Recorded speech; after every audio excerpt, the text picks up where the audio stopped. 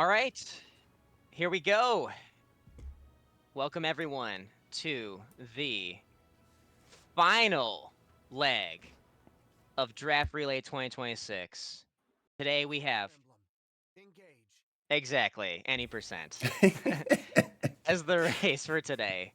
Hopefully everyone's excited for this race. There's only been one other Engage race that happened like 4 years ago. So, and this should be fun. So let's dive into the introduction. All right, and so that you can play the music. That's like I said, today's the final race. The other three races were the FE7 Auction, FE12 True End, FE6 No Guidance, and today's the final race. So before we get into the final race, let's take a look at the current standings of the teams. So in first place, we have front-facing Fiends with a time of 8 hours and 40 minutes. You can see they have come in first place in each of the races. Will that continue today? Let's see. In second place, we have Team Drafting in the Skies, about an hour behind. In third place, about 23-ish, 4-ish minutes from them, we have Team Raising Canes in third place. And in fourth place, about an hour and 17 minutes behind them, we have the Flame Team. Is it possible for a team that is not from Facing Fiends to win the event? Perhaps the answer is yes. You'll have to stay tuned to find out. But And in any case, drafting in the skies, count backwards from 4. in any case, the Engage race itself should just be its own show, and so stay tuned for that, obviously. So today we actually have a new addition to the casting team. Flashing Fire has so graciously agreed to backfill for me because I have an out-of-town wedding that I need to go to after I do this intro. I'm gonna do this intro and then drive there, and you guys are gonna be in Flashing's hands, as well as Wrong House. So Wrong House, why don't you go ahead and say hi first? Hi, I'm Wrong House. I should post a lot of time, but today I guess I'm co-hosting this thing. So maybe we'll have 50% shit post hosting with 50% seriousness from Wrong House. I did do Wrong House's introduction in the original race when I did everybody else's introductions, but since Flashing is a brand new addition, here's his player card. So Flashing, his history here I in, get in a draft whole racing player is card. there you go. Yeah, you can collect it just like the other ones. It's your rookie card. So, he won the first modern three houses any percent lordless draft race, which is the modern format. And Flashing is also an expert at many Fire Emblems, which you can find his challenge runs on his YouTube channel. So, say hi, Flashing. Hello. Yes. For a minute, I was thinking which Fire Emblem is FE16, and then remembered. Oh yeah, three houses. That's the that's the one in the sequence. Yeah, I won and done to that one with like a +9 strength Leone. So get lucky, I guess. Yes. Bold of you to assume that I'll be 50% serious the entire time. But I have done. In three houses, let's see, my challenge run was the pacifist run on maddening mode. You defeat as few enemies as possible. Did something similar with engage, and in Radiant Dawn, I've done a reverse recruitment 0% growths LTC on the channel. So those have all been fun projects where I get to sort of dive deep into the games and see how people like enjoy really sinking my teeth into the game like with people that also enjoy watching that stuff. So I'm here. I'm not an engaged draft racer myself. That takes way too much time. However, I'm curious how things are going to evolve because I understand all the teams have been sort of cooking independently. So that'll be cool to see them all converge. Yes. Yeah. So, and thank you again. So, what's happening here, if you haven't noticed, the stream is still on my channel. So, Flashing, who I trust with my life. Sorry for popping the mic there, but he is streaming directly to my channel from his PC. So, big thanks again for him to be able to do that and carry that portion, and Wrong House as well to help him co-host today. So yeah, do you want to explain the defeated George R. R. Martin thing, by the way? Oh yeah, basically, Flashing has finished stories, and George R. R. Martin has not. So, Song of Ice and Fire, which was then adapted into Game of Thrones, George R. R. Martin has infamously never finished. I see. So, there you go. Yeah. Okay, well, let's get into today's race. Fire Emblem Engage. Let's go over the rules. So, the game is going to be played on Classic, Random Growths, Normal Mode, with no online play. And time will stop after Fel Sombron's final HP bar, his dragon form, reaches 0 in Chapter 26. Let's go over what is banned. Okay, so all paid DLC is banned. So the free DLC, or free LC, which includes like the Fey weapons, the Bond rings, and all the updates that have like the early steel weapons, etc., those are all out. All glitches, including but not limited to the Sigurd, Roy, Camilla warping that allows users to end in a destination not aligned with the chosen destination, and rewarp duplication, all glitches such as those are banned. And combat, healing, and dance skipping are all banned. But the one place that you can skip them is Arena. If you're going to do Arena, for either XP or for bond level with an emblem. So the free units: Alir, Tidal, Anna, and Jean are free for all to use. If you want to go get the kiddos for a time cost and an optional chapter, you are free to do so. Alir specifically is not allowed to use a second seal, and so that does a big job of differentiating the draft race versus the speedrun. And then our Jagan. Vander is free from chapters 1 through 3. So you better have something ready after he leaves. And that's one of the shortest free periods that we have in all of draft racing formats for Jagan. Okay. And then in Engage, there are some very particular undrafted rules that are unique to Engage's mechanics. And so if an undrafted unit is force deployed, as there are many situations where there is force deployed undrafted in Engage, they may not chain attack, they may not use emblem sync or engage skills. So most notably in today's race, the key ones will be Holy Stance on Saline in Chapter 4, and Resolve on Tamara in Chapter 13. And additionally, force deployed undrafteds are not allowed to pick up emblems in Chapter 22. Okay, and that's it. So let's get into the drafting phase, and let's see what teams have been cooking. So let me pull that up here in the lobby. Okay, I'm about to randomize the order, and the order for today's race is Raising Canes, Fleam Team, Happened. Front-Facing Fiends, Drafting in the Skies.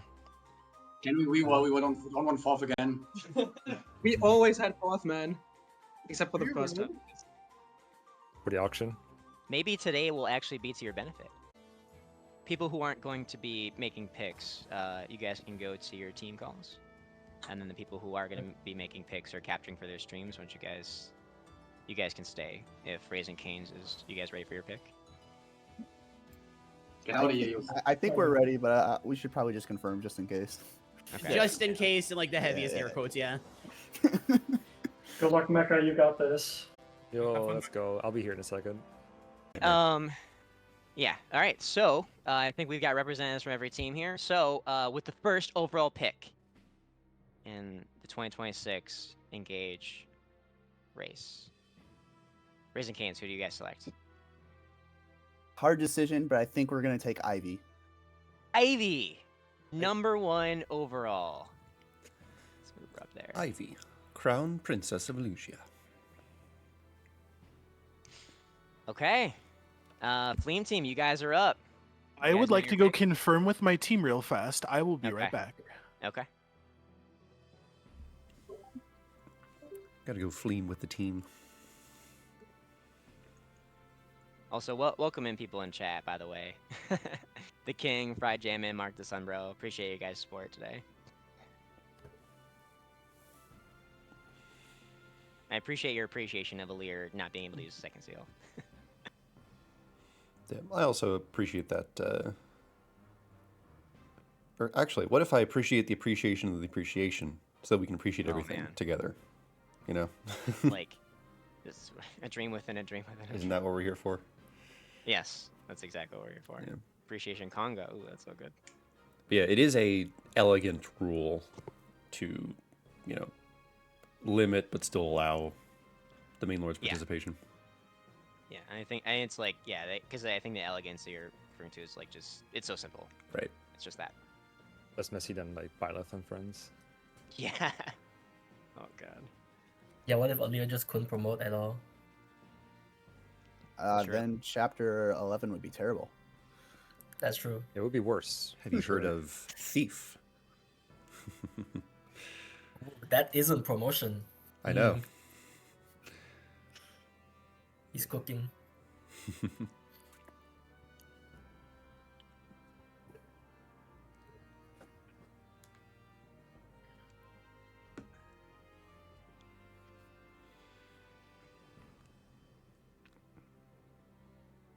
Mark in chat says that feels like the scene from Dodgeball, which is a movie I have not seen. So unfortunately, that is one thing I cannot appreciate with you. Maybe it's the, are you talking about the 5 Ds of dodgeball? Dodge, duck, dip, dive, and dodge. See, that line I do know, and I actually like used that in one of my commentaries on one of my challenge runs. Nice. Yeah. There you go. We'll expect all references like that today. Different scene. Oh, and you know that I know that I. Oh, okay. Ben Stiller when he's like. Of course, it's Ben Stiller. I know that. Yeah. And you know that I know you.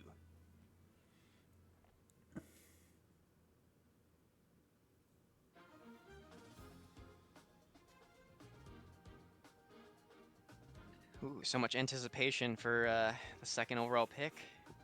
I'm reminded of Pokemon Stadium when you take a long time to choose your move. All right. Hello. Oh, go for it. Okay. So our pick, we're happy. So we're gonna have a tea party. Give me Saline. Let's go, Saline, number 2 overall. Let's go. The Magic Girlies, they're coming off. All right, conferring.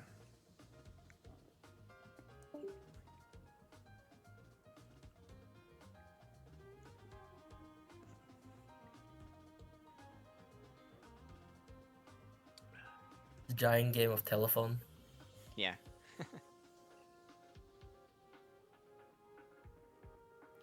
Out of curiosity, With Michelle. this is my first time like being in the draft. Is the point of having people in separate calls to like make sure strategy isn't leaked between teams? Yeah. Okay. Yes. Yeah. I have no idea what my team's strategizing. Well, I have an idea. I don't completely know what they're strategizing though. Yeah. It makes like the funniest way to like listen back is like to have like all the different streams and like you have this one and then when Alright. this one hits a point. Go ahead, Mecca. Our pick is Alchrist. Ulchrist! Whoa! This is not a fully magical girls party anymore. Afraid not. He would still like to join though, if you'll let Yeah. him. I mean, he could fool me, you know? We've got a royal from 3 different nations. In the first Ooh, 3 we picks. have a royal from the 4th. Let's see. Yeah, Alright, Timberlake draft is these true. guys. Mage Knight Ulchrist, believe. Okay. We will first pick Chloe. Chloe! Ooh, not a royal, but a magical girl, maybe? She's an And ability. we will also get Pandreo. Pandreo! Let's go. Okay. I'll be back in like 5 seconds.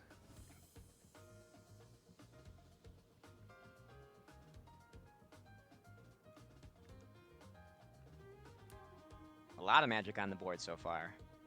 It's almost like magic is good and engage. Or something. That's crazy. Our next pick is Citrine. Citrine! Oh man, just more magic. Let's go.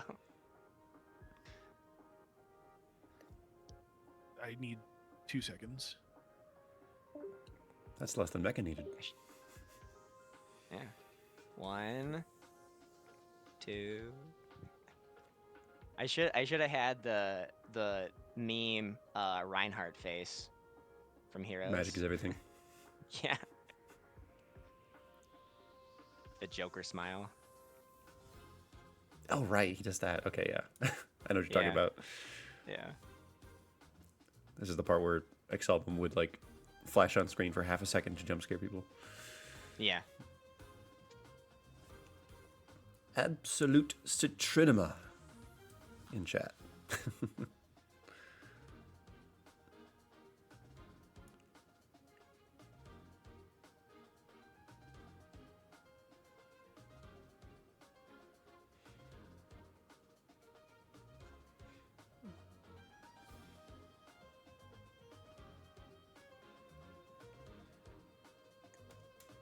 Same team with the most complex discussions. Oh, okay. To finish my point earlier, it's funny to listen to the draft if you like listen to this one, and then when a team goes to discuss, you pause this one, and then you go listen to their stream Oh, okay. and listen to the discussion. Hop in and out. Yeah, yeah. I mean, it's really complicated to do, but Okay. it's funny. We will be taking Fram. Pram. Oh. More There we magical go. girls.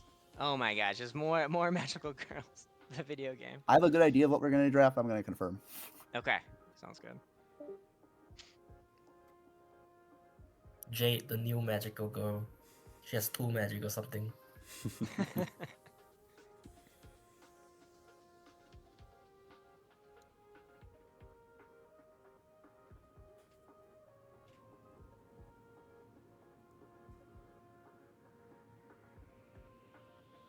This is also the fun part, like, of the stream where it's like, because not Alright. only are people. Okay, go ahead. Clan Hortensia. Plan and Hortensia. Twins right together. Yeah. Full Fram magic over team. Clan. Let's go. The better twin. The whole Alright, we'll fan be back. club. But yeah, one of the best parts about like listening to other people's streams during the draft is like, they're like, dude, what are they cooking? Oh my gosh, I can't believe they picked that character. So the reactions to the other drafts. Yes, yeah, that's the other best part. So. Yeah, which like I can't react much in good faith because like I've got privileged info. Yes, yeah. So.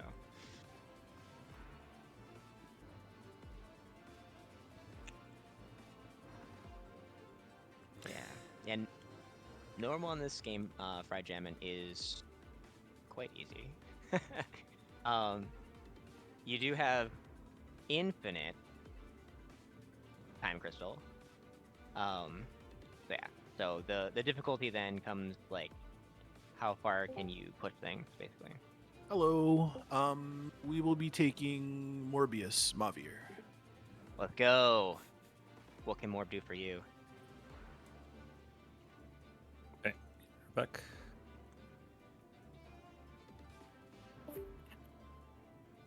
My parlay is currently in shambles right now. Your parlay? Yeah. What was your parlay?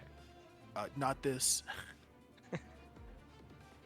You mean like of the entire draft or of your guys'? So far of the picks. Of everybody's. Yeah. My parlay is in For the shambles. fight draft day moment. Yeah.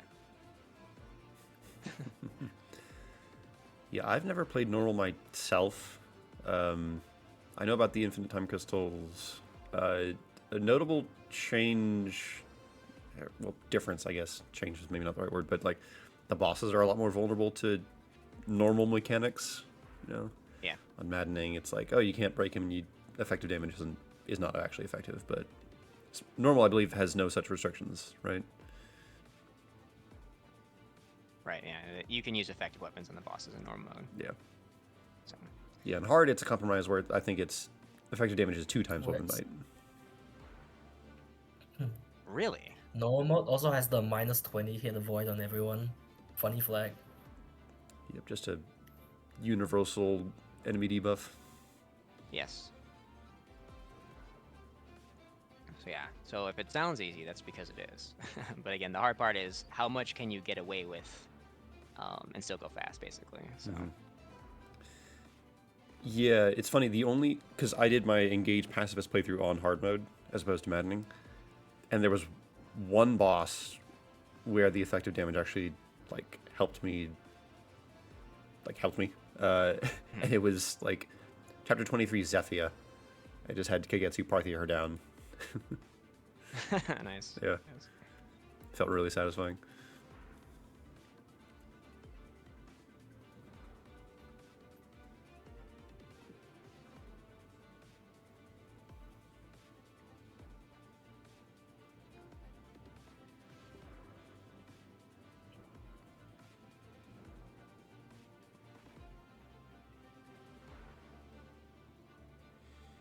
Imagine if we had like a chess timer for draft picks.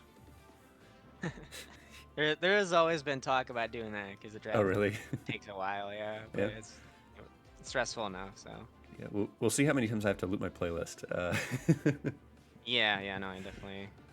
I like always tried to find like the really extended ones, like where the extended OSTs where like every video is like in the YouTube playlist is like 2 or 3 minutes. We're really bad at the video game and can't beat the game without him, so we're taking Jagan, Vander. Vander! Divine One! Divine One. How bad can it be? Alright, so Vander is free from chapters 1 through 3, but the team that drafts them, like Front Facing Fiends just did, can use them for the entire game.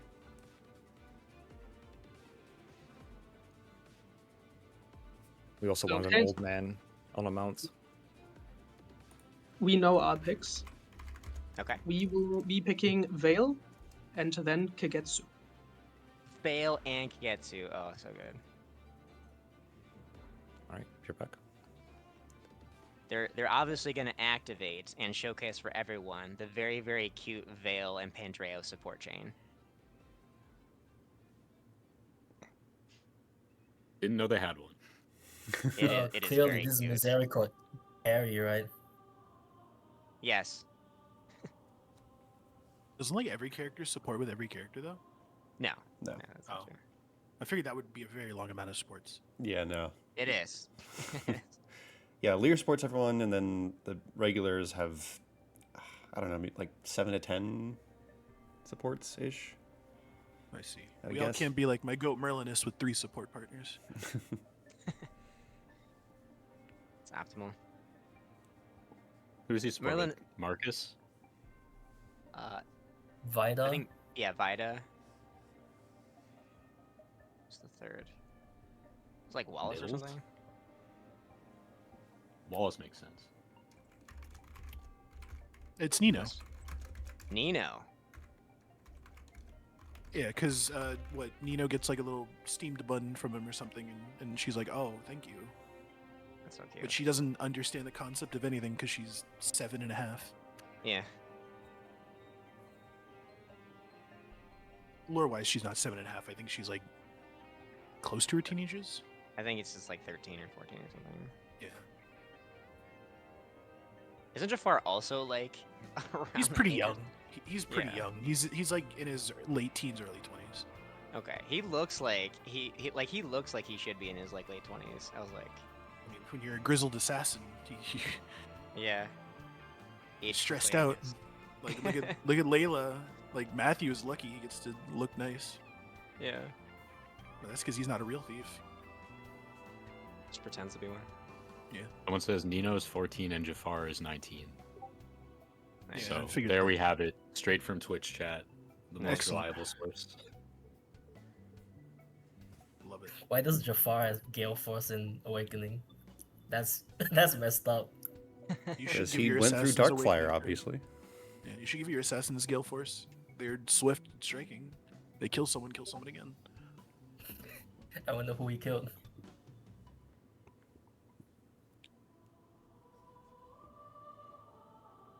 But also, he loses stocks as an assassin because he couldn't kill one boy. So, you know. Alright, we need more archers. We're taking Etier. Etier. Oh man, Team Archer over here. All right. Bye. Bye. Bye.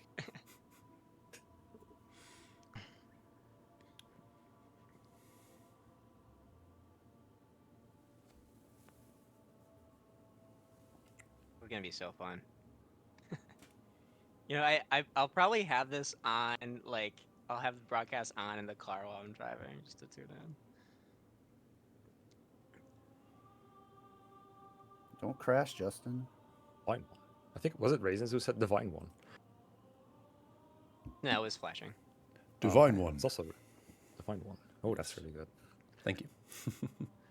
Flashing is pretty much a expert on voice acting. So. That's high praise. Thank you, but no. I just enjoy it. I whenever like Joe Zija was putting out all the videos around Three Houses, it got me kind of interested. So, you know, I just have fun like imitating the characters from time to time. I'm not sure if I'll try to tell the story. Basically, so we voice act for like our project, the Three Houses hack, Jade Wyvern's hack, and which Flashing is a part of, and he's voiced Sedith. He's so good at it that everybody in the group is like, when I hear Sedith or when I hear, what's the actor's name again? Mark Whitten. Yes, I'm like, whoa, is that Flashing? Like rather than Mark Whitten. So. It is flattering. Yeah, there was one chapter, because I claimed several voice roles throughout the campaign, and then there's one chapter where 6 of the characters that I voiced were on the same map. That was pretty funny. Yeah, and he nailed all 6, so that's... Hello. We will be taking the best character in the world, Panette. Panette! Verily.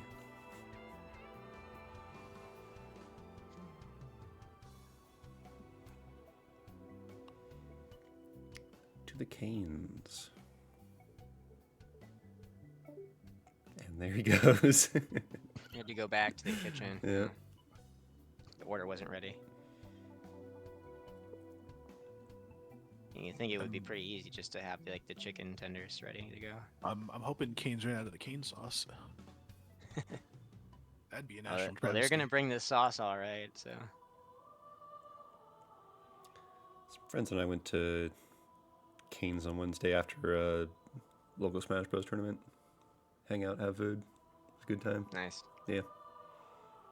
Sounds like a great meal after a tournament.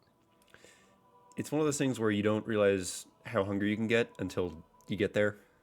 Yeah. Because it turns out playing competitive Smash Bros. It's a brain-intensive activity, and your brain needs energy. Yeah. Canes is also like very gamer coded. You think? Yeah, just because it's just like not itself for the branding, but like that type of meal, just like a fast food fried chicken. It's quick. I suppose, yeah. Yeah. On a good day, I'm more of a Zaxby's person. On a good day. Oh, we have to throw away this tier list / draft board, and we have to draft all the fried chicken restaurants. That'll tell everybody what the priorities are. I know what Team 4 is going to vote for. Raising Canes. Yeah. Do we think Sami tastes like chicken? Oh. I actually think he tastes like bond fragments. You know. Oh my gosh. You make a fair point. You know what? Valid. So Sami is now in Fae because he's like with Alir, and like there's like a whole support chain called Forging Bonds that they have with like other characters. But like the whole thing is about people being like, holy crap, what are those? Like, because Sami is basically just pooping out bond fragments left and right.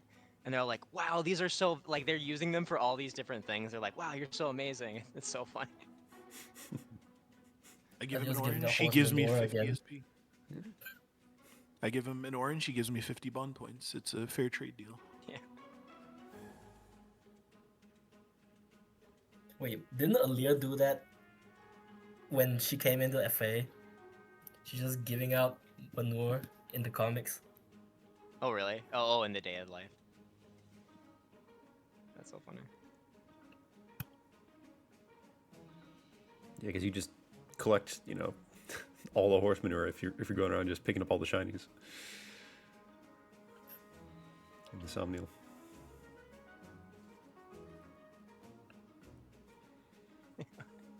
When are you old enough to handle Mountain Dew Code Red gamers?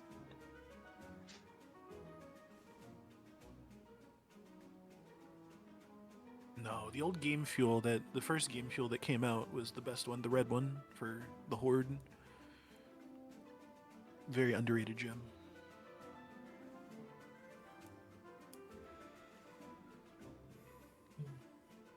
I am not much of a soda guy myself, so I guess the most gamer fuel drink I consume is Gatorade. I feel like that's like sports fuel. That's gaming. It's pretty good. Yeah, it's an esport. Sure. Are they drenched in sweat after 400 clicks per second in StarCraft? Sometimes. Yeah, what color is the sweat? We are going to be drafting Saphir and Zelkov. Saphir and Zelkov, love it. All We're right. facing Fiends trying to make a play at Sami. Damn it. Who stole Sami would've from us? worked What if it the wasn't for heck? you That was the meddling next hosts. pick. That was my play in the practice draft we had when setting up the stream layouts. Just to steal Sami.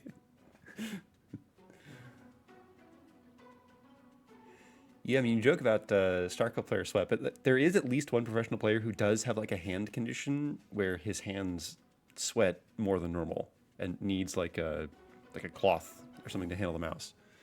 Oh, that's interesting. Yeah. Gumiho, see, Fried Jammin knows. Yeah. The towel Terran. Hadn't heard that one before. European Coke, European Fanta.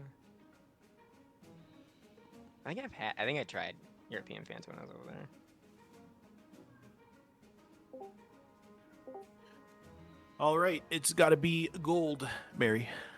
Gold, Mary. Let's go. That's gold. Mary.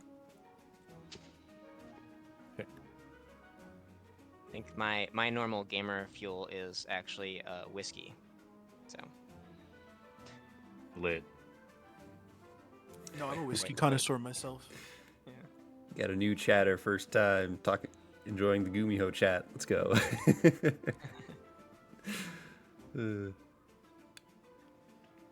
Where's Raisins when you need him? He's managing his restaurant. Yeah.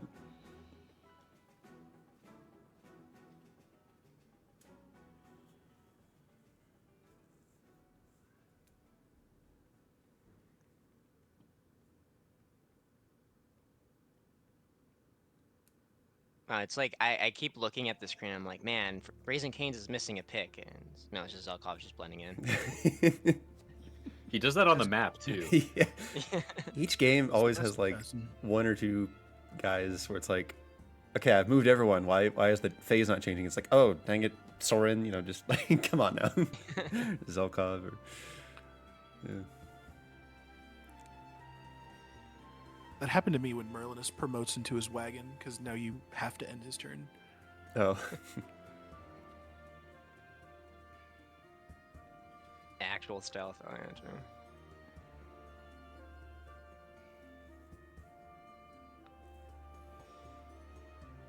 So how many picks are left? I mean, I guess the question is how many rounds do we expect? The I cast will be think all the fully used up. characters, Yeah, the whole so cast. Okay, It'll be so it's completely even. Yeah. divisible by 4 with the Yes. free units aligned. Okay. Yep. Neat. Yeah, back in the beginning when we were first talking about this, like my brain was like, there's just a floating unit because Vander's not free, or because I was thinking Vander would be free. We've decided that we need more archers, so we're gonna take Fogado. Yo. Oh my goodness. Introducing artificial scarcity. Save some archers for the rest of us, Mecca. Is Modi on your team? What's going on here? Oh shit, he got me. I think front-facing Fiend has a lot of bow potential.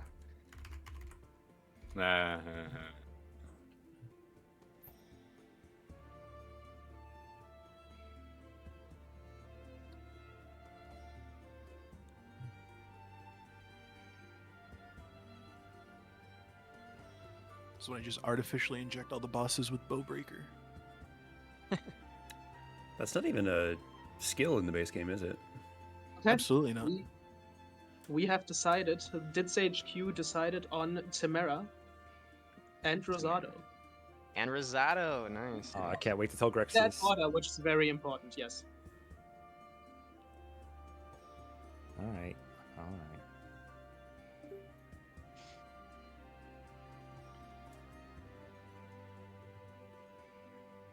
So Skies, you guys want to take a moment to? I guess we could do this after. Explain your setup. We can have you guys I'm gonna jump into the group back, but I'll be back when we get done deciding. Okay. What's up? Well, we'll have you guys explain it later. Okay, sure. I'll give you a special shout out after when the draft is concluded.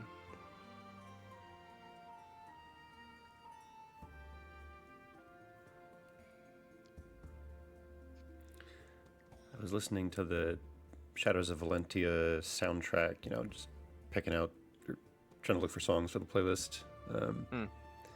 And I was thinking to myself, okay, I know the central theme, like da da da da da da da da da da, like that is in like every other song. But I was curious, like if I sat down and listened to every song, what proportion of them would actually have that leitmotif in them? Because, like, I was curious. You know, this would take obviously way too much time to actually do, but like, what proportion of that leitmotif, like main theme, whatever you want to call it, is in this SOV soundtrack compared to like a different Fire Emblem game that has a frequently recurring leitmotif, like Three Houses or something with the Edge of Dawn. Yeah, like yeah. Because I swear, like SOV has a very pretty soundtrack. The one thing that sort of detracts for me is the frequency of that, like how often it relies on that. And like, there's good reason to rely on a leitmotif in a soundtrack, of course, but you know, it's like so prevalent.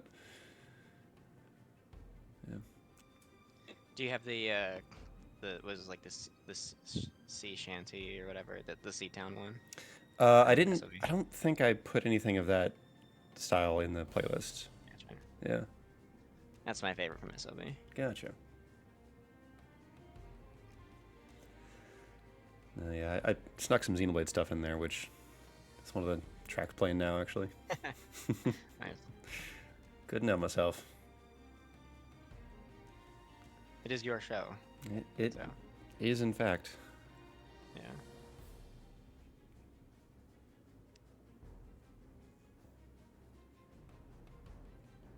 Is Mechonis interior the longest climb in history? Central Factory.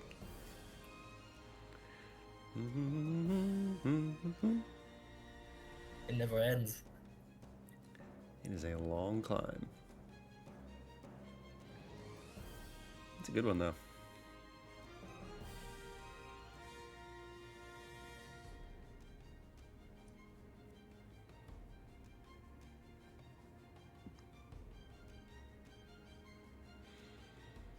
Yeah. Many a fond memory of. Oh, All right. We need more archers, but there's no No. more archers, so we'll take Linden. Linden, let's go. Are you taking archers? Are you taking notes?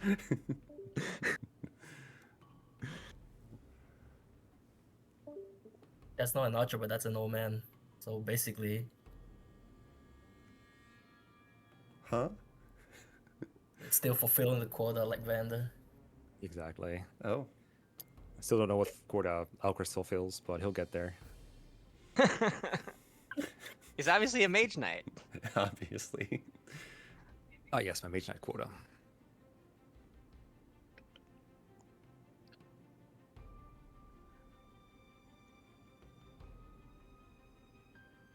Big shanty too.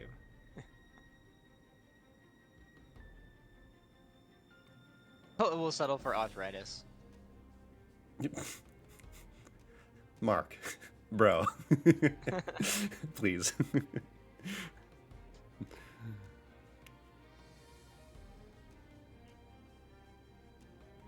Wait, how old is Vander again? Is he like 45, like 35 or 45 or something? I think he's ridiculously 40s. young? 26, my lord. Younger than Sophia? That's crazy. I just shaved my beard.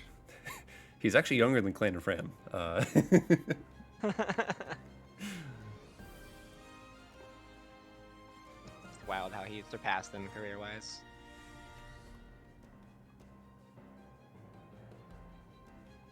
Is Sophia actually 30-something years old? According to whatever in-game data they Vander's pulled. only 45. Yeah.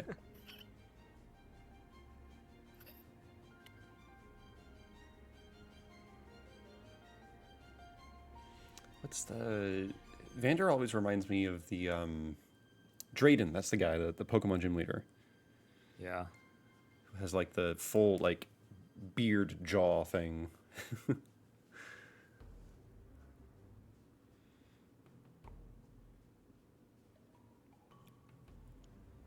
Yeah, he did greatly.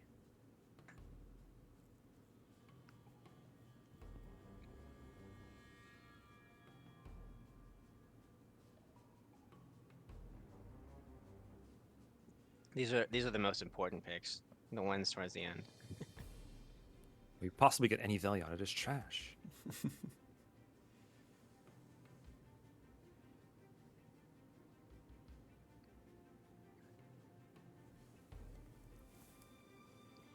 Favorite food, Bonet?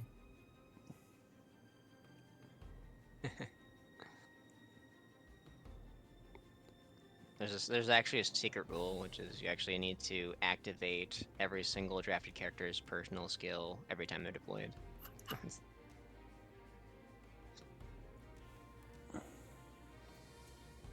What if you draft Louis and have no female characters? I guess you just lose. Soft lock.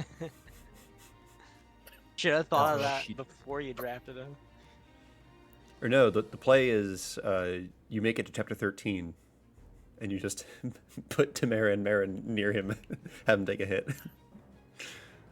Wait, can you use undrafted to proc drafted unit skill? Is that allowed? Yes, I believe so.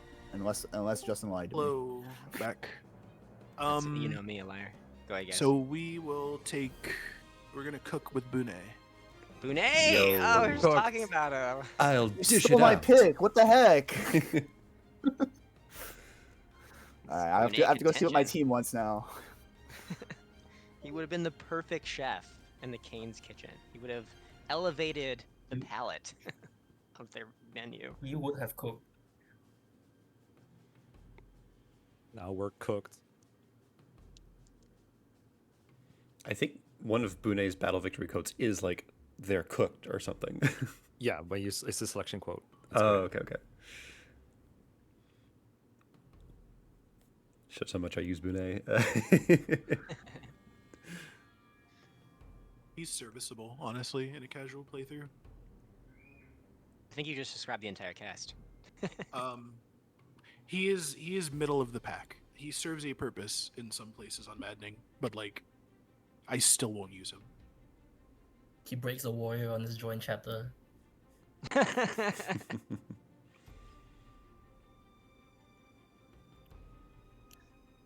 have in my currently on hiatus engaged Nuzlocke playthrough.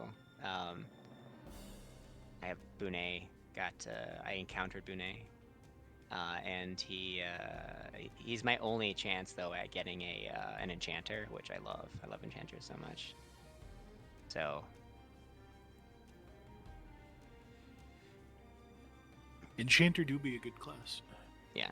Oh my god, it's my favorite class in all of Fire Emblem. Every single Fire Emblem game, yeah. So good. You just want to press the funny pure water enchant. I love the meal enchant. That's the underrated one. So Oh, Miracle is always good. yeah, it is. It's good because you, with like a Vantage Wrath setup, you only have. I think it's better for Vantage Reprisal. Vantage Wrath is like kinda easy. Well, you can stack Vantage Wrath and Reprisal and hold out +++ if you do the meal enchant. So, because you can normally only get 3 of the 4 pieces. If you have reprisal, is wrath necessary? Like... You would be surprised, actually. I mean, You don't need hold out. You just throw fire on your feet. Easy. No, it's basically I mean I encountered this though in like a really like kind of like a Soyo type of like maddening, like not a draft race, like just a regular run, where we like Soyo pick classes. So my main combat unit was Enchanter Celestia. So the Wrath and the Reprisal were actually really helpful because all I had were daggers. Okay. So yeah. Does Enchanter enchant himself? Uh, you can benefit from it. So like if you enchant a weapon and you use that, they can use that weapon, right? Oh yeah, but I was talking about the Mew enchant. I don't think so. Yeah, I think I was only able to enchant someone else with the meal. So she never could stack that holdout plus plus plus, but my warrior Alir could, which was helpful.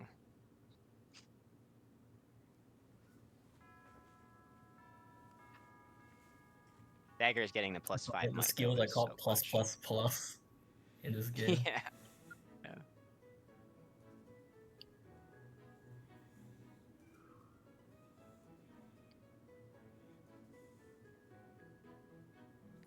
More than one, actually.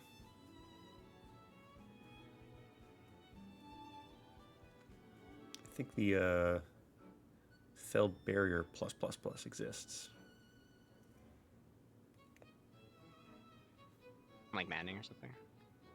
Yeah. Sombron ones. Mm-hmm. Oh yeah, it is Fell Barrier plus plus plus.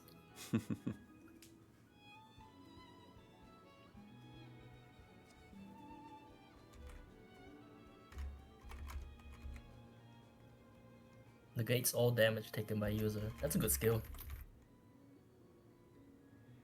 That's a pretty good skill. Yeah. Cap availability low. You need to cert Fell Dragon.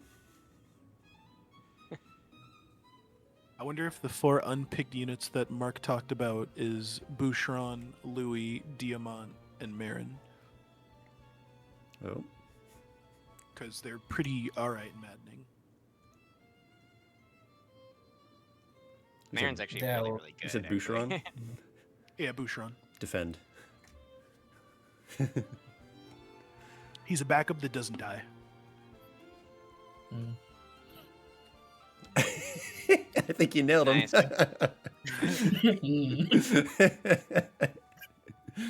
Incredible. Yeah. Marin's actually really good, but you basically have to just use her stats in other classes, basically. Like, It early is- game Yunaka's really good on maddening too, because covert bonus is stupid. Yeah. She also just like has good base bulk for you at that point in the game. Yeah, for that point in the game, yeah. Yeah. So all the pre-promotes join with superior stats. You just can't promote easily.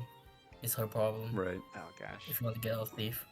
What's that thing with the thief reclassing where like if you do it before level 21, then you like Then your screw up base class. internal level.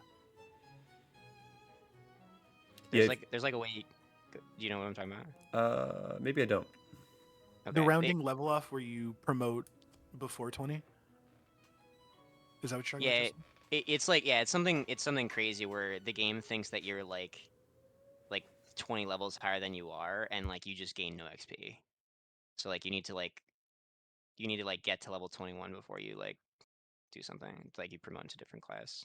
That's a promoted class. I know it's a thing. I don't remember the exact requirements for everything, but I know it Yeah. sucks. I think it's all classes that are like that, where they don't have like a, because I think it applies Special to classes. maybe Enchanter as well, or in Melusine. Yeah. It probably applies to like Enchanter and Mage Cannoneer.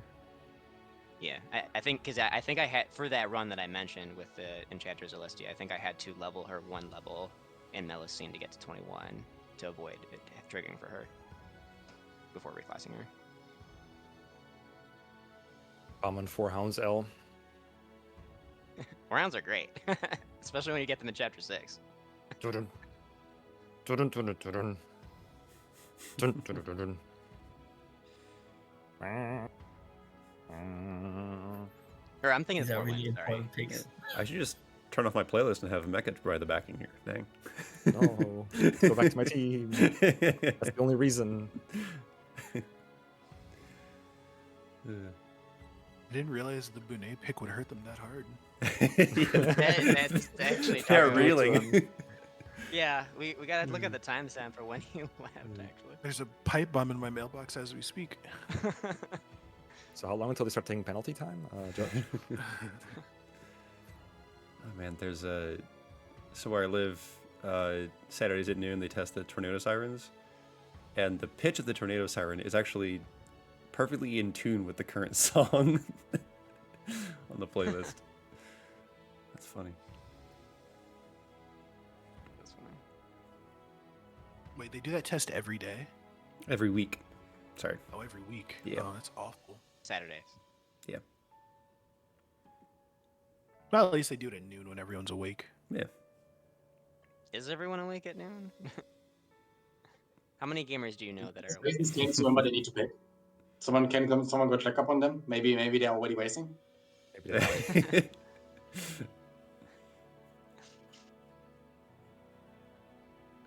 Night shift people. Maybe they're doing a quick test one just to see like what do they still need.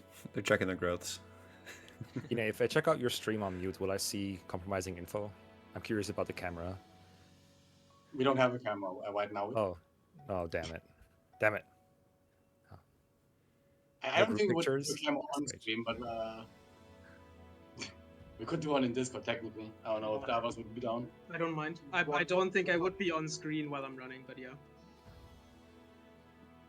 Whatever you're comfortable with. I was just curious, because I heard about a cameraman, but I wasn't actually sure what the exact things No, the were. cameraman is currently in DITS HQ's VC. You know, just to have the voices on screen, but we don't have it now after all. We also have a whiteboard at DITS HQ with a bunch of notes. That's great. Oh, the I'm gonna whiteboard send is it so in beautiful. at base discussion because it does actually leak information about draft and run. Afterwards, I would love for you guys to share the whiteboard picture though, because there are actually some really beautiful illustrations on there. So, who's the artist? All of us and Melik, which is a friend of mine. Wow. Okay. I didn't. So you guys can all draw. Well, debatable, but you know, we did. We drew. We all drew. Yeah, Grexy's not the only one who draws. Give up. Ooh. Coming for his. But he is the best. Here's how drafting this guys can still win. Outdraw them. Draw Grexy. We must outdraw them. Whoever draws a better picture gets -1 hour from their finishing time. You can only pick units that you can accurately draw. Sorry for the wait. All right, we're dripping with anticipation. We are gonna be taking Amber and Lapis.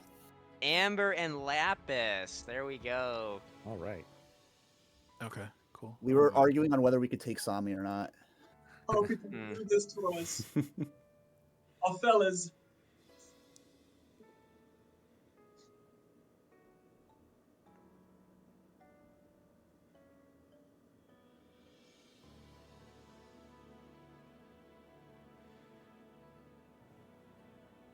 So do you guys want to see the HQ? Yeah. Okay. Are you sharing it now? That's me and Flanny. And then there's Wait, you. I'm not looking. Wait. Don't show on stream, please. Yeah, I won't show on stream. Dana, Flanny, Lux, Use. Hello. Then we have two switches, switch 1 and a switch 2, another switch 2, and then Lux laptop for streaming, and Nice. TV for like actually playing. Nice wall. All right, we're back. Oh, it's Oh, the thanks for well, sharing, man. guys. Looks awesome. That's really cool.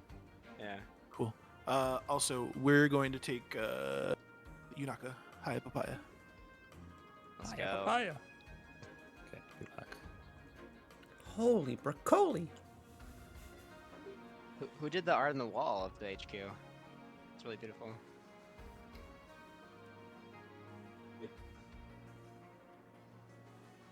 One of It's these an units Airbnb, is we not didn't like choose the it. others. What was that? It did say Q as an Airbnb, we didn't choose the other. Oh, you guys got Airbnb.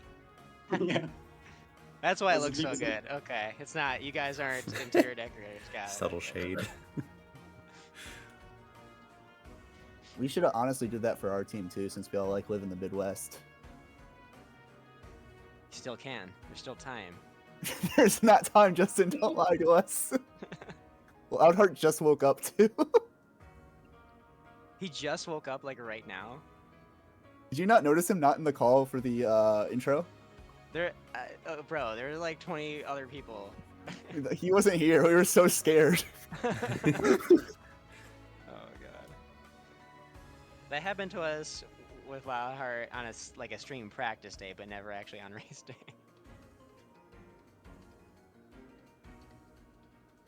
Oh, Loudheart. Yeah, well, it'll be a while, so I'll be back.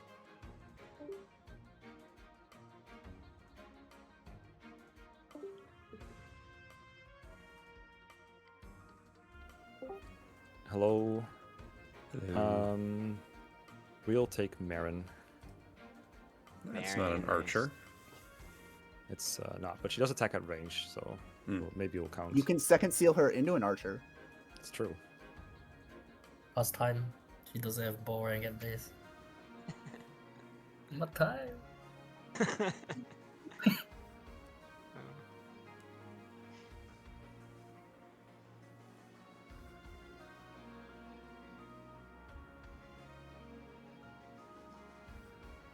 Ambush in here. Boosh, let's go. The bush? I'm And, Boucheron! Justin, give me the hottest man left on board, please. Oh. This is a test. The correct answer was Luis. Come on, Justin. I mean, there's a guy on the screen right now. My stream. Dude, Elkers is gonna be showing this picture at home to his dad. He's like, look, I drafted like 7 rounds before my brother. And then he realizes there's no one home because his dad is missing in action. Okay, I'll be back in shortly, a short time. Wow. Who's gonna go last? I predict Alfred. Is that even a guess? What does this guy do? I think I'm allowed to say this now, but a few days ago we were debating doing Alfred carry. Debating, huh? We didn't think about it at one point in time.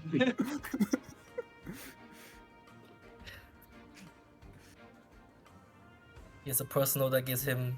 Does it give him strength? Am I crazy? It does. It's +2 strength when he waits.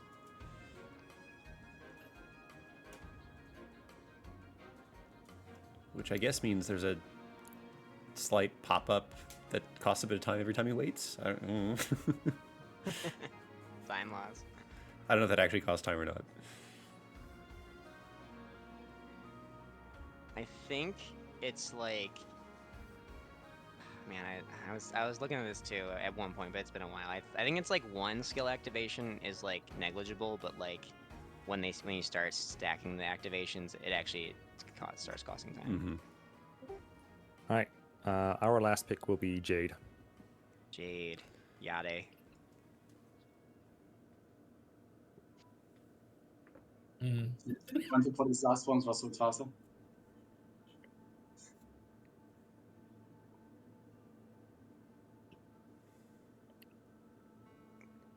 Which Figure boy will I'm go very last? surprised one of these units is still here.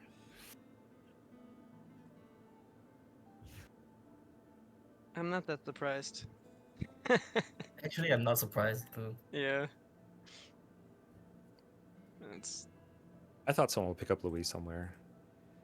He's kind of good.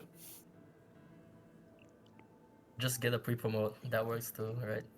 Well, the problem is chapters like 4 through 9-ish, or 4 through 8. You do have a pre-promote available through that period. You talking about Vander? Yeah. Just draft Vander. What if Vander's just better than Louis? That's just not true. I can promise you that. Shit posting already.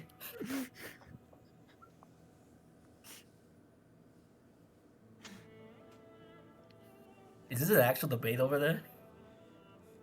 They're taking their This time. always happens with the last few picks. You know that. So I'm gonna go discuss with my team after this. You know. yeah. They're just flipping a lot of coins and taking the average.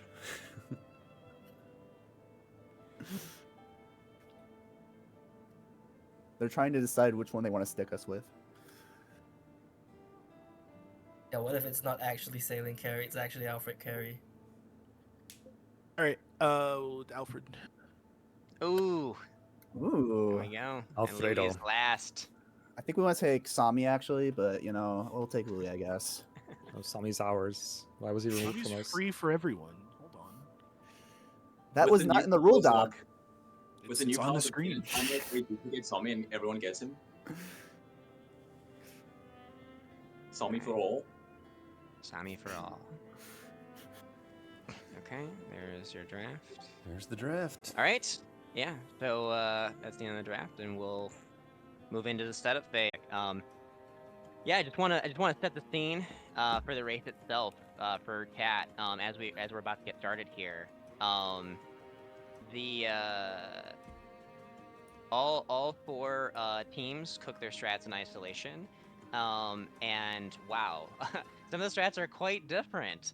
And one of the funny things about a race like this, it's a huge dichotomy with the last race, which was FE6, which was, hey, let's basically follow the Don notes to a T, for the most part. And so those carries and drafting and strategies were all the same. These are quite different. So we will find out. Unlike that race, which was more of an execution race, FE6 with known strats, everybody following basically the same strats. We're going to see what teams cooked here, and the standings will be determined by whose strategy is actually the fastest, rather than who can execute the fastest necessarily.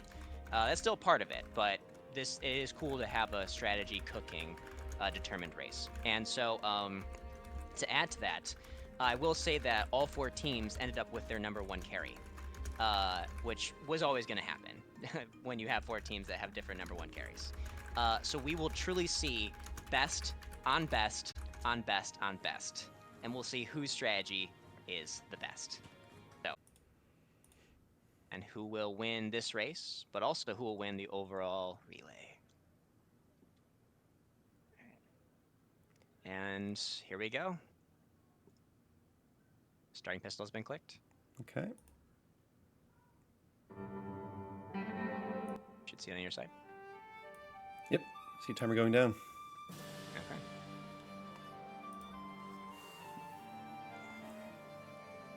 You guys have those chapter notes? Oh. Wrong house help.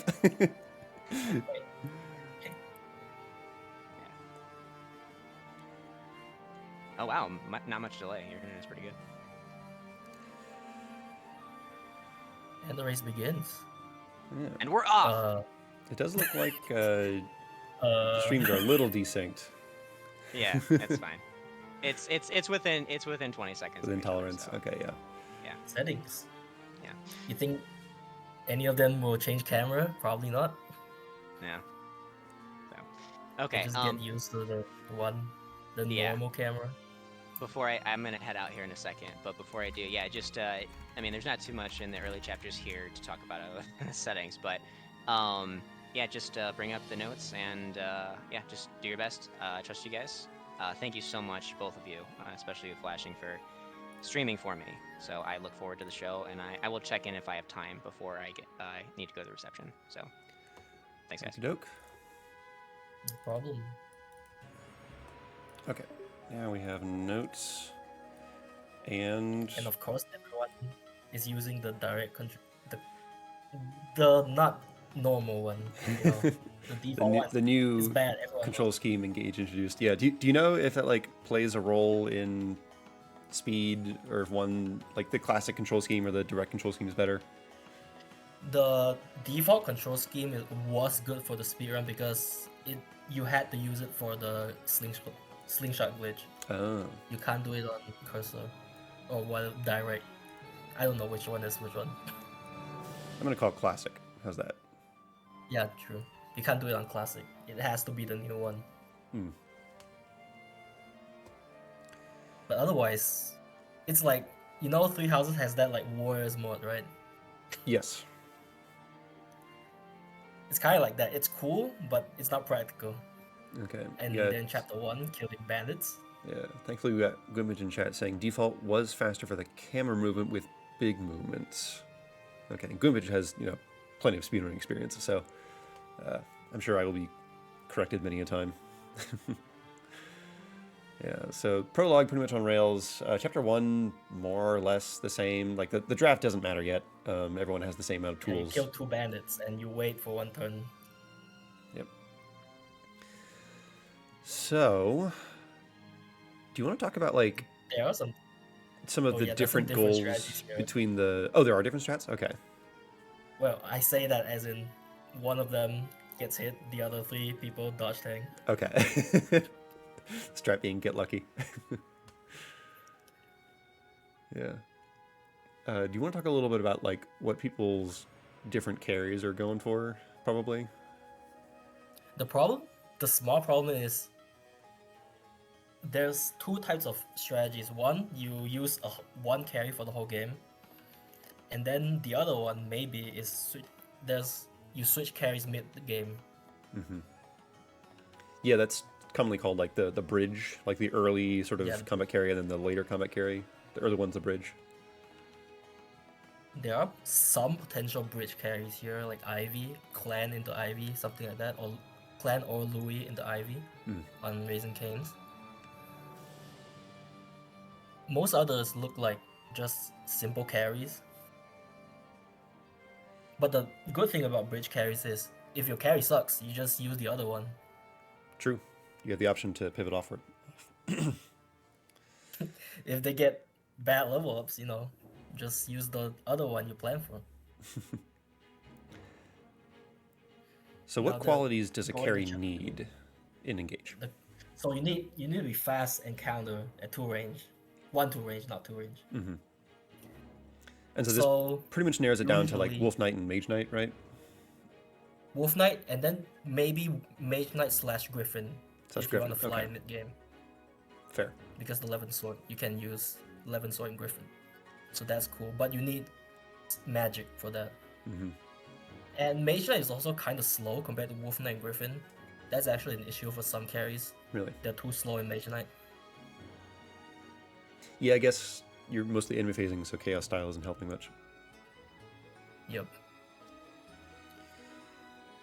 Alright. So here, one of them is Clan. Are they training Clan? Yeah, most teams don't have Clan drafted, so he's gonna sit out, but one of them does. Bottom right, Raising Canes. Yeah, they also don't use him. Yeah, they're sitting him out as well. Okay. Almost every clan has gotten to the same square. Yeah, because they probably plan this strat, so they don't need to rely on Clan. True.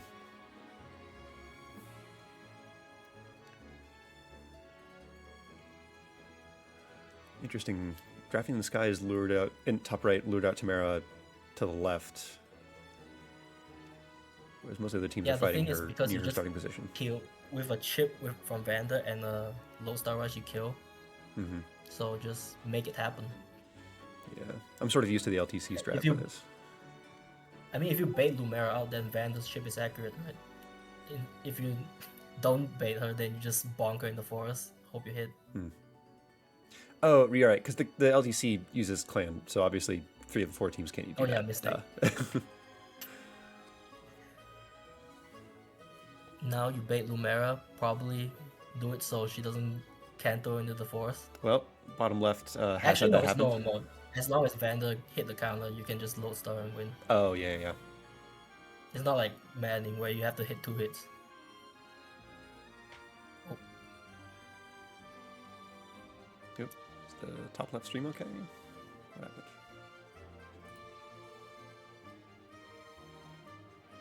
Yeah, they're figuring something out. I wonder if they know that they're not... Hey guys, real quick, did you see my message? No. Okay.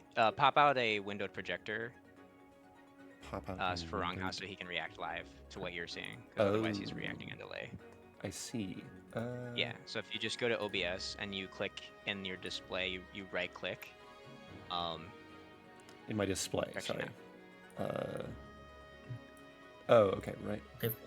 You can do windowed projector and preview. Open preview projector. New window.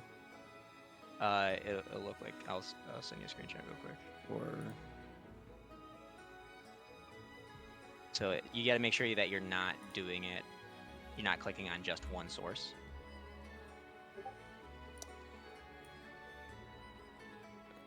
okay. Apparently, Flame Team went out of their way to get 20 iron, but Drafting the Sky and Raisins didn't.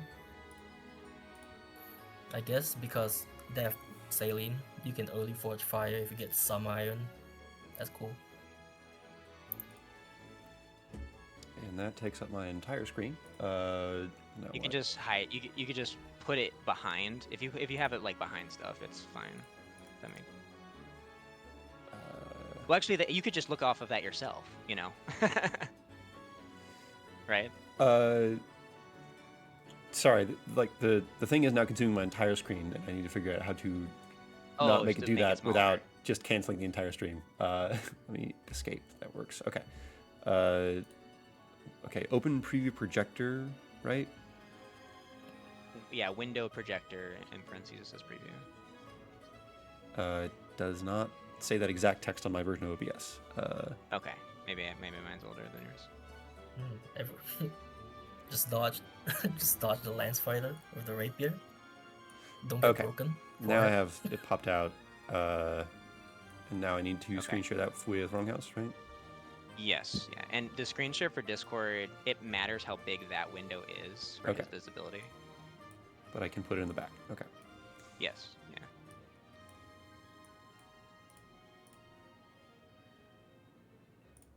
And then go to Discord, share screen.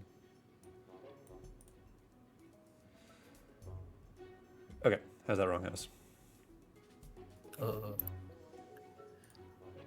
Hold on. Okay, I can see. Yeah, so for normal, it's really funny. Yeah, I can Yes, see it now. yeah. Okay. Okay, perfect. It's really All funny right, on cool. normal. Vander doesn't get broken by the sword fighters because he doesn't take damage. Exactly 10 attack. Thank you, normal. That's funny. Yeah, doesn't he take 1 on hard mode?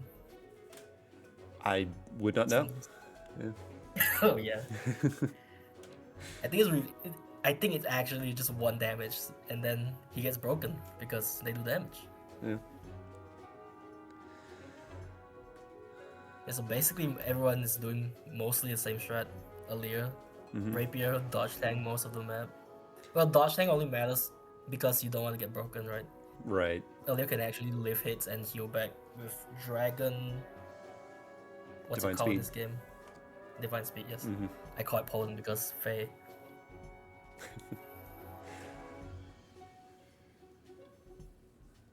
Okay. Oh yeah, and Clan 1 rounds on the team. Flame team still getting the extra iron for their early forges. I'm glad 'Cause you I are paying think- attention because I'm like really struggling to switch from screen to screen already. Yeah, drafting the skies and raising canes, just skip out on those iron ingots. I But see. they're 20. But they do matter for an early forge. Which is it's damage. It's good for the early mage. Yeah. Oh, so it'd be like a forged tome. Yeah, you want to maybe like forge a fire to like +2 or something. Okay. It's really good for early game. For like chapter 6 and 6 to 8. Flame Team looks to have had a pretty quick chapter 3. I think they got out of there like 9:42 on the timer, something like that. Yeah, I think they just dodge all the lances. Simply get lucky. That tends to help. I mean, that's the problem with Alir fighting the Pegasus Knights. You just have to dodge. All right, Flame Team on chapter 4 now. They have their carry available. Yeah, they have Saline. She can just warp in. Well, she's somewhere. There we go. Notably, Chapter 4, no longer Vander available, so all the teams will have to adapt to that. Yes. And also, Chapter 4 has Saline, the first funny rule. You can't proc Holy Stance on her. If you don't have her drafted, yeah. Yes.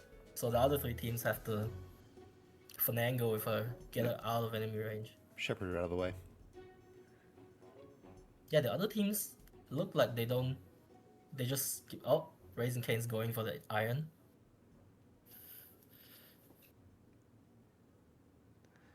It's very funny I to me mean, watching they're Louis playing. just eat the mage hit and just not care. Yeah, 3-hit KO. Right, and Manning Mode, Nice it's just a mage. 1 round.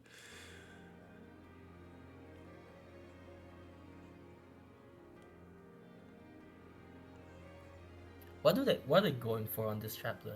So one of them has Vander, one of them is Chloe, one of them Clan Louis, and one of them Saline. Yeah, they're all fine. If you have only Alir, then it's rough. Mm, It's real slow if you only have Alir. I can imagine, yeah. 1 range locked, gets broken by the boss, all kinds of things. You could just... Well, you can reach it with Sigurd, but Alir can't do anything with Sigurd. You kind of need Rapier to kill the boss Oh, I see. if you have only Alir. Yeah.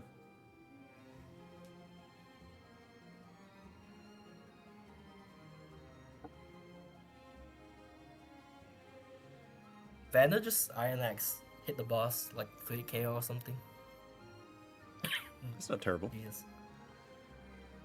Oh, if Nortrune? Yeah, I was going to say, at this point in the game, you get the free LC, like, heroes bonuses. You have access to Noah Heroes Tune, bonuses, right? yeah, Folk Anger, And the Bond Rings. Fencelir, Those and are Bond really Rings. nice, especially Yes. Alphonse. Yep, +2 strength. He gives like a...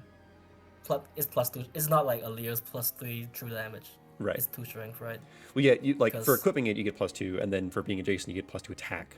Yeah, Louis 2 goes attack, down, not true bottom damage left. like Alir. Yeah. You will still do 0 if your attack's too low. Mm-hmm. Yeah, it's also like +2 HP and +1 defense, so it's some survivability for the person who has it equipped. It's pretty good.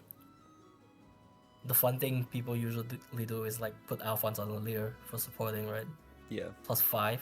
Yeah, usually +5 What is just that? damage with low enemy defense values. Saline got out because, well, Saline good. Yep. Saline Fleeing fast. team out of there. Top right, And Chloe. Chloe's flying also up. at the... Yeah, really far in. Yeah, Chloe's deceptively bulky as a Pegasus. She's got a lot of starting HP. Also, like the 3rd highest HP growth in the game. Well, wow. Something silly like that. Oh my god, using the fort did not get broken. Huge tech. I Bottom always right, forget that's a thing. You can't get broken if you're on the fort. Yeah, it's really nice, really handy. Looks like Sigurd Clan is going to try to make some progress in the bottom right for raising Canes. The clan less bulky than Sigurd. Saline. Aren't they like almost similar at base? Oh, I mean, Clan's only got like 20 HP or something. Yeah, 19. yeah, the problem is just no base HP. Yeah. Yeah, in contrast to Vander in the top left, who's got like 40. 40. Yeah, insane. Big boy.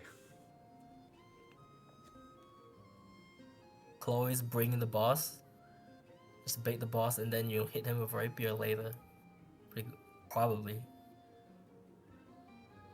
I can't imagine Chloe fights the boss. Chloe doesn't have long time. Marth. Yeah. Well, she can't have a ring. She enjoys bitmap.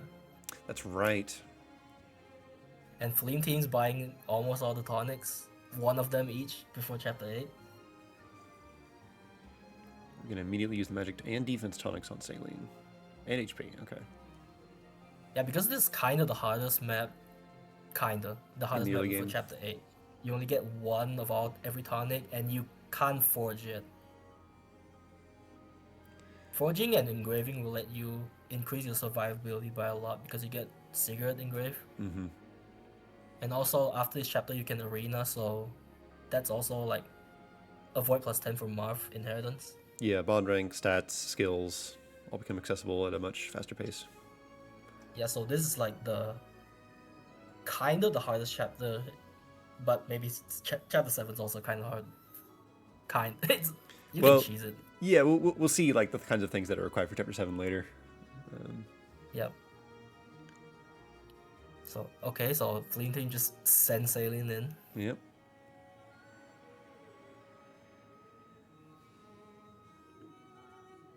Raising Canes in the bottom right is using Louis to help sort of clear out some enemies to help clan.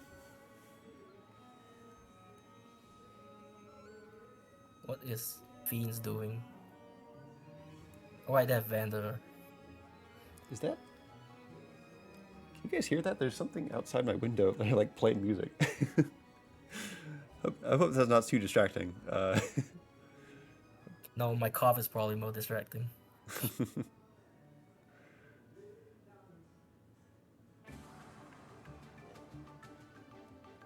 Boy, Saline's kind of in the top left. She's Yeah, like, she's in. they're having to like navigate around this enemy to avoid proccing her skill. Oh no. Her sync skill. Oh yeah. Putting her in Dodge. terrain so that she can dodge or be less Question attractive mark? of a target. Yeah. Yeah, that's the thing.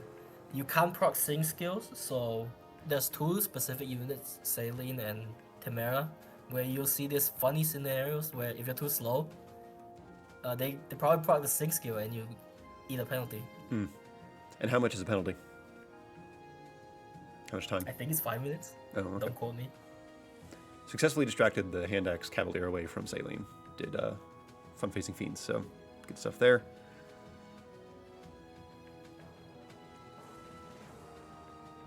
Oh, 1 HP, Saline 1 HP. Oh dear.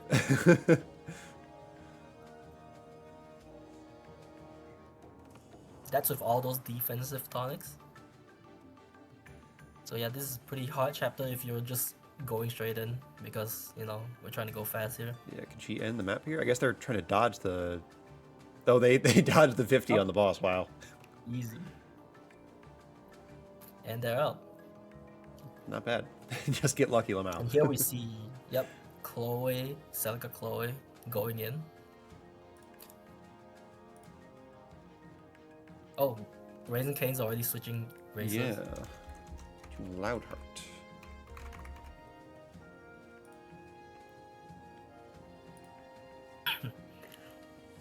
So Chloe's going in. Yeah, Chloe has a lance usually, so you think she'll get broken, but just equip a tome.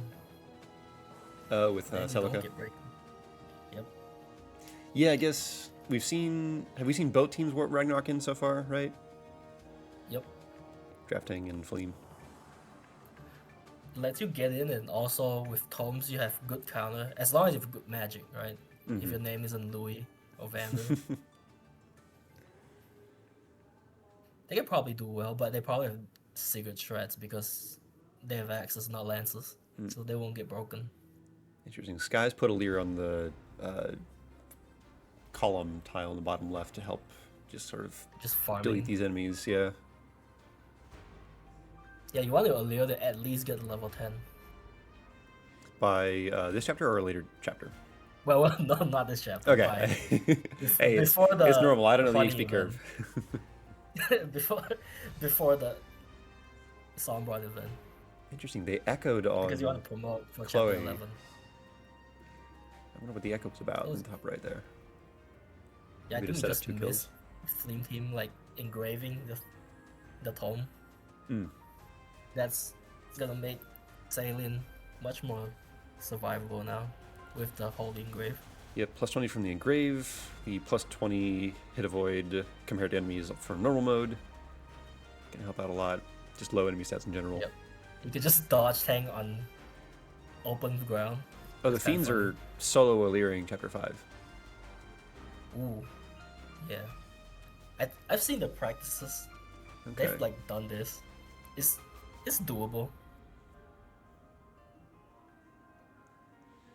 Yeah, I do wonder about the... Let's see, what were the... yeah, words. I guess their only other drafted units are Vander and Etier at this point. So, like... Vander is pretty useful. I guess they want to feed the experience to Allir? Maybe? I mean, they could do that. The thing is, Allir cannot second seal, but you can still use Divine Dragon Allir for like secondary combat if you train them sufficiently. Reinforcing tomes of metal, yeah, just do that. The steel tomes. Oh wow, Sailing's just going in. Yeah, not even in the little corridor, like fully. Yeah, just going over the corridor. I guess that Just makes sense. You get to the going boss out there. faster. Yeah, it's a straight line to the boss. You don't need to do the little zigzag. Yeah. It's faster. And yeah, you see 15 hit? That's crazy. It is an axe guy. Yeah. Not even in a but forest. still. Yep, just dodge tanking on open ground.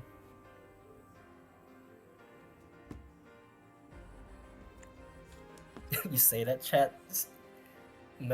Reinforcing tomes with metal. But I just played 3 homes and there's steel tomes in that game.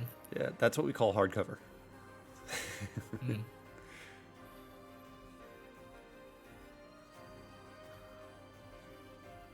Chloe's doing like the whole roundabout thing around the world, fighting everyone.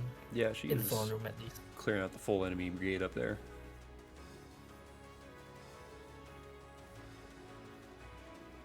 I mean, Fiends is also doing similar things. Aaliyah's fighting everyone. Ooh, 10 strength, 10 speed. That's pretty above average.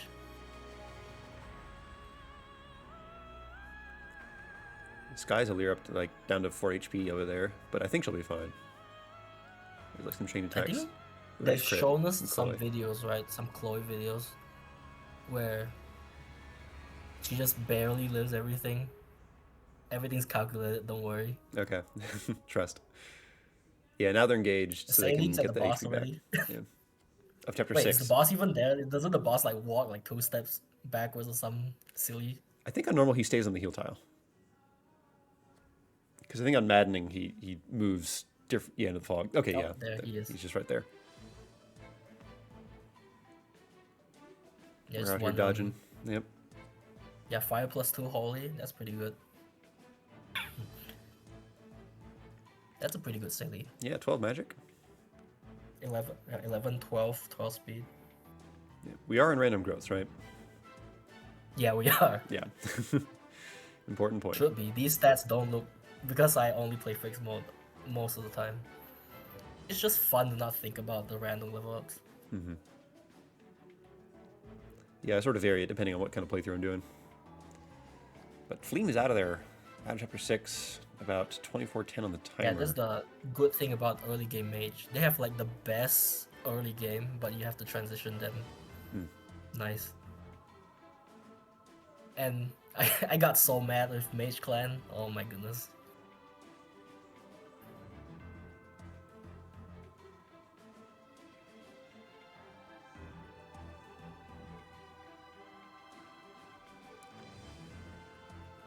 Chloe just about done with Skies in the top right, cleaning up the enemy group near the One boss. Dang it, Hughes. And then I guess Alir with Fiends in the top left is pretty close to be done clearing out things as well. So far no one has to Basically reset. Whoa, routing this map. what are Canes doing? Why is the stream red? They're angry. Raging Canes. It's Razor Canes. It's red. Alright, they're Lore coming accurate, back. they say. Lore accurate.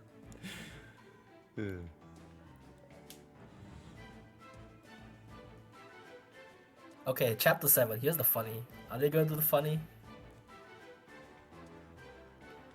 Yeah, so... Actually, no. They have Saline. They could just warp Saline then. Probably. True, yeah, and she has a bunch of avoid. There's so a funny strat from the speedrun where you just warp somewhere in to get killed, and then Hortensia's group just comes at you. Mm-hmm. Because the objective, Maybe chapter some people 7, do just defeat boss, and like the quickest way to get Hortensia near you is often just to full send a unit and not care about their survivability.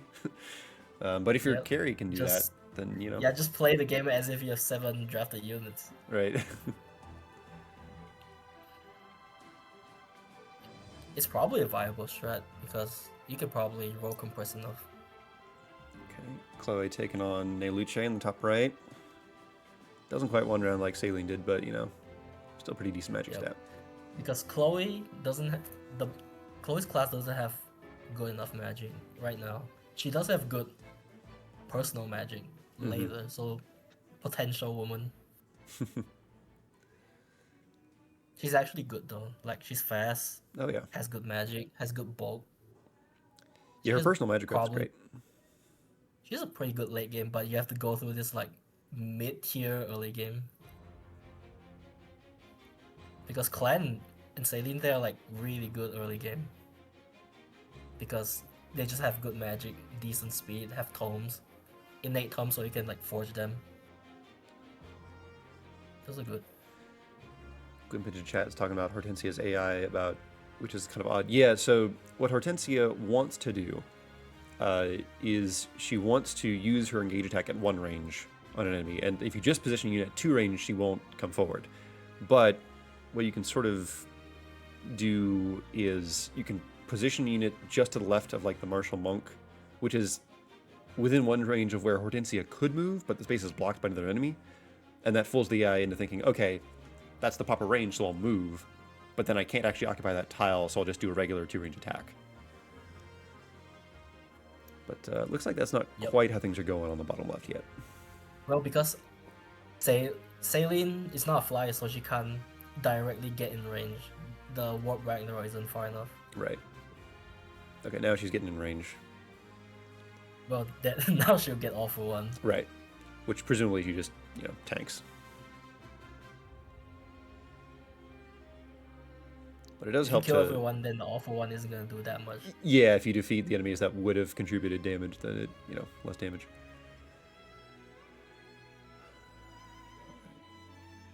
Okay, Raiden's Cane is in the game now. Yep. What do they have? Oh, they have Clan Louis. Yeah. You can see what interesting strat they have. What a forging sword on drafting the sky.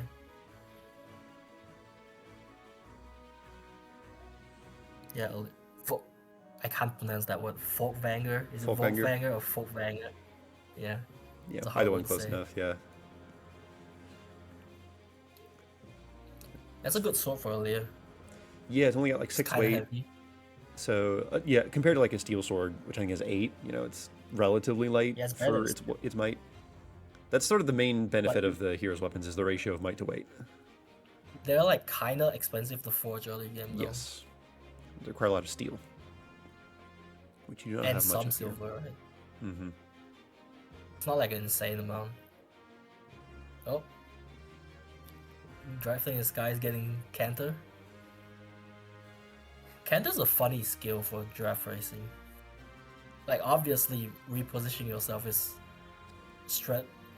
good sometimes, right? But it's low. Right, every time you take an action that grants you EXP, the Canter prompt comes up and you have to make a decision. Marginal time every action. Right.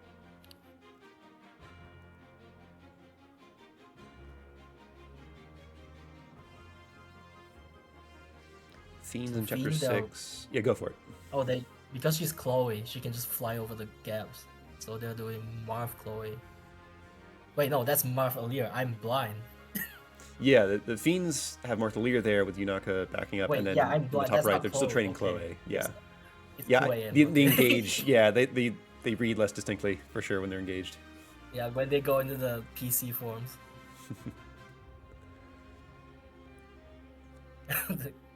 Which one is the one that has the GPU, the fans?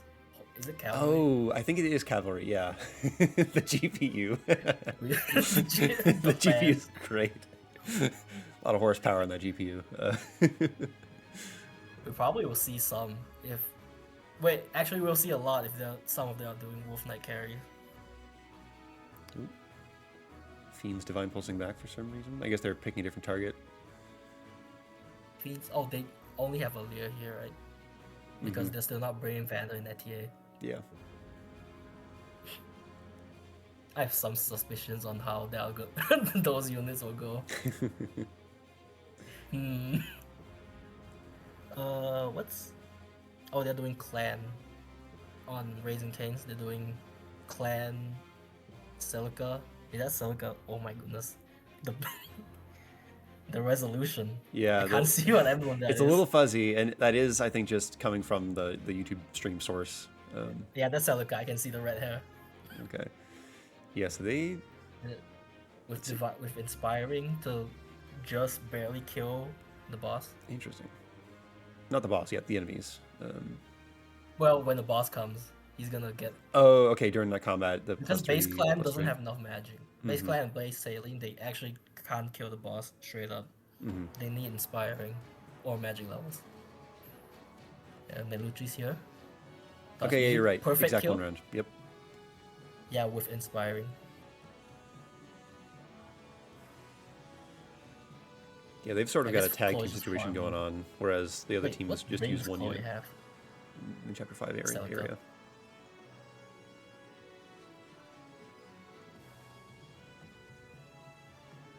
Interesting. Yeah, so whereas most teams like did a lot of combat in that Chapter 5 room, they're just gunning straight for the boss kill with 2 units as opposed to 1. Yep, break the boss with Lear, and Breaking then the boss for something. yep, Clan just takes the kill afterward. Yeah, because if clan didn't dodge a lot, then this counter would kill. But break is a feature you can use on bosses on normal. Yep. So Raising Unlike Cane's out of there the pretty other quickly.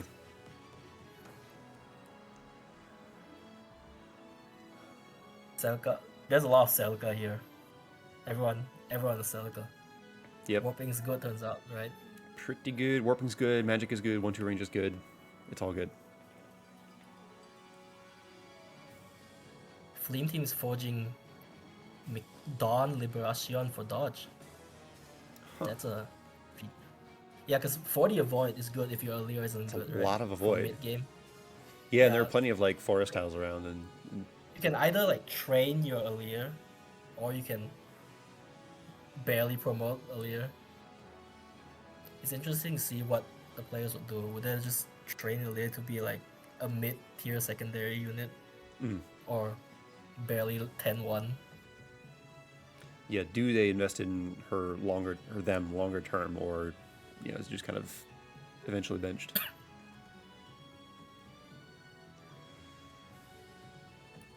Oh, Flame Team is also getting Sigurd level 5. Is this Canter or Lance? Is there any reason to get Lance proficiency? This has to be Canter, right? Yeah, because you already have all the proficiencies you need Sword. for like Yes, Mage Knight or Griffin or whatever on Sailing. Yeah, she already... Is Sailing the only unit that have 3 proficiency at base? No, Fram has. She's not the only one, 3 but too. also not Fram. Jean has 3, and Pandreo. Jean. Oh, Fram goes Martial Master, the Right. Canon class. All right, we've got Etier deployed in the top left for the Fiends. With is that Celica? What ring is that? I think that's Celica. Yeah. Yeah, I wonder. This begins to Big raise thinking emojis. suspicion. She has no weapon. Wonder what this is. Yep. Etier is Wow, about to take one for the that's team. Yep. So. And because they drafted Alcris just one-shots Hortensia. So that's nice. Yep. So yeah, Etier is doing the thing I talked about earlier, where she's going to that specific tile, which would be in 1 range of Hortensia, were it not for the 1 enemy, and that'll prompt Hortensia to move, and then from there she'll sort of operate like a normal enemy, and that brings her closer to the actual units that will defeat her. This strat is cool, and it costs 1 unit. Which is either very expensive or not expensive at all, depending on your perspective. Back in the day, when Vander was free up to chapter 6, I think the reason we used to make him free to chapter 6 is so you can't just kill him here. Bye, Etier. But then we realized Vander can do a lot of things in early game, so only up to chapter 3. Yeah. Also, Etier's death quote is like, at least you can use my body as a shield, and like, about that. Foreshadowing or something. Reason Keynes has warped Clan up to the top. Bottom right screen. He's also sort of warped to the same place that Sailing warped to for Fleem. Yep. He's not taking on the enemies quite as efficiently, but same role. He's not having his forged home. Or are they not even forging at home because Clan isn't the one? Did not notice one way or the other whether they forged or not. Oh, switching controls. Yo. Yo, they have button setups ready for different players. I've actually never seen someone adjust their controls out of out of game for Fire Emblem. They gotta make the optimal button mappings. That would be something someone would do for like the Taylor's games, right? Is there some optimal way to set up fast enemy phase? Maybe I don't know. Anyways, Salien's killing Ivy. In one round, not bad. Probably doesn't one round on player phase because of the no. Adaptable's skill that gives you res bonus is just in general, I think. Like I don't think it depends on the phase. I think it depends. It needs am I wrong? enemy attacking you to get the boost.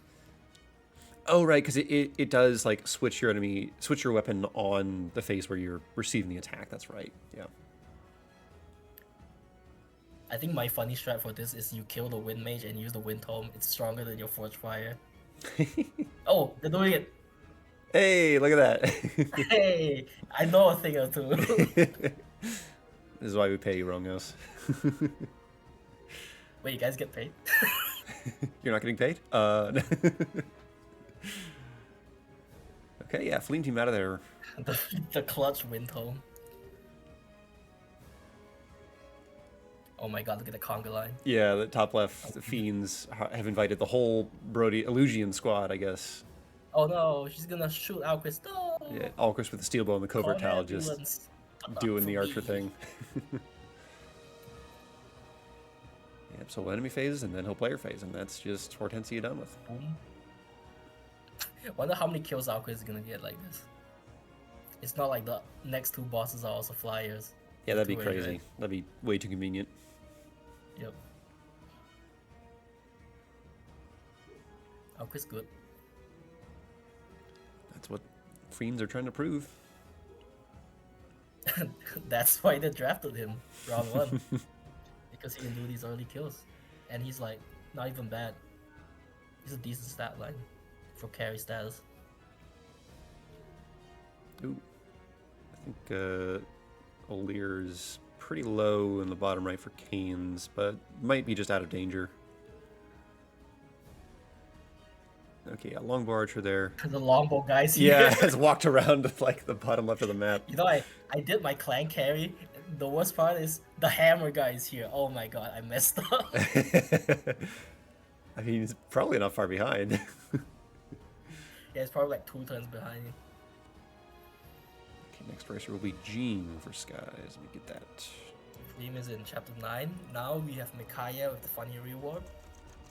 Anything can happen. The funny reward. You get 10 uses for the game. Yep, 2 report staves. 5 uses each.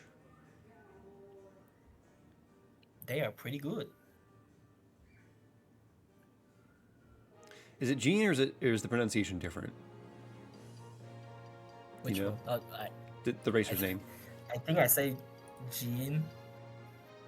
Okay, Justin says Ginna. Yeah, I've heard different pronunciations. I'm not sure which one's correct. I'm sure someone will tell me later.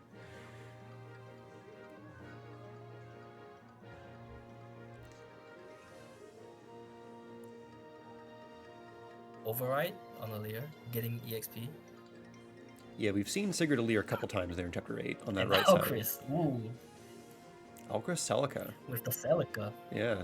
Just warping in at the edge of Ivy's range, kills her with a ball. Yeah, each team has pretty consistently identified that square as like a square to warp to for the carry. Wait. Is Flame Team not warping? They're just walking. Oh, are they? They're just walking. Yeah, that's some regular looking combat.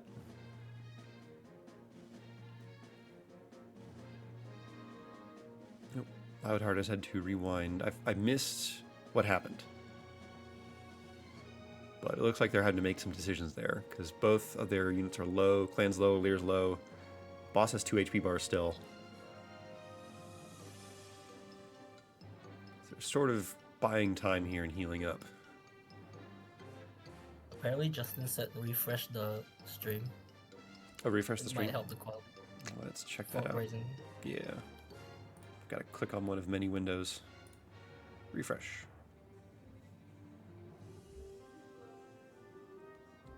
Okay. Fleeting Team just walking there. And also, Salin's still in Vidam. So I wonder what's going on over there. You mean Noble? No, she promoted. Oh, she did. Okay, okay, okay. Okay, you're pointing out that she has not Inkagetsu? second sealed. Okay, yeah. She has the Wind Home instead of the Holy Fire. Oh god. All right.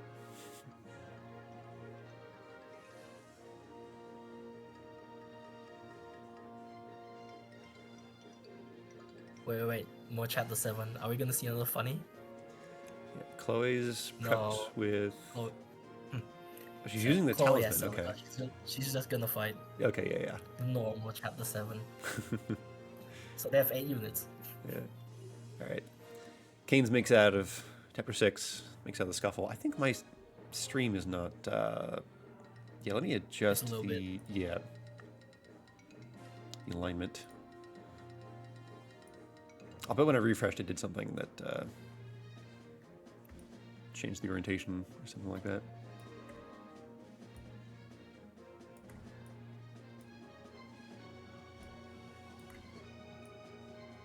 Mikaya Yunaka's fighting.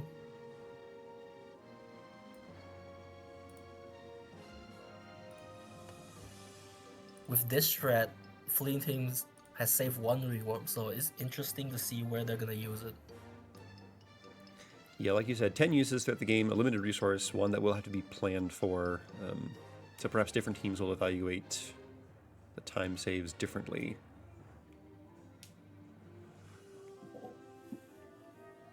Cantor also on feed. Oh, yeah, Cantor. Fiends. Mecha's done streams where they've consistently showed they get Cantor on earlier. In Because practice, for yeah. earlier strats, you can either go Avoid stack or Cantor. I don't know if you can get the 1500 SP to get both. It's kind of a lot. Seems a bit steep, even for a leader who has a good amount of starting SP relative to her level. Cantor on Alchris. Oh, I was trying to remember his name. Oh god, the bow guy. Yeah, I think we missed a Saline death, actually, looking at chat. Yeah, because... Yeah, previously we saw Saline battling on, like... Oh, I see. That's yeah, why yeah, they didn't rework because they're going for the Spirit Dust, I guess. Oh, okay, yeah. That makes sense. So yeah, we saw Saline battling her earlier, so yeah, I think like Mark was saying, there was a death.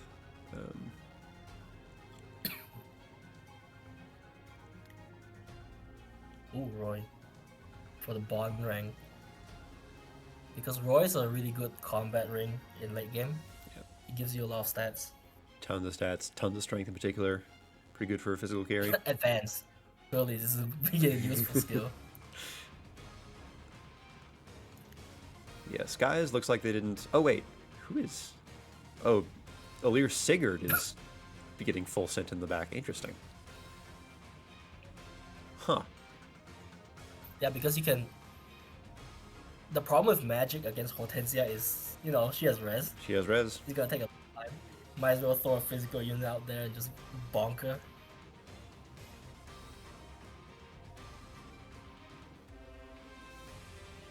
That's a really good Chloe.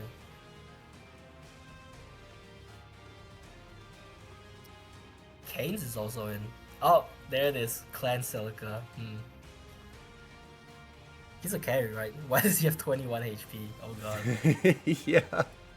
It's, I mean, I guess if the strat is to dodge, then HP above 1 doesn't matter a whole lot, but yeah. Well, if you're eating an all for 1, maybe not. You kind of want HP for That's that. a good counterpoint. The problem with mages versus Hortensia is you're not gonna you're not gonna kill in 2 rounds, right? Like 1-hit KO her twice. That's not happening. Mm-hmm. Yeah, not with Clan's magic With stat. fire.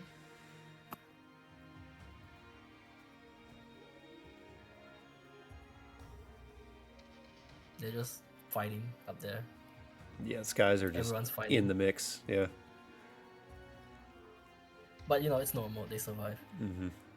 But the thing about Lucina ring is it gives chain attack, so you get chipped to death. Yeah, Kinda. okay. Chloe's taking some damage there. It turns out that chain okay. attack is still 80% hit. Yeah. Gold Mary and okay, yep, Chloe down. It's tough.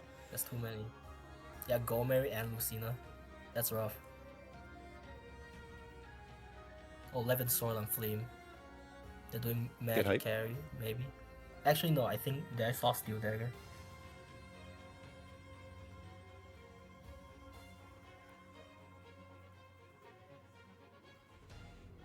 Oh, 11 Sword plus 4. There it is. They're doing magic carry. There it is. Probably Sagan Grave that, right? Yeah, okay. Yeah, 11 sword kind of heavy, so it's good to have the slight weight reduction from the Sagan Grave as well. Even with that, it's like 10 Probably weight. go Griffin Knight for a bit because... Who knows? Does she go Griffin or Mage Knight? One way to find out. Don't ask me. Look at the stream. I imagine Griffin, well, assuming they're warping in chapter 10, then Griffin wouldn't be too helpful because you just warp over the gaps and stuff. Well, the nice thing about Griffin is you don't need to warp in chapter 14. Okay, so it'd be more of a long-term choice. Yeah. Also, just getting some speed in mid-game until late game. Because Mage Knight is kind of slow. Every time you say that, it's just funny for me to hear. I know. Yeah. I know. Well, I'm comparing to Wolf Knight, right? I see. There's Also, just this one Pegasus harassing the Sky's undrafted. Also, because usually people say Mage Knight is fast because you do L-Fire and then speed stack, right? Not 11 Sword. I see. 11 Sword is Yeah. like more heavy. Yeah, 11 Sword's heavy. Than L-Fire. It's like 4 weight difference. Okay, I think Sky's is counting on like eliminating the boss this turn, Dodge. so that their undrafteds don't have to get them penalties. Yeah, see the problem with Sigurd carry, you go in. The problem with Sigurd on Alir is you can go in, but you can't low star rush. To just cheese a health bar. Yeah. Okay, they mopped it up. Yep, it's fine. Keynes is approaching Hortensia. And yeah, Fiends just rewarped in and shot Ivy again. With a gun, This aka Alchemist the guy steel keeps bow. shooting these fly bosses. Yep. Turns out bows beat flyers. That's a thing. Yeah, very different approach with like the saline kind of get in the mix and take out a bunch of enemies versus like Fiends very specifically just targeting the bosses with all Chain guard. Rare footage. Being able to double there means go through one chain guard. Yep. I actually don't know if base Alchris, if Roy was at like Bond 1, would have doubled.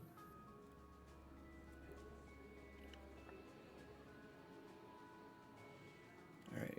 Kane's clan has warped in there and is picking a target, it looks like. Trying to think about how to do this. They just have like fire plus 0 holy. Oh, You yeah, still want to put unforged. holy in grave, even if you don't forge it, because you know 20 avoid. And free might. Free might. They're on the sort of cover tile for the extra void too. Which With Micaiah Alir for healing support maybe. Just a random great sacrifice. Break glass in case of emergency. Okay, so they attacked Gold Mary so that on the counter on in phase she would go down and she wouldn't provide more chain attacks. Okay, that makes sense. Wait, what's happening? So Salin's still in Vidam. Oh, for Fleam?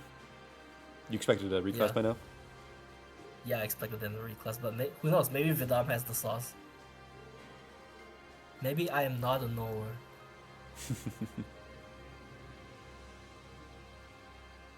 Interesting. The Skies, Alir, Sigurd did not go for the override that we've seen the other teams go for.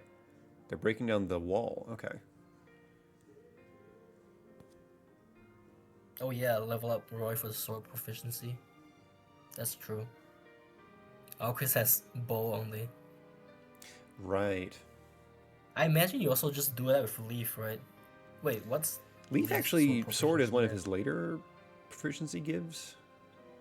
at? Yeah, because you have to do Leaf for the knife, right? Mhm. Or you could do Micaiah, but why?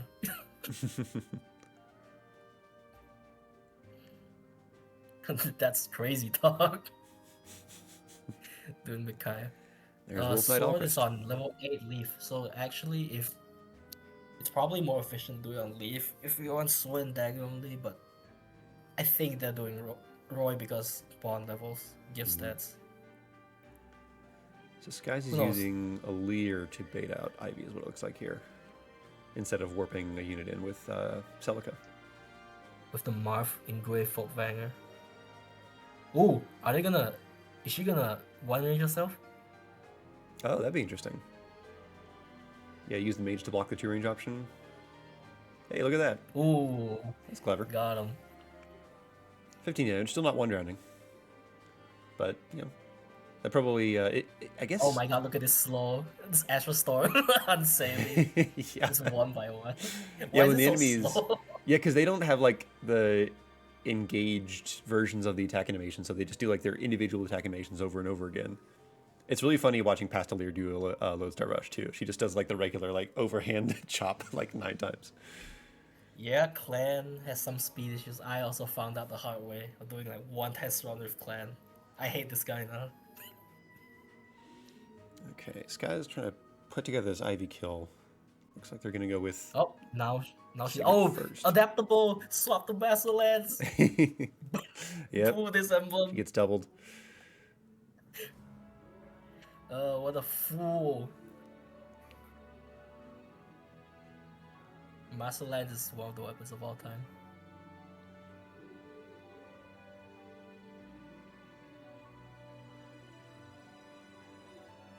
Flame already at Hyacinth here. I see if it's fast. 15 AS. You need 20 to double him. The chain attacks, yo. Oh my god. Paper cut death. You get the free steel dagger with the, with the wolf carry. Don't accidentally equip that like in practice.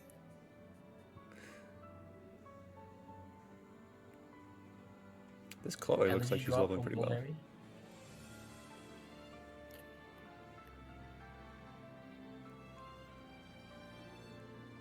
Uh-oh. Uh-oh. Which screen we're looking at here? Leon barely living. In bottom left, Flame? Okay, yeah. Earlier dodged like one chain attack for that. Nice. Chain attacks are kind of crazy. 80%. Man, Fiends have just about made up the saline lead that Fleam had. Like they're in that same room now with Alquist. They're maybe still a little behind, but not by much. Because of Wolf's early speed lead, they're kind of really good after Chapter 8. Wolf gets online real quick once you go past Chapter 8. Yeah, we're looking at 16 speed on Alquist there. I didn't see what saline speed was. 16 being weighed down, I guess. So Saline's got... Probably not with steel. Oh, you mean Saline?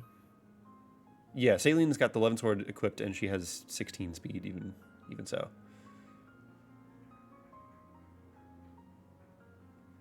Hold up, level 3 donation. Is this level 4? Oh, level 4 donation. For Skies in the top There right. it is. Thank you, thank you, Brodia. What does that give you again? 4x. Is it? 3, 5, 7x? Oh yeah, because it goes 3, 5, 7. Yeah. Yeah, or For the Brodia multipliers. just goes crazy with 4. The downside in regular play is they don't really give that much silver. Hmm. So I guess it's he like don't care as much. good early game, but not good late for the later game when you're getting silver from the paralogs. Flame team has cleared chapter 10. They're And swapping the Switch too. Oh yeah, switch two. There it is. Spam. Spam, spam, spam, spam, spam.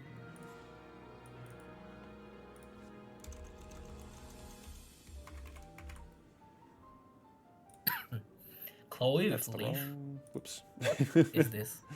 I edited the wrong text. Is this physical Chloe, perhaps?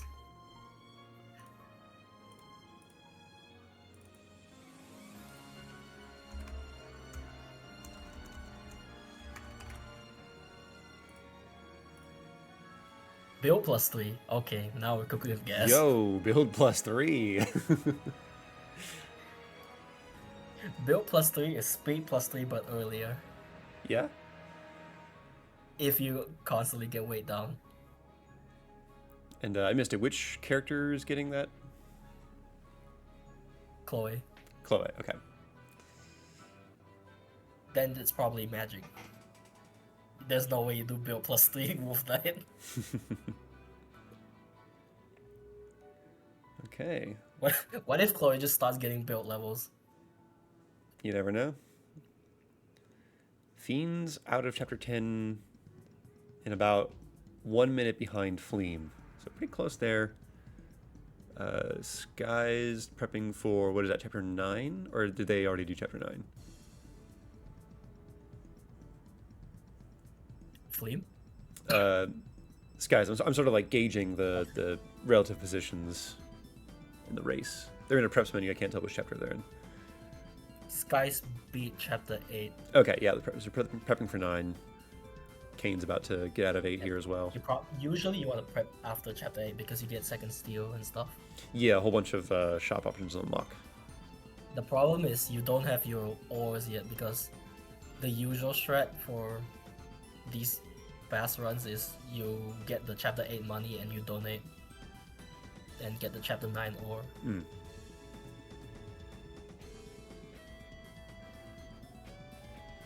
Buying a lot of tonics here. After chapter 7 you don't have enough money for the level 4. Yep. So you have to get the chapter 8 money. Yeah, level 4 costs like some 40K. tens of thousands. 5, 15, 20 something. I know it's 40 because it's 90k for level 5 and 50 for the last level. Ooh, Clan is wielding L-Fire for the one on ID. Okay. They forge up an L-Fire. Oh, they forged it? Yeah. That's one way to get one, right? And I guess that kind of explains why they didn't forge it earlier, because it would have sort of gone to waste. Assuming that's the same tome. I guess, yeah. They got the chapter 7 or the forge it. Maybe. Chloe going Griffin at the top right there. Skies indeed. And then instantly changing to Mage Knight probably. Yeah, there it is. Oh, okay, yeah.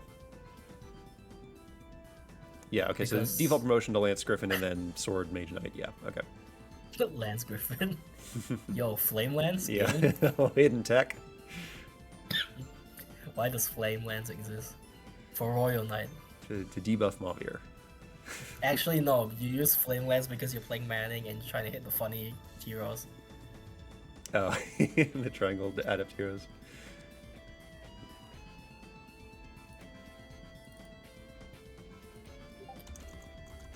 Only on Manning though. They don't get doubled if you're playing arm mode because they don't have the funny skill. Oh, what a skill. Sometimes the game is fun.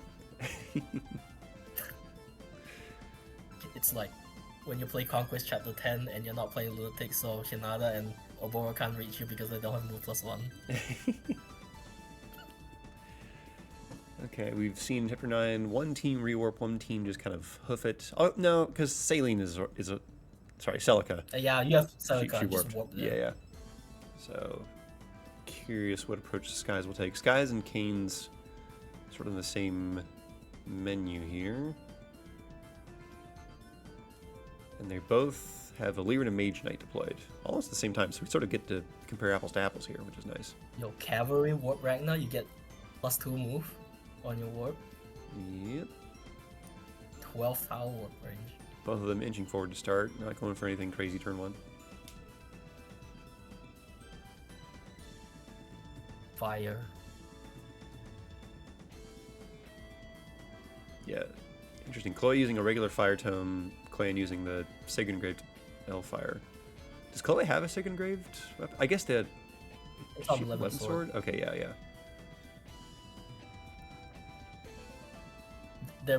There might have. She might be using the fire just so a lance doesn't break her. Clan's about to die. Okay, the mage wasn't in range. I wonder if they were counting on him to dodge some attacks, or if they've got plans for him losing Wait. HP. Chloe doesn't even have a 11 sword. Huh. And she's also going for the spirit dust. Okay. One short of defeating that enemy with the Warp Ragnarok.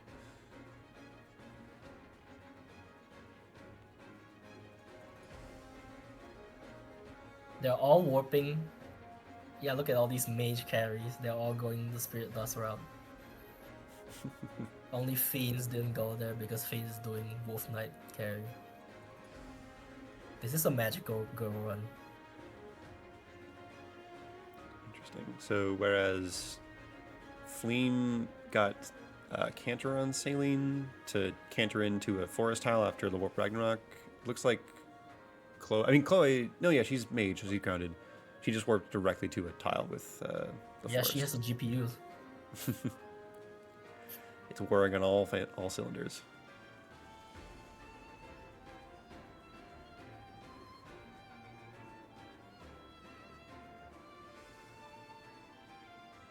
Oh, right. Like I said, probably using tomes for not getting broken. But you have avoid plus 20 on that sword. So I don't understand Clan level why build. they're using a tome. Let's go, buff clan.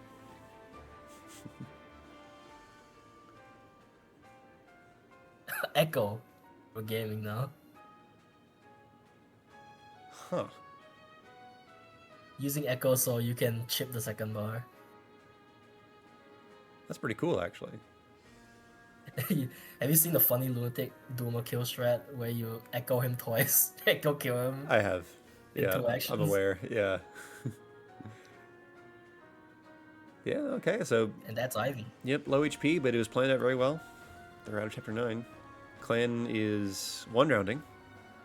Stronger tome, and I guess. Elfire. Yeah. So yeah, they're out of there in about the same amount of time. Still behind the other teams, though. Oh, Griffin, there it is. Yep. Taken to the skies at long Oh, last. you know why she wasn't Griffin in chapter 10? Duh.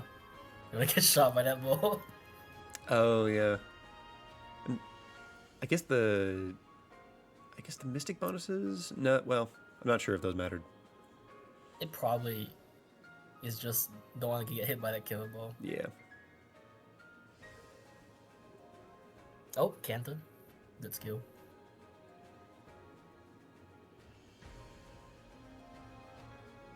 Nonsense. Oh, it's break. I thought that was freeze.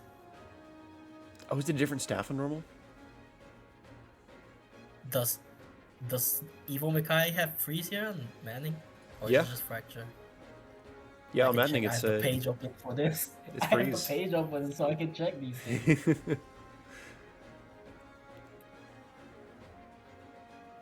Evil Mikaya.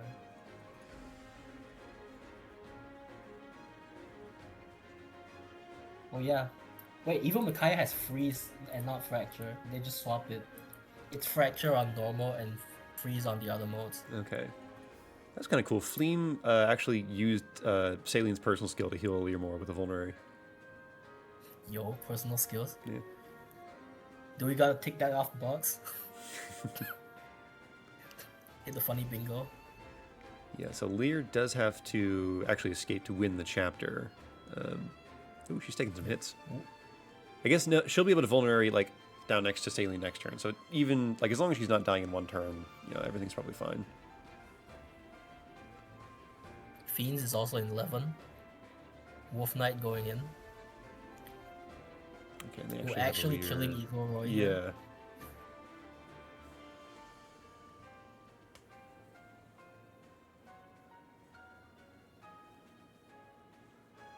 Fleem gets the reinforcements, which means they have to move all three of them out of the way. The Holy Engrave, 40 avoid.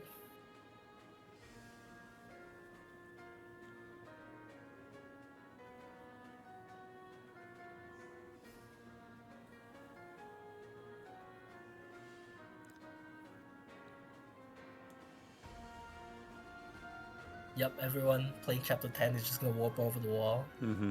because Yeah. we're not dealing with Hortensia. Yeah, you do not want to deal with her. Divine Pulse is really funny because it just hits you through all your void stack. Oh, interesting. They're using What, the they're rewarp using there. like 2-tile rewarp? Why is Okay. this? Why are they rewarping to there? Do they want to like grab the energy Just drop using it. with a player phase action or something? No, they're just waiting. Okay. Just flexing, you have an extra rewarp.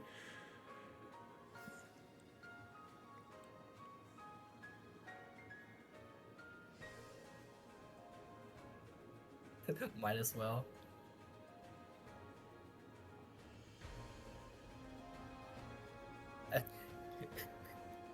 I say that, but my chapter 16 strat had like rewarp 1 tile in my plannings because I also didn't know what to do with the last rewarp. Okay. Yeah, I guess the point of going there was to get in range of Goldmary and get the energy drop. Although they're using magic, maybe they have a plan for later. There are some things you can still do with strength. Yeah. Skipping Goldmary's energy drop for Kane's in the bottom right. Well, because they're using Ivy, right? Hmm. You don't even have the option unless you go to Mage Knight. Ooh, Clan going in. So the carry's using Marth for Skies, but Celica for Canes. Oh, he got broken by Hyacinth. Oh, he's trying to take on both bosses in the same... Ooh, okay. Well, he's broken. Yeah, that... And now he's getting Oh, chain he's attacked by getting chain Morian. Yeah. He can live 2 more. Clan can. There's the slow Astro Storm And for Resonance? Skies. No, he can't live anymore. Oh, right, because Resonance. Do not fear, Alir has great sacrifice on the way. Uh-oh. Okay. Live the turn. And because Dragon's great sacrifice means she doesn't go to 1 HP, so she's relatively... Oh, in this Yeah, case, check he is damage. relatively safe. Yeah. I forgot we have 1 male Alir here. Chloe gets the Lodestar off against Hyacinth. Hyacinth is kind of annoying. Ooh, Chloe down. Dead. Interesting. So both of their carries are trying to take on both bosses at once, and that's incurring some risk. Sailing's getting speed +3 probably. Hyacinth is breaking Clan again. Oh my gosh. Nice holy engrave, bro.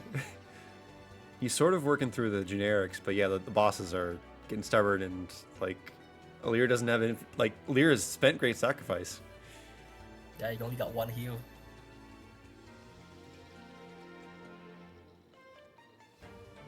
Here we are, folks. Desert map. Gotta have one. The classic. But in this game, you have to route this in 3 turns unless you want to get the reinforcements. Mm-hmm. Is it 3 turns or 4 turns? I already forgot. The enemies start spawning at the end of turn 3.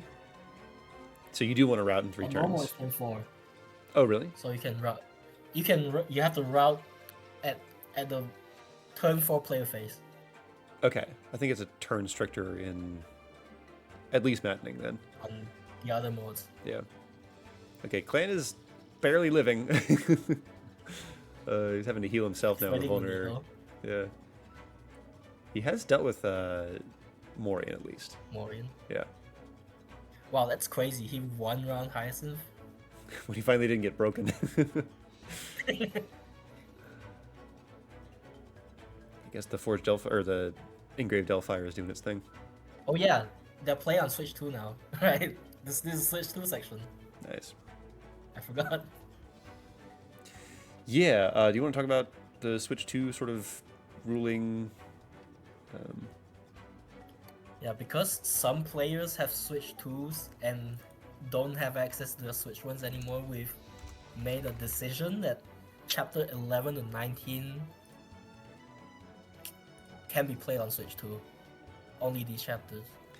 Right, to standardize time penalties or whatever due to differing lag, we're having everyone play certain chapters on the same system, or rather, every chapter on the same system. It's just that the system varies by chapter. You can play these chapters on Switch 1 if you want to. Oh, if you want to. But you know, if you want to. It's a nicer way to say if you don't want to switch to play all those chapters at once. That's 9 chapters is a lot. Especially 17 and 19, they're actually hard chapters, not just like filler chapters.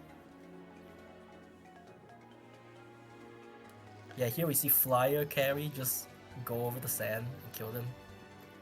Yeah, not having to worry Can you about believe positioning this? from A the flyer quick save carries is go in great. the desert. Have you heard this before? Fiend's getting use at Fragato as well. He has joined the squad. Oh yeah, they have all the archers.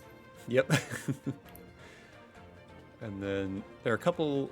There's that fighter on the left. You can sort of see them hiding in the cactus in both left side streams. That's an enemy that will only go for the green units, so you need to take him out on player phase. Who says stealth isn't in this game?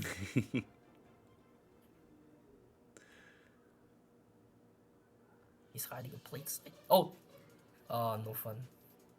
Yo. Yo, the Bunei Bunei crit. just kills that Yeah, he got a crit. Yeah, it looks like Fleem is going to get out of here pretty handily before reinforcements arrive. Yep. Turn 4 player phase. Yeah. Same with the Fiends, I believe. Done at about 106. It probably is just like super free with fly carry. And then that guy... Wolf carry also just barely makes it through. Oh, also this chapter, they have access to warp from Pandreo. Mm-hmm. He comes with a staff. You have 3 in the whole game. So 15 uses. Actually way too much.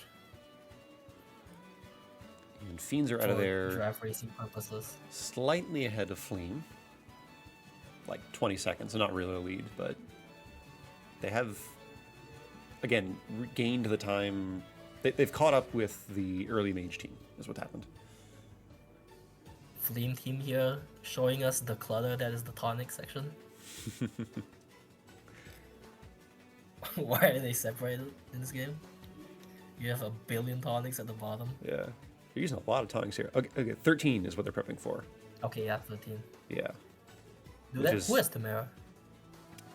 Tamara has Skies been has drafted Tamara. by Skies, yeah, on the top right. So neither Fiends or Fleem. Yeah, so here's the second chapter where it's like a relevant sync skill needs to be avoided, that being Tamara's Resolve.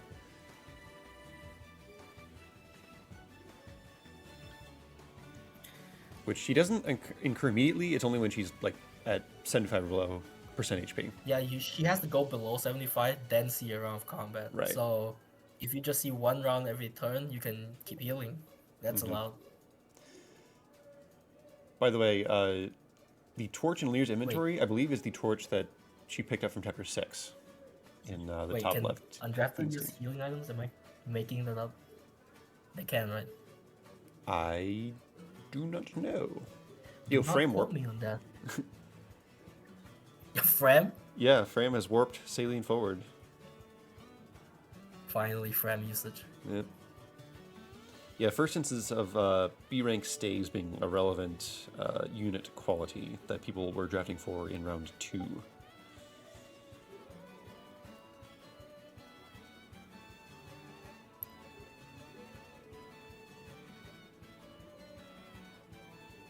So Fiends, looks like they are not Just deploying walking. a staffer. Yeah. Yeah, because if your staffer is weak, then you kind of have to protect them. So walking there might be better. Mm-hmm. Yeah, I don't think they've even promoted, like, done anything with Citrine yet. Yeah, but she is gonna be doing chapter 14 work. Okay, Probably. that makes sense. I say probably, but most likely. Yeah, Not- she, I mean, there's she's the one actually no available. way you're gonna walk around chapter 14. Right. There's no way. I refuse to believe someone would walk there.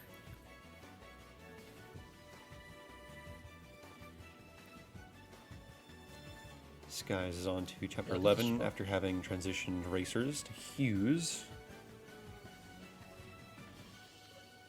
Chloe's gone slightly more to the right Mage than the Knight other Chloe. carries have. Oh, they have Ponette. Flame team has Ponette. Yep. Yippee.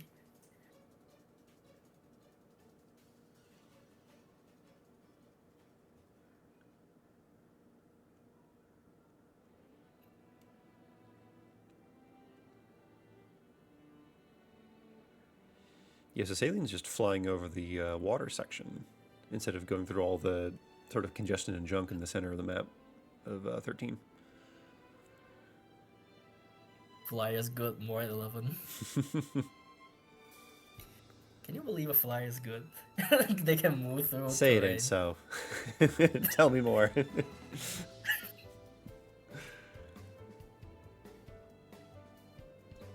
Yeah, we got Kirby Air Riders on stream in the bottom right. Yo.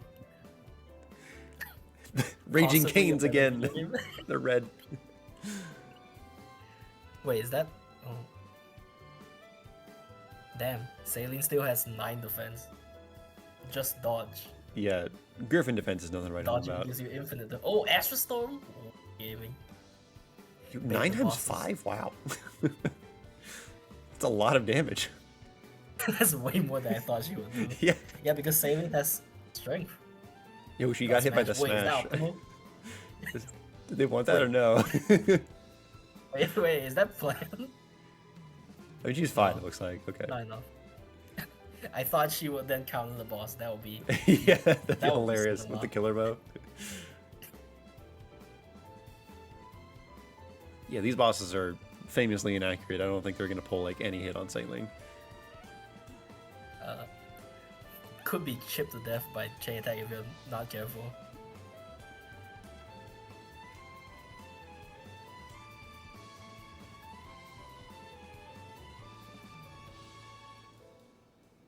Okay, Alquist is going through the traffic jam. Mm-hmm.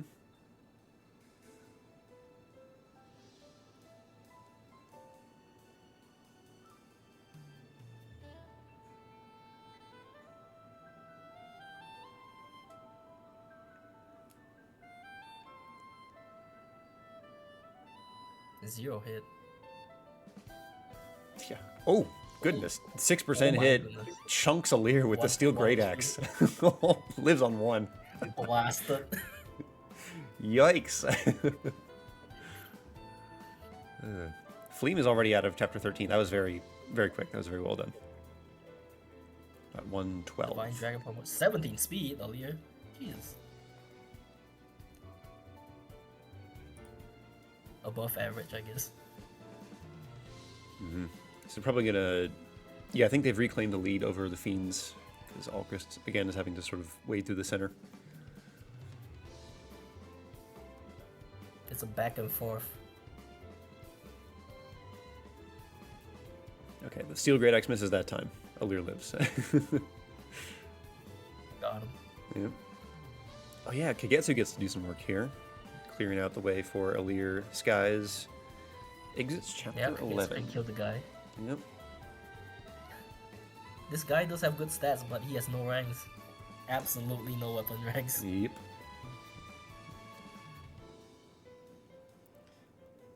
Alright, It's clear. kind of wild that in mid-game you have no access to dagger and bow. Not bow, tome. Right, yeah, the 1-2 range options that you would normally want for an enemy face sweeper. Unless you have it naturally like Ivy does. And Kane's team about to get Ivy pretty soon Or here. if you pay for DLC Right. and then do some bracelet map. Yeah, although the And then bracelets... go to like bond level 16 or something. Yeah, I was gonna silly. say, it's quite a lot of bond fragments if you're caring about that resource.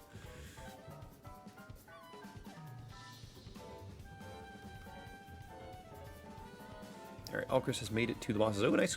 Oh, I guess the crit didn't matter. He was already one Yo, rounding. Alacrity, time save.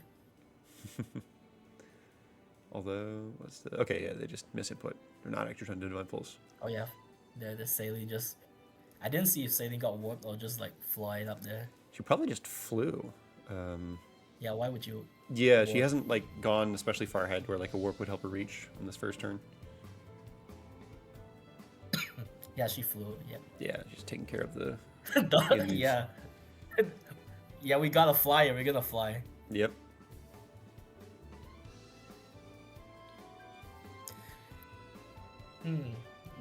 Does anyone get the boots here? The boots, they're like kind of slow. If you do like some silly lane snipe, but it might not be needed. I don't think players are gonna care about the boots here. There goes the remaining Chapter 13 boss. The Fiends are out of there at about 1:14, maybe 2 minutes behind at this point. The front runners. Yeah, 2 minutes seems right. Yeah, because I think the Fleeing got out of there around 1:12.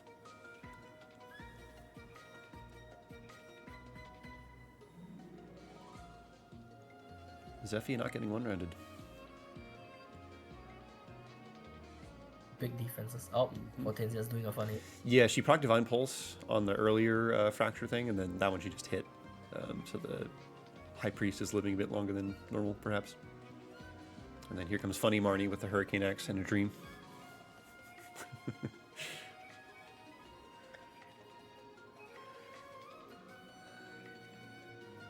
Reason Kane has gained Ivy, who they drafted first round. So we'll see how that plays out for them. What's Lewin do? Promoted Sage, yep. Yep. Got a warp. There goes Citrine. Alright, Sky's turn to take a crack at Chapter 12. Another Mage Knight carry. Alir. With Alir, and they have They have Pandreo. Pandreo. Oh, yeah. Oh, yeah. It's fine. Yeah, I'm sure Pandreo does work at base. Just Famously, Pandreo is really good at base. Yeah. Hurricane doing 0 to Saline. Is that real? There's no way. Wait, yeah, she does 0 because you just kill her before she Hurricanes you.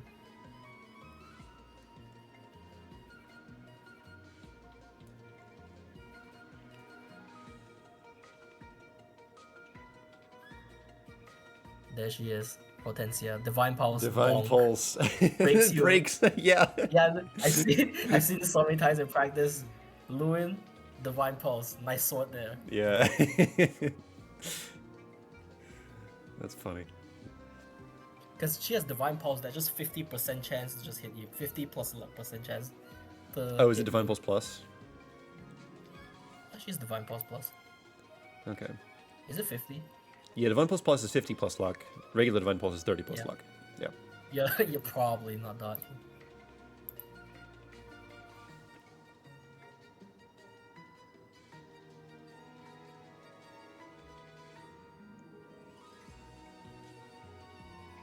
Okay, Pandreo has moved for Skies. Not far. Like into the shade of a tree. But he has done something. But it does look like the combination of Alir and Chloe is going to be doing most of the work here.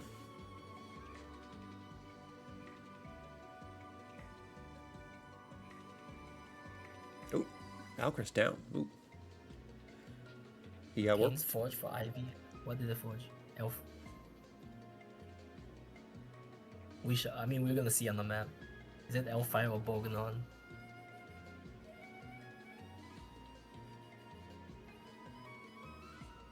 Suspense.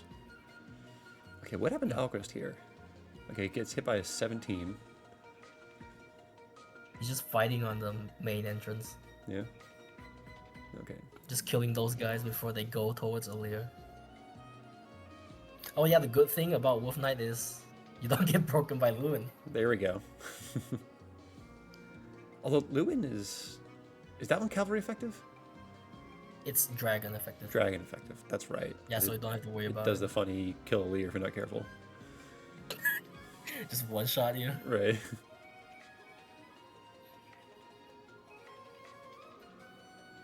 Yeah, it looks like Skies didn't have any problems with 12 there. Oh yeah, this normal mode. Skirmish RNG. Is that a thing? If you only play main maps, I don't know if skirmishes will even show up. Oh, okay. So Saline waits for the thief to grab the boots in the Yeah, she chest. snipes her. Yeah, there it is. And actually gets the kill with Astrostorm. Okay. Oh yeah, Saline has the strength unlike some carries, so that's nice. See, boots are good, right?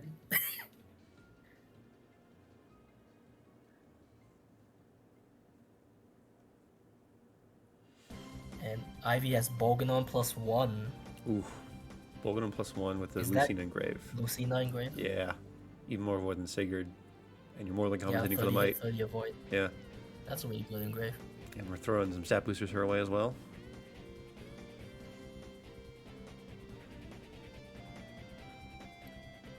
Yep, why not? That's the carry.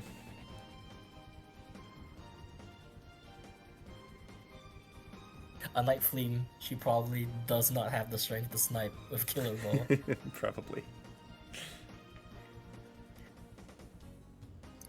Alright, Fleem has ended the dance. Oh, you see? Did they get the energy drop? Is that a real thing? She did. Did Saline do that? Or was I mixing it with drafting the skies? It is a little tricky to to keep track of which resources go where sometimes. Especially when everyone's engaged. Oh yeah, they have Temera, they're so fine. This chapter is chill. Oh yeah. Yep, no need to worry about the penalty from Resolve. I'm not gonna lie, I didn't even check Resolve on Temera, so...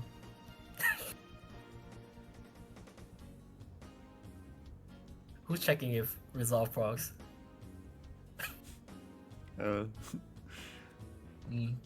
Trust system. Yeah, let's go with that. Why am I getting tons of DMs? Okay, doesn't matter.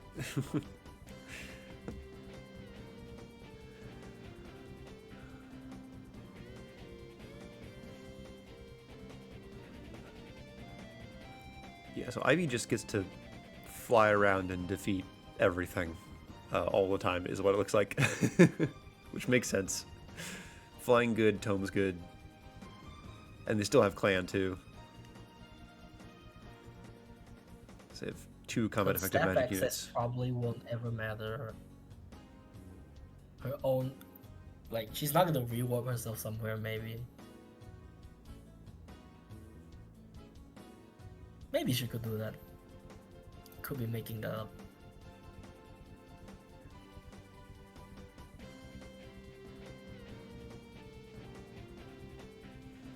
Oh, we have a Byleth deployed. Doing something. For Fleam? Yeah, Fleam. Do they have a walker? Are they just gonna walk seat out of the exit? Display here seems a little off. Let me fix that. Yeah, the one thing Justin told us was that are these strategies just gonna be I copy the speedrun strat? Yeah, how much do they vary from sort of the not like easy low-hanging fruit or anything like that, but the established methods, you know?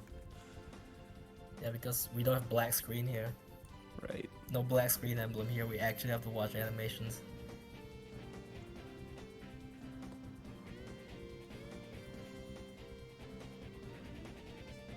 $20 damage with 11 so Corin.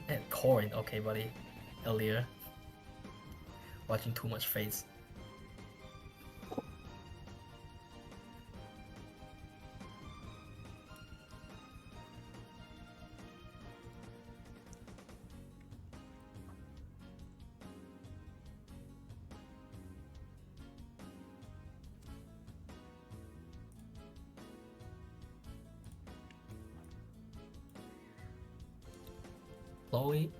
Chloe's still also in the traffic jam because she's also not a flyer.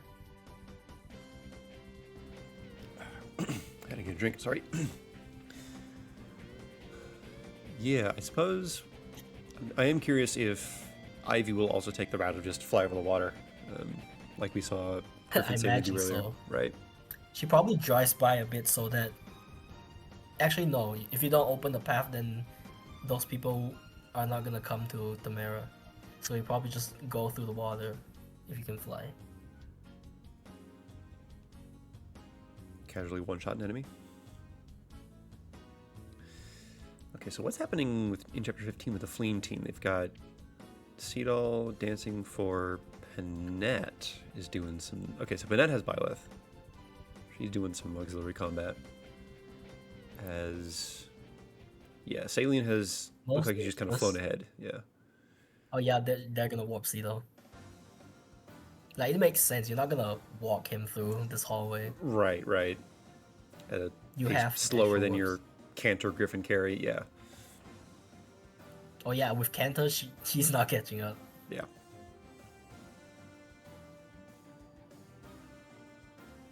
Yo, Maya's Matao? No, that's not Maya's Matao. That's also not Maya's Matao. Oh, because that made his L surge, yeah, so he couldn't attack for the miasma. That's clever.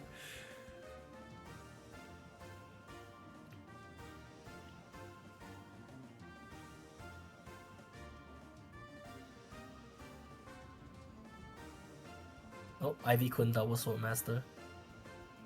It is a Sword Master. Yeah. Chaos style still doesn't double. And then, yep, Ivy also is. Yep, she flying. goes through the water. Yep. She's probably yeah, and grabbing speed taker procs. Clang Yeah. just bodyguards them. Mm-hmm. Oh yeah, he gets opens the door for the energy drop. Probably warps on the final turn. Yep. Oh, for Fleeing? Yeah. Yeah, because there's an open tile there you can warp in. That's cool. Yeah, on the emblem energy next to the chest. Chloe's made it through the traffic jam and is dealing with the bosses for Skies, and somehow that Team 3 stream is also slightly messed up here. Let me fix that. What is going on there? Or no, the Skies. It's slightly cut off. Anyway.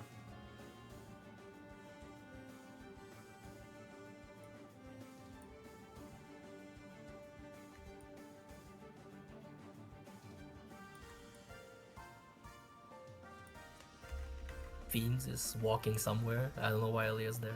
Just standing there, I guess.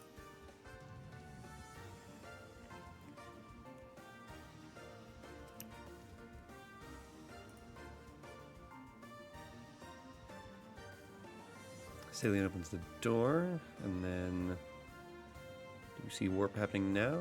Yep, there's Seedall. So I guess we'll just kind of tank things for a turn.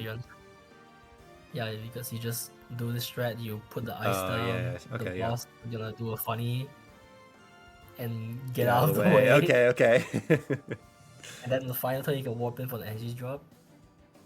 Yeah, this is totally safe. Okay. Yeah, no, because no more attacks are coming his way, right? Yeah, so even if he had eaten all the hits, he probably would have been Yeah, fine. you just need your flyer to kill the correct enemy. Yeah, there's an empty tile there. Yep. Just yoink the 5 energy faces drop. away, just within range. Friend level 2.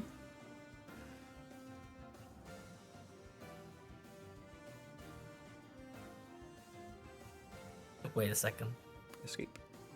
Energy drop. So that means they're doing more physical stuff. I do have a suspicion on what that is. Yeah, I wonder if there's a benchmark Because they I've need seen to it. hit. Yeah. I've seen some physical stuff late game that most units can do. We shall see, because it was from Vince. Silver. Silver ore. Yep, 2 silver. Yeah.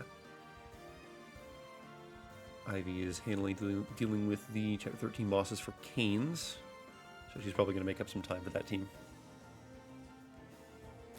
We'll see how much she makes up.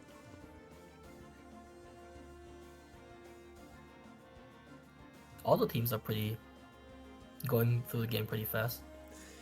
Yeah, let's see. The front running time for getting through 13 was about 112. But like, you know, within 8 minutes for all 4 teams is like pretty darn good, right? For a race that's like an hour plus in. Especially for teams that independently strategized and came up with different ways to go about each chapter. I mean, a lot of them converge because they have access to the same information.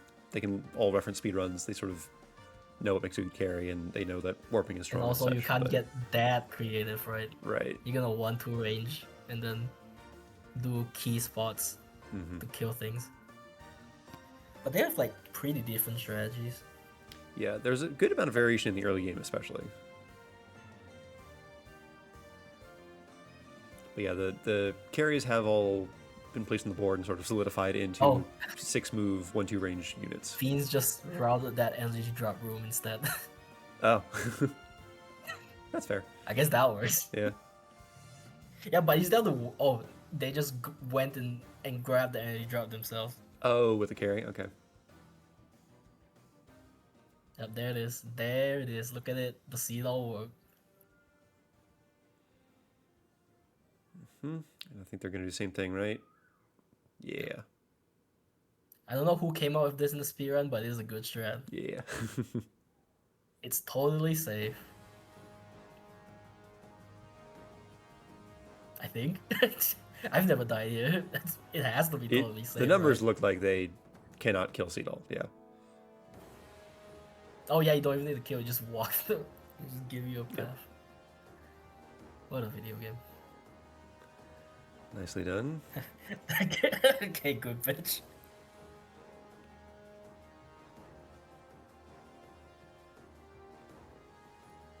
Saline is already at Marnie for Fleam.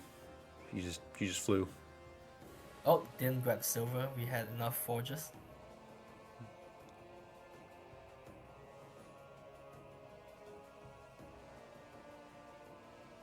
Manikati gaming. Look at this nonsense. For which team? Fleam. Manikati Oh, really? boss. I guess. Yeah, because I guess Audia that has a works. Flame Lance, but he probably prefers his Steel Grain Lance, I guess. So trying to enemy phase that, maybe? Bobby does have some strange AI. And he opens enemies with smash weapons fine, Manikati too. good. Yeah. I mean, it's killing. Like, It's good. Oh, also she has strength, so you Yeah. know, saving good. Ivy probably can't copy that, but you know, just use your tome, your giant magic stat.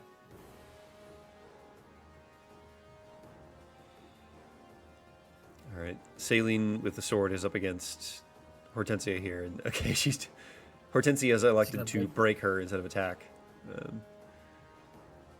So fighting the break funnies from Hortensia First she from Skies as fractures well. you, then she actually just pumps Right. you and breaks you.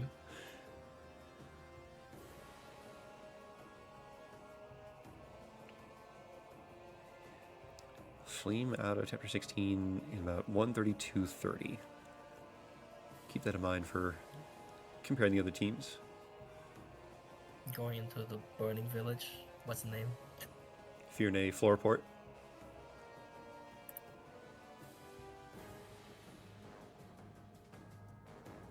Oh, Chloe's already capped her HP. Wow.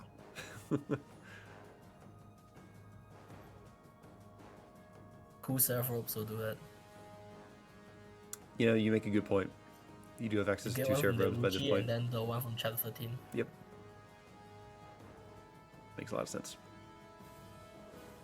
Mage Knight might just have low HP cap though. I mean, in generally, yes, the magic units have low HP caps, just about across the board. The magic classes, I should say. So how are Fiends getting to... Okay, so whereas Fleam was able to just fly Saline down the center, it looks like Fiends are going bottom Going left. below.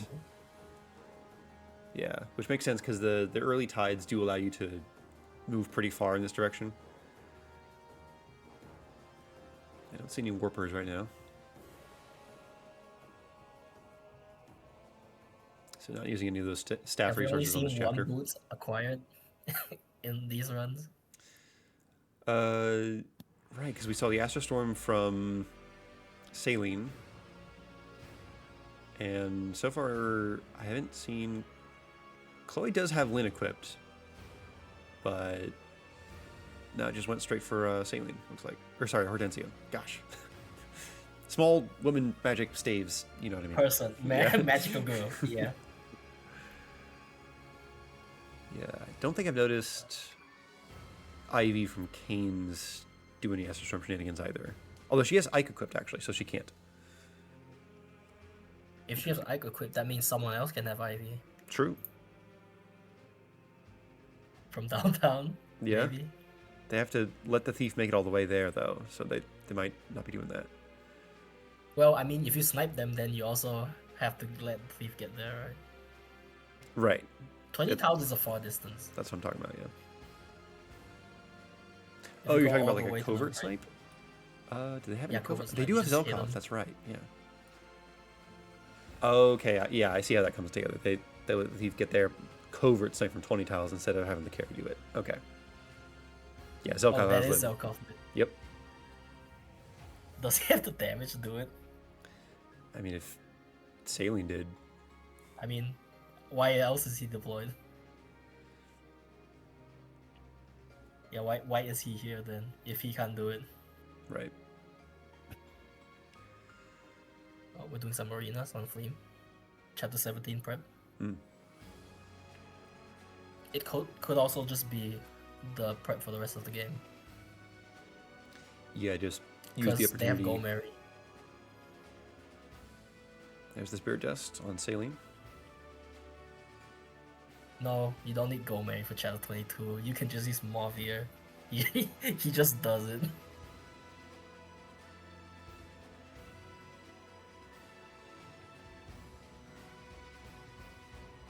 Okay, so Ivy actually takes a lot of damage from Lewin, and there's a non-negligible crit chance. Wait, she is Dragon. Yeah. Whoops. So there's a risk of death, on that. So just watch out for that. Yeah, there's- risk of death. A little bit worse than risk of break. Right. The thief has taken the boots for Kane's team, so look out for Zelkov firing off the Astral Storm pretty soon here. Getting a little Have the low. benchmark, yeah. Yeah. Yeah, 29 attack for the boot skill. Yeah. Boot skill. Orchestra of the Fiends has made it to Mavier, which took a decent chunk more time than a flyer did, from what I can tell. We've got Ivy engaging with Ike. I saw Great Ether being set up. Ooh, and Saline has switched over to Wolf Knight. Okay. So a lot of things happening there. 11 sword Wolf Knight. Oh, and dagger. Oh, that's why they got Yeah. extra ore. 11 sword and dagger. So not vulnerable to bows, which might matter for a few enemies on the map. And also just There are some able to places benefit where from covert physical is better bonuses. than Or magic sorry, too. the trees, yeah. Yes, you can hit both sides of the spectrum. A lot of flexibility with Wolf Knight there.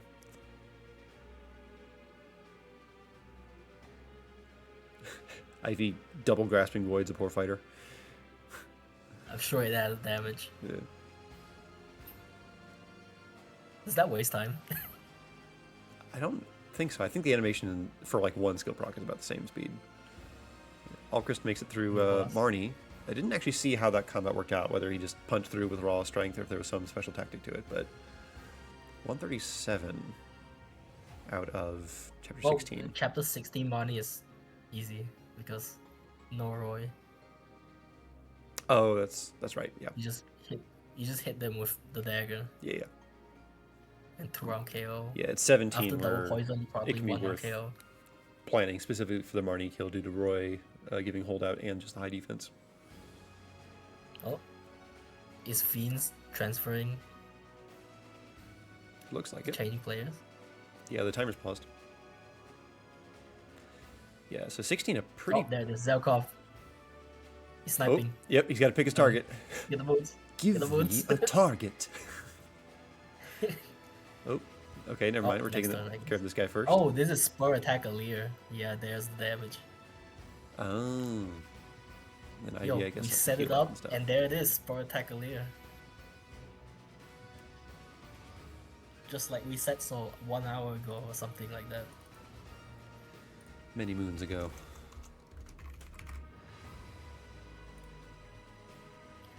Gotta make sure Ivy doesn't kill you. Yeah. Maybe that's part of why she has Ike equipped, that when she's engaged, there's not a risk of death. Oh yeah, you just take half damage. Yeah. Lagoon's friend good. Lagoon's friend is also really funny on normal mode. Because enemies sometimes have less than 100 hit. Yeah. So they see imperfect hit against Lagoon's friend. And there's Somehow. the thief kill with Zelkov. There's the boots acquired. Boots. And the rating bow. And free radiant bow. Interesting. Okay. Do they I mean, need it's that? just time. Radiant bow is just time safe. Okay. You can buy it when you need it. I see. But you get them both because that's when the thief gets closer.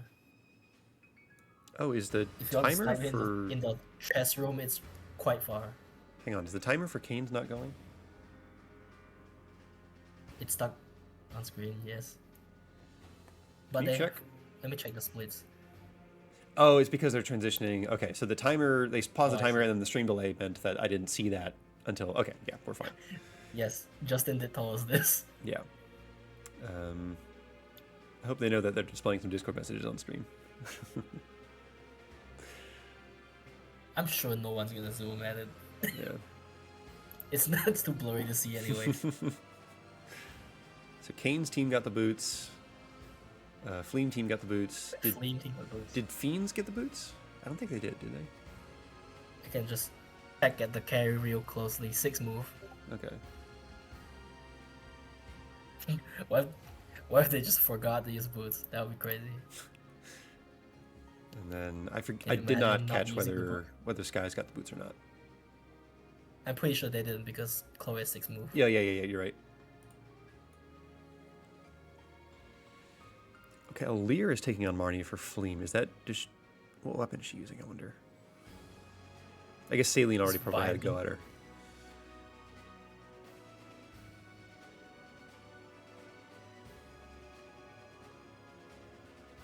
Okay, Levin Sword, yep. Oh yeah, their Alir is good. That's why. Missed a 92 though. Is Alir really that good? Guess the Levin sword is trash. Yeah. Throw it in the garbage. Looks like Chloe also cleared out the energy drop room in chapter 15 for Skies. You know, went, grabbed it, came back because the chest is open and there's no other units nearby that like got warped or anything. Speaking of warp, I mean, you do have to deploy an extra unit and move them for the warp strat. So it might be like even or slower. yeah, and it costs a warp use, which probably warp isn't as constrained as Least where you of your warp, worry. but yeah. Well, actually, warp you could do the thing where you don't buy the third warp. That's time save, Huh? in a sense. You don't have to use all 3 warp staves. True. Whereas rewarp, you probably want to use both of them. Because rewarp is just super flexible, and anyone can use it, unlike warp. Yeah, only C rank. So any promoted class with staff access gets that. Well, just with Micaiah, with Emblem Micaiah, anyone can use it. Oh, also true. Yeah. You can just Which like yeah, if you're using some random rewarp, flunky Micaiah is the gets point of using rewarp. Micaiah. Yeah. But not anyone can use warp.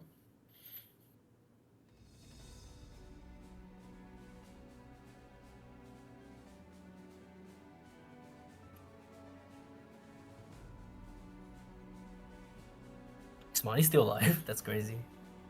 Oh, Legos Great Ether with the hammer. hit him with a hammer. That's 52 damage. I wonder if they augmented it. Yeah, effective weapon augmentation tends to give like a +4 might. Yep. I know it does that That's for a lot of Seraphim and for damage. the Rider's Bane. And the base might of the Ike's hammer is like 18. Yep. So you get like a I think I 20 or usually 22 just, might like, augment effective my weapon. Seraphim. So I just like kill the corrupted for free. Fleam team out of chapter 17 in 144.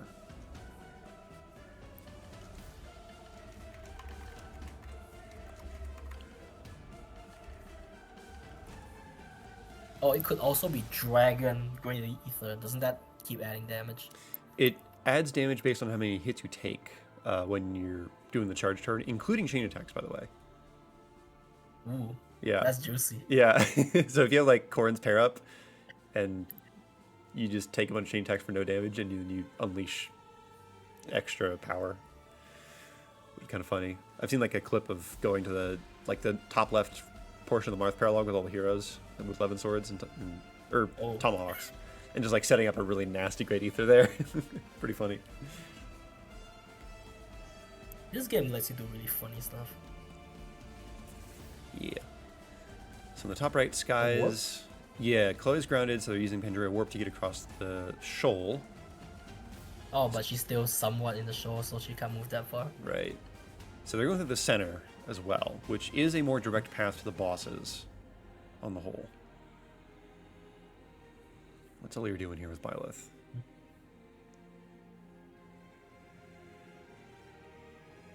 Flunky Kagetsu. Instructing, with okay. the Byleth instruct.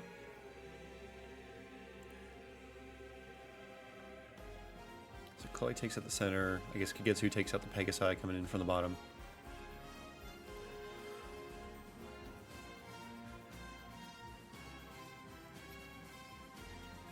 We are loading up on tonics for Fleam again.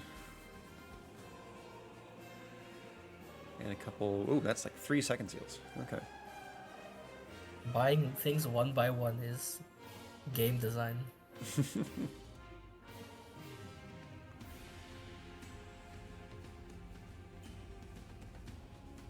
I mean, if you're only buying 3 things, then, like, probably not that much Definitely difference. fine. What about 10? Okay, yeah. 10, it makes a difference.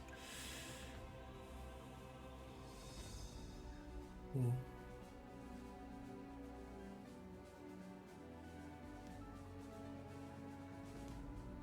We're on the boat.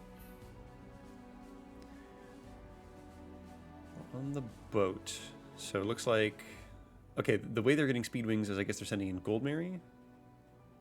And then they're warping. Interesting. So spend a warp there. Grab the speed wings easily. Is sailing even on the correct tile to reach a beam? Oh. I guess you can do that. Yeah, just get a little extra movement, then Sigurd engage. Yep, easy 1 round. 1 round. Okay. And Very because simple. the boss has 0 move, she moves first. I don't actually know if it's because she has 0 move. She moves very early in the Why turn does she- around Maddening as well, when she can move. She's not literally the first enemy, though. It's like there's a general in the bottom left that'll attack first for some reason. With like a ranged weapon, but... Yeah.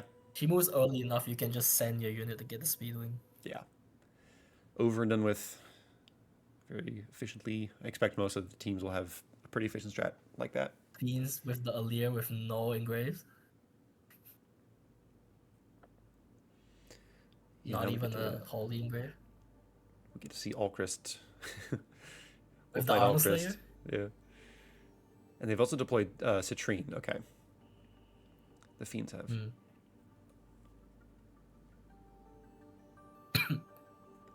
Oh, gee. Okay, so Alir left to start, and then Alchrist up top. Is that Corrin? Bond 1. So not Hex yet. But they do have Dreadful Aura for funnies. Mm-hmm.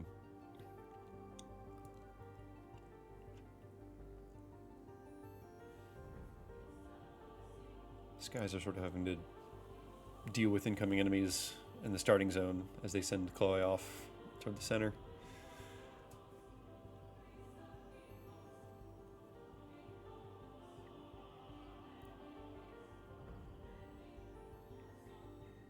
Chloe that's just funny. kills Marnie. Yeah, it has to get rid of the chain garters, yeah.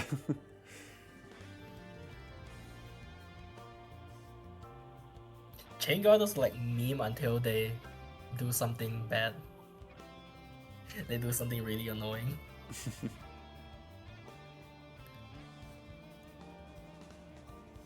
I mean, invincibility is pretty good.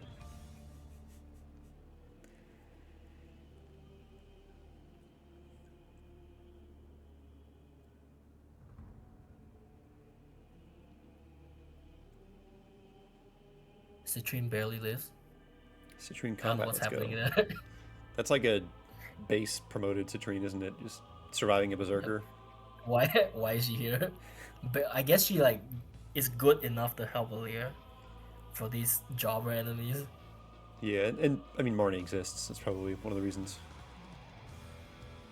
Oh yeah, Marnie Generosity? doesn't Yo! have... Yo, take another tick off the box. I've never actually seen that skill proc, like, in that manner.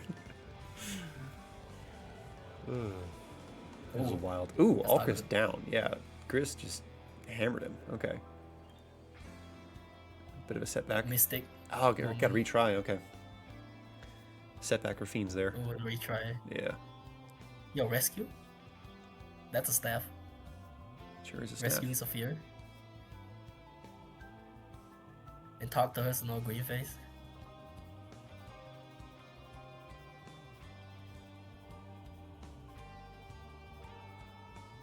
Rescue and warp.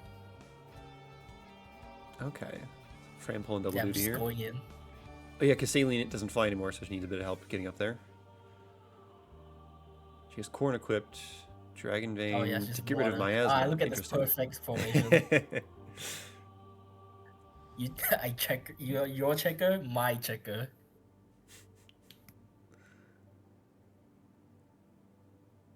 And then the water will be cleared up next turn.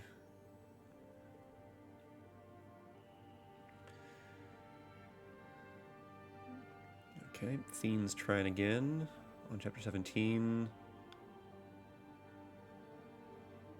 Swapping racers, Jean and dinner plans. How do we interpret this statement? They're gonna be gone for half an hour, maybe. They're just gonna eat. Because Jean already... Can you have one person race twice? Like, separately? I guess that's fine, right? There's no rules against it. Okay.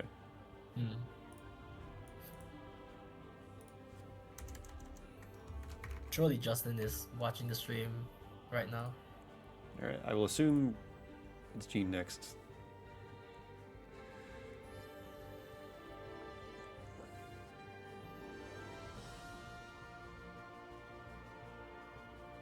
Yeah, I am enjoying the usage of Corrin from Fleam to get rid of the miasma. That's... I guess, like, you could Flame Cannon, but I guess there's a reason they don't want to do that, in case, like... Because, yeah, it blocks the enemies from the getting flame closer. cannon doesn't reach that far, right? I mean, I think it barely reaches here, maybe. It gets a decent amount of miasma that's, like, around the Royal Knights to start. So maybe the turn one... Like, it doesn't reach this far in, like, where Saline has cleared out now with Corrin. But, like, it would have covered that left miasma tile that's still on the screen. Getting blasted by Blazing Iron here. That's the engage attack consumed. Yo, we've got Hortensia combat with Byleth from Gaines. Promoted Hortensia. Yeah, and she's taking... Okay, so she's taking the tome from Clan, the Engraved Elfire. Elfire, okay. Yeah. And I mean, she's got good speed. Got good avoid. Yeah. I'm just used to seeing her in tier 1 because you only get one level and then no EXP again. Because she starts at level 19. Yeah, and there's no reason, like, not to promote her if you have the Master Seal, really. In a normal context. Yes, Raisins. Hortensia Byleth combat. That is what we are witnessing on stream. I feel like I do Hortensia Byleth a lot. Because magic. And also, mid-game speed benchmarks aren't that high that I always do covert. Oh, miasma. Grasping Void. Oh, from Canes, yeah.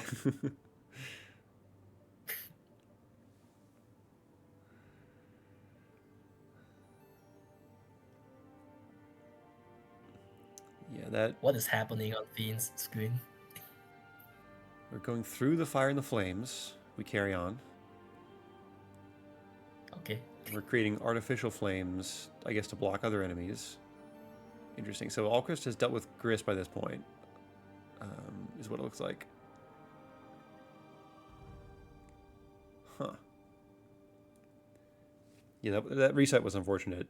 I feel like Fiends might have been clearing 17 by now, if not for that. Meanwhile, Saline getting a huge torrential roar. Torrential roar kill. Yeah. Goes to the holdout. Torrential roar into flame cannon. Nice. Yeah, I mean that's chip damage. Okay, that's respectable.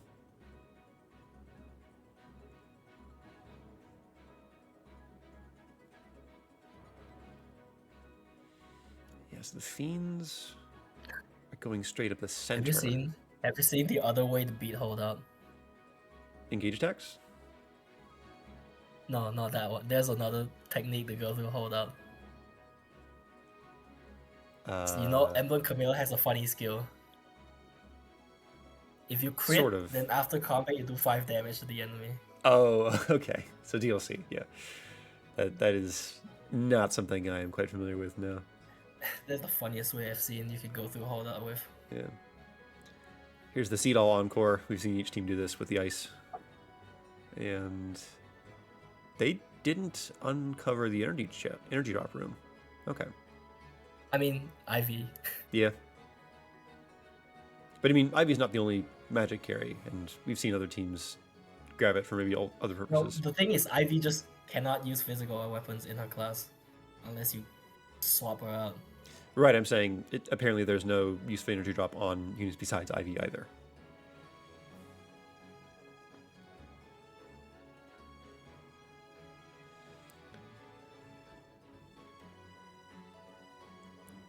And there's chapter 19 for Fleam. I don't know, this Saline carry situation seems working out pretty good. Like, Fiends caught up early mid-game, and then Chloe went Griffin, or sorry, Saline went Griffin for a bit, and now they've pulled ahead again. Swapping the Meister. Which team? Fleam. Okay.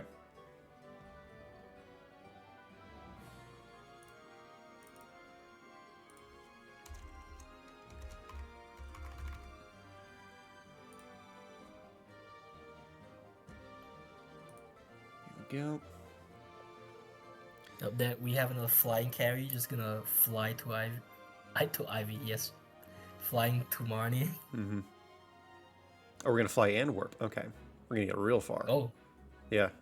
Yo, Hortensia warp, let's go. 6 range. And then what are we doing here? We're trading feet. We're just gonna look at this worm. Oh, we have okay, made a slight mistake here. Okay, trade. Yeah, we can goddess dance from here. What are we doing with the inventories? Grabbing elixir, apparently. Okay.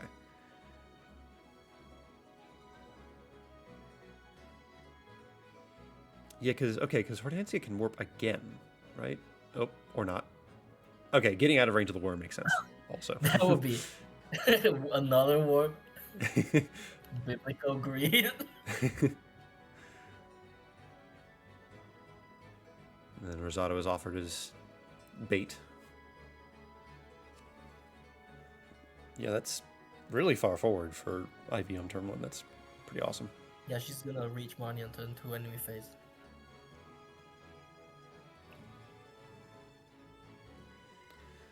Alchrist is working his way through the chapter 17 bosses. Is that the last one? Oh, he's level capped. Wow. So do they... It's not the last boss. Do they look for stats or stay level 20? For time. I think they look for stats. Might be.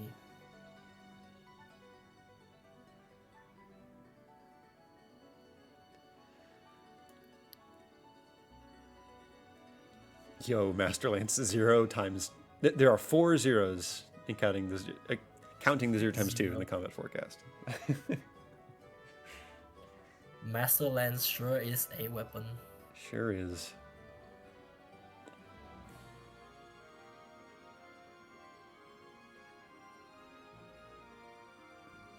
Yeah. Marnie down already for Kane's there. Only a matter of time before. Is Mavir even here? Mavir's not here yet. I think he's going to follow shortly because Marnie did get aggroed.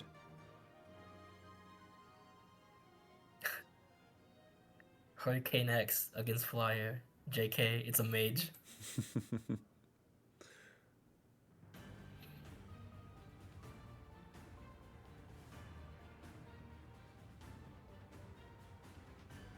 Rosato's still alive, by the way. That's really funny to me. He's proccing his personal skill on living.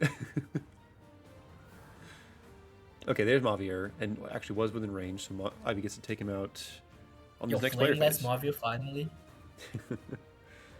Yeah, so that looks like a very efficient Chapter 16 clear from the Kane's team. Yeah, wow. Fiends get out of 17,151.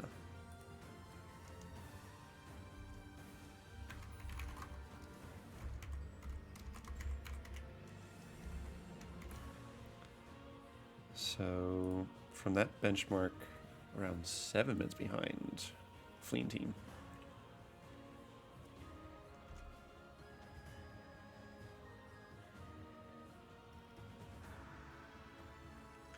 Was that to Somnio? I couldn't.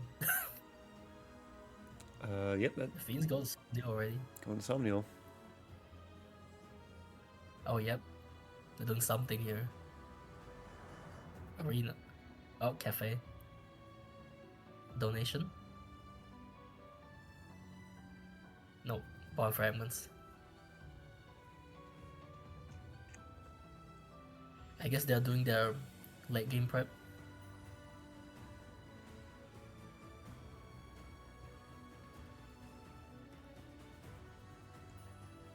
Kane's also in chapter 17 now. Yeah, it looks like they're deploying quite a few more units than most. We've seen 2 deployed and we've seen 3 deployed, and they're deploying like 6, is what it looks like now. So I'm curious what all this is about.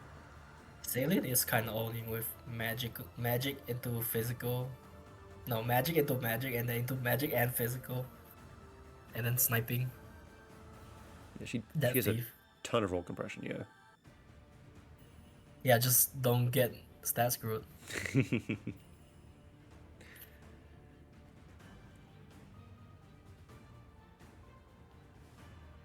Canter Cedar possibly on Fiends. Ooh, they're getting coin bond on Alir. Is this Are they going for Hex? possibly Hex?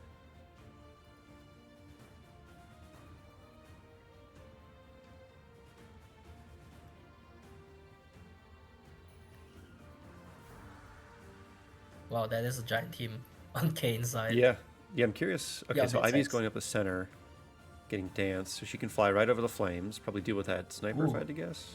Clan. No, just go right Is past. Clan gonna have enough stats for these random jobs? Alright, Ivy dodges the big hits.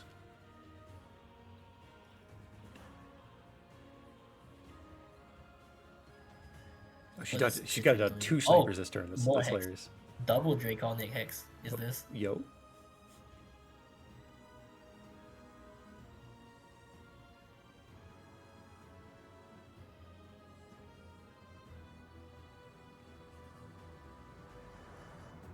Interesting that Clan didn't go forward. I guess the goal with that is to be out of Warp Ragnarok range from Gris on turn 1.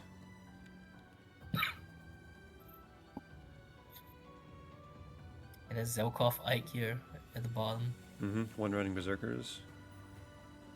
This shielding arc guy thinks he can break Ivy. That's cute. 0 damage, 0% hit. Yep. Jade in the arena. Oh my god. Top left. What is this? How many hexes do we have? All What's shading with happening Corrin. here? Yeah, this is some special sauce over here. I wonder if it's like Corrin also gives HP. I'm sort of curious if there's ever a point where like that becomes relevant. That's a No. hex. Yep, there it is. Okay, yeah, that is Hex. Oh, that's hilarious. Kane's had Gris warp to the left across the channel to attack Ivy. Okay. So Clan was just dealing with the aggressive enemies in the very short term, like near the starting zone. Gleam is in the darkness now. Oh, the chapter 20 fog. Okay. Huge Oh yeah, great the good for funny chapter Zelkov. where Gris kills 2 of his own bars because he Yep. loses Echo. It's such a Gris thing to do. I'm so glad he does that. What if I do it again? Do it again. Yeah. I imagine you, as a player, you can also do that if you use the Tiki thing to give yourself a second bar. So I'm watching Kane's... Zelkov ripped off a huge great ether to chunk Marnie, and then Clan finished the first health bar there. And it looks like they have enough actions to defeat Marnie this turn. Yeah, so Zelkov whacks over the hammer, and then I think Alir probably just gets 11 sword and does the rest. Is that holdout? Is that below holdout? Oh no, you got a stance. Okay, that makes sense, yeah.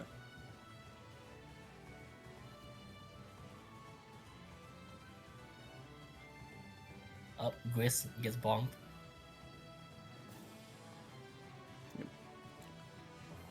And Alquist on the top left going to a beam. Is that even a beam? Yeah, that is her name. Abime, Abime, Abime. There's a bunch of ways to not be sure if you're Yes, saying it way correctly. too- Wait, he's using a normal steel dagger so it doesn't kill. So you Oh. get the speed wheel on turn 2, I guess. Maybe. Why is he using a normal steel dagger? Is this happening again? Are they doing the whoopsie whoopsie? No, they're recruiting Lyndon. Oh, okay. That's right, they did drop Yeah, Lyndon. that's Yeah. So now Alquist just probably uses the actual dagger and just get the Don't speed worry, win. these players know what they're doing. Sometimes. Yeah, okay. And there's now the- they kill 1 round. See, the normal steel dagger is useful. Was that a one-round kill? I saw 32 and then 31 for momentum. I thought she had 64 HP. I thought that might have been enough. Anyway. That would have been one short, but he got a crit anyway. Maybe I was looking at the numbers wrong. They're out of there quickly. That's the point. A beam. Oh, there it is. Gris killed himself twice. The classic.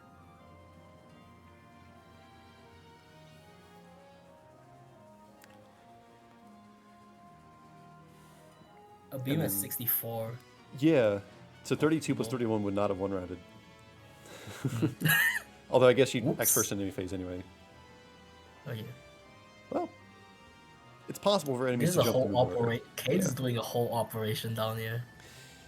Yeah, they've definitely taken the approach of like more units to do more things at once. Whether it's more time efficient, I wouldn't know. Probably someone had to go back and look at the footage to figure it out.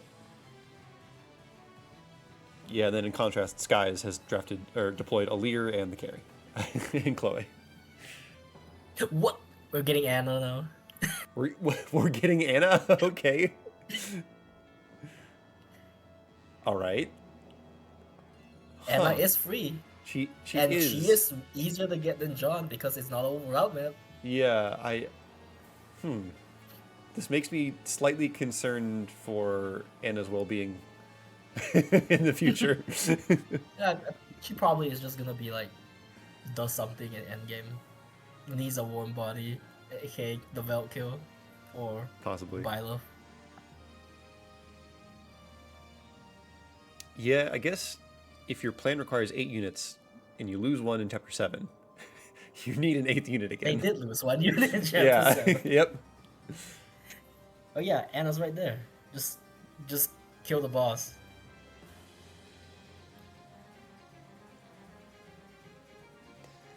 Ivy going to work on the last couple of bosses in chapter 17. It looks like they'll actually have a pretty competitive time with the Fiends, if I'm not mistaken. Great Knight Omeri.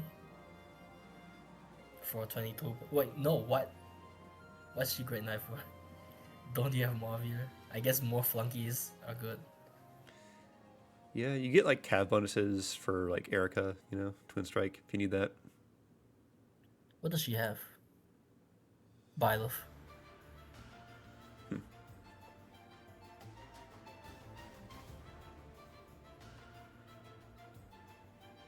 Okay, Fiend is going in chapter 19. This is a pretty harsh chapter.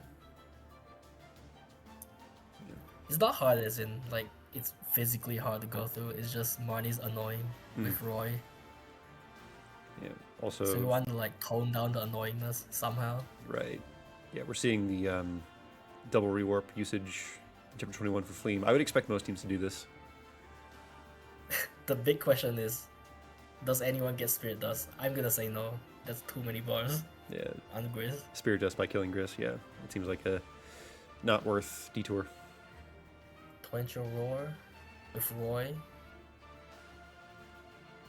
100 hit because water. Water and sea support, actually. And Draconic Hex. Wait, no, do they don't have Draconic Hex. That's Fiends. Yeah, so this looks Fiends like is the team that has an insane amount of Draconic Hex. Yeah, there's like 6 arenas to do that, because you got to get level 8. That's 2 arenas each, yeah.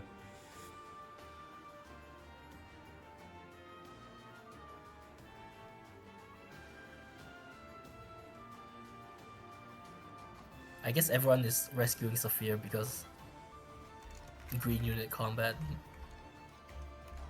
is slow. So you just rescue her and talk to her. Kane's out of chapter 17 in 153, roughly. So yeah, that is a pretty competitive time with the Fiends, even though they're a little desynced due to the, changing hands every time. They're still very much in the race. Are they swapping?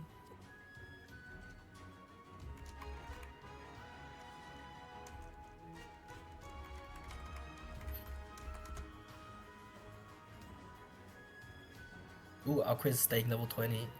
Yeah, okay, see, there's the flame cannon I was talking about. It reaches about that far.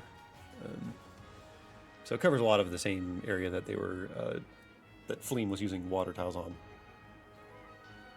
But it does impede enemy movement, which you may or may not want, depending on your strategy. I guess water does too, but it's checkered. Now that they're off, no, they just exited chapter 19, 17, not 19.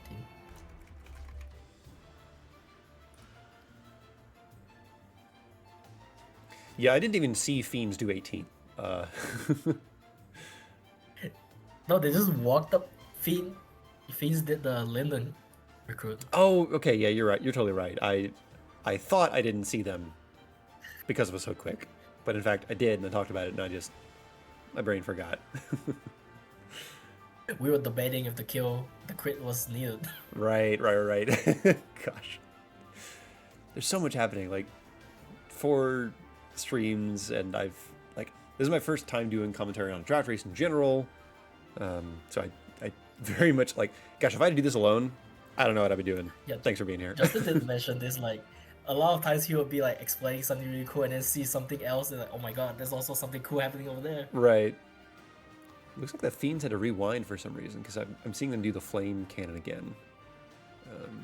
On the spot that they had flame cannon before. Yo, Vidam. Okay, Saling's back into Vidam. Why would that be? What are they cooking? Do they need to get mystic bonuses for some reason? Or avoid effective damage? You would think Griffin would be good for mobility on this map. Are they archers? There's a couple in the bottom left. Oh yeah, there's the Bold Knight there.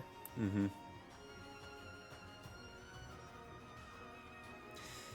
Yeah, so on this map, unique win condition, chapter 22, you have to both gather all of the emblem rings, and you also have to, after that, defeat the remaining enemies. There are reinforcements that spawn if you don't collect the rings quick enough. Yep, once you collect all the emblem rings, the reinforcements stop, but you still have the route.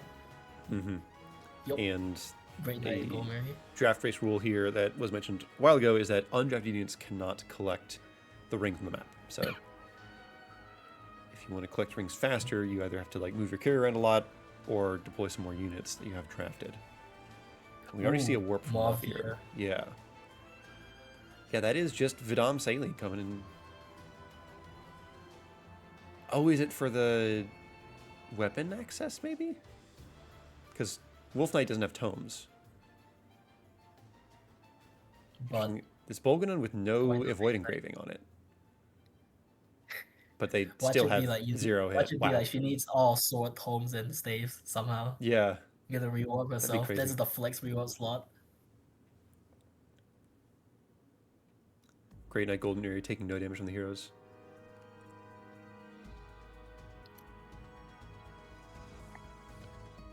Alquist is fighting the bosses now.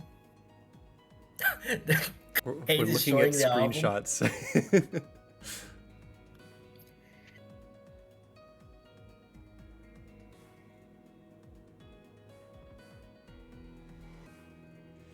I guess Sky is finished 17 without me noticing, so I'm not sure what time they had exiting the chapter. I can't quite compare them to the three. Splits? Yeah. Which team? Skies. Skies exited 17 at 156. Okay. So a little bit behind the others, but not too far behind. Yeah, the whole field is less than 50 minutes apart, which is pretty cool. They only had 1 month to practice this. Really? Huh. For some reason I thought it was more. Maybe I'm just wrong. Yeah, FE6 was last month. Huh.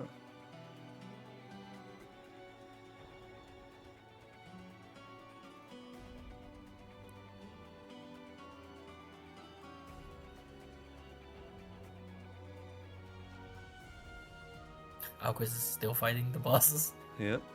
Where's Money? She's just there. Yeah, the Fiends did have... It was either a reset or just a little rewind. I didn't quite catch why. So that probably... Oh, right. To get the bit. emblems, you need Alear to go close to them first. Mm-hmm. Yep, Alear has to be within 3 spaces of the emblems in order to transition them from just their ring form to their, like, person question mark form. So Person form. Yeah. Emblem form, yes, that's it. Dude and dudette form. So you also have to move Alear. Mm-hmm. Yeah, that's the thing that actually turn forwards the map in like LTC settings, is Alear's ability to do that. Move for the 2-turn. Yep.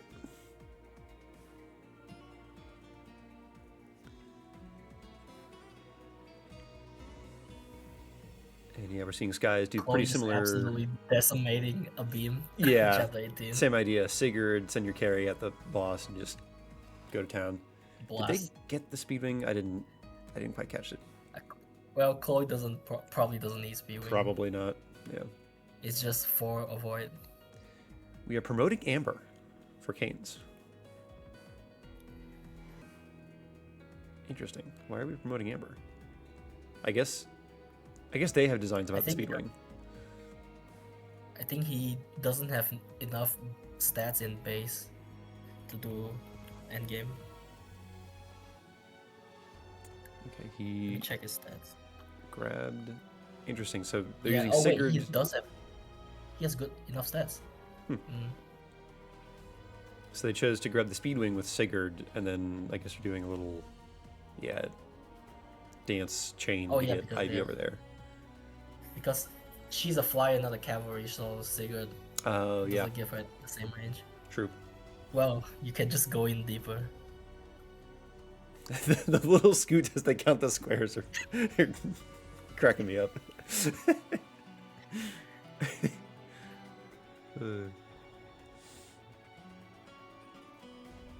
Blasted. Saline is like destroying these enemies. Yeah, what emblem did she grab there? She's using 11th sword now. She grabbed Lynn. Yes, Lynn. Okay. Yeah, she does have speed issues. So, probably one Lynn. And Lynn's close enough. Yeah. Yeah, because you keep the first emblem ring you swipe. Yeah, for like You keep skill you and keep stat like purposes. yeah, or the one you equip. Mm-hmm. They will override bond rings if you have them. Mm-hmm. And they do have the bond rank that they had in their blue form. So like you have They just don't have speed taker you and can't such. engage and use engage attacks. Right. Okay, so Fram. What is Fram doing here? Okay. Probably try and hit a turn floor or something. Yeah. What's turn floor? Turn 5, normal. Oh, normal? Okay.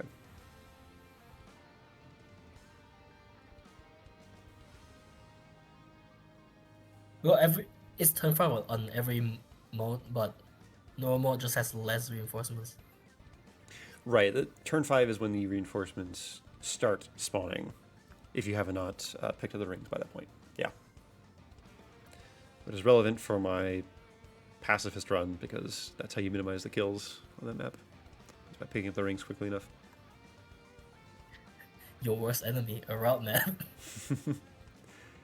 Honestly, it was kind of fun to actually get to let my units defeat enemies and gain XP.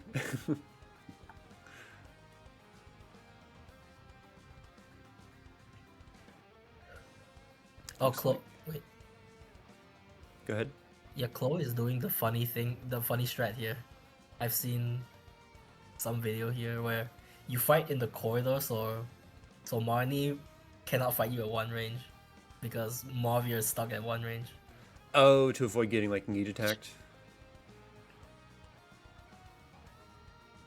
So she can binding blade you instead of blazing lion you. Mhm. But it looks like they're not fighting at the corner. I mean, that's just sort of a corner. There's water tile. Like Marnie only has 4 move. She cannot get onto that water tile right in front of Chloe. So she will have to attack at range if she can. Does she have blazing blade right away though? I don't think she does. I think you have to defeat an HP Binding bar blade. before she. Yeah. I think she needs 1 bar down before it unlocks. Mm-hmm. Obtains the binding blade after using 1 of her revival stones. Yep.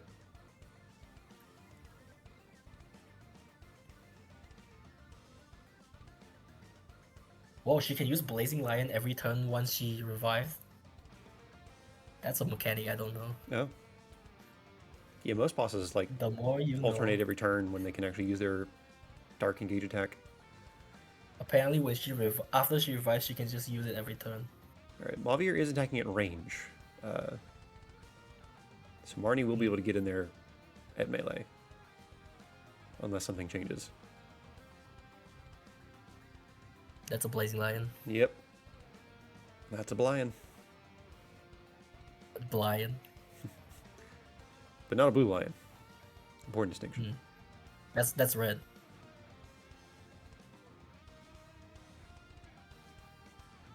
Let's see. Do we know who we're switching to for the fiends? Like which racer? They haven't set yet. Okay, I'll keep an eye on that.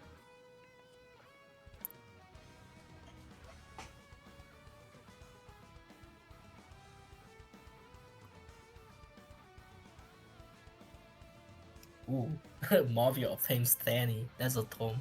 Yep. That could hurt us. Yeah, if you're cavalry, that is something to watch out for. Effective damage from there.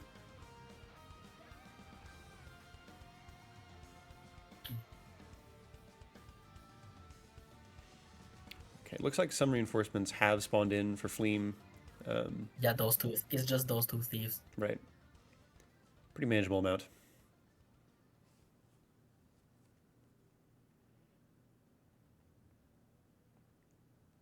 Oh, it's just still mech guys.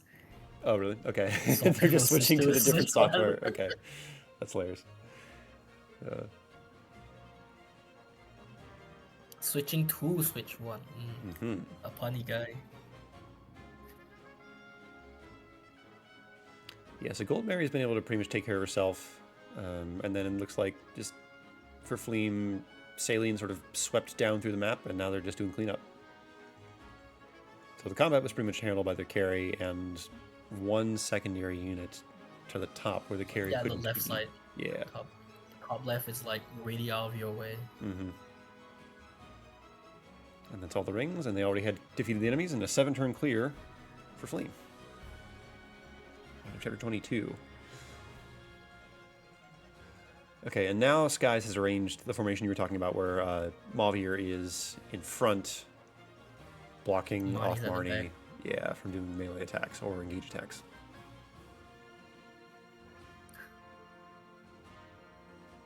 I forgot this game has dual katana and lance weaver.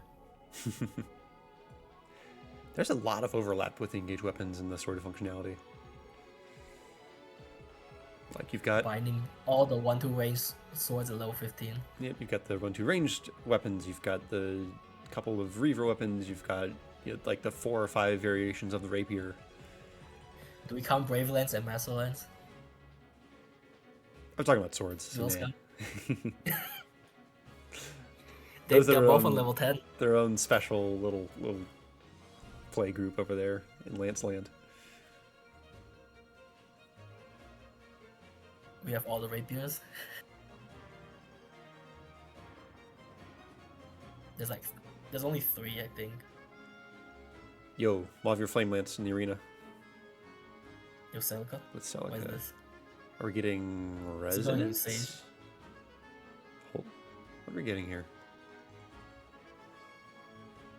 We're getting resonance. Okay, we're all level 5. Well, you always have to go 5 for anything. Oh, inherit. It is resonance. Or magic plus 2. Magic. Okay, Yeah, we're magic inheriting. plus 2 is Okay. just- Because sometimes you can just get bond rank just to, get a weapon or a skill when you're engaged. But okay, they are actually inheriting something. Inheriting Hex. Hex on Saline on the carry. Ooh, the dropping Canter. Yep. I guess guys really went to 8, you know? Interesting. Canes have drawn the Chapter 19 bosses very far to the left, and now they're actually, instead of just doing everything with a carry, they're ganging Are up they on the doing the bosses with funny a lot of strat- units. kill strat? You keep talking about funny strat, you're gonna have to enlighten me what you mean, man. Or they just like put them in a line so you can kill with torrential roar, and then you have a mage that can then kill.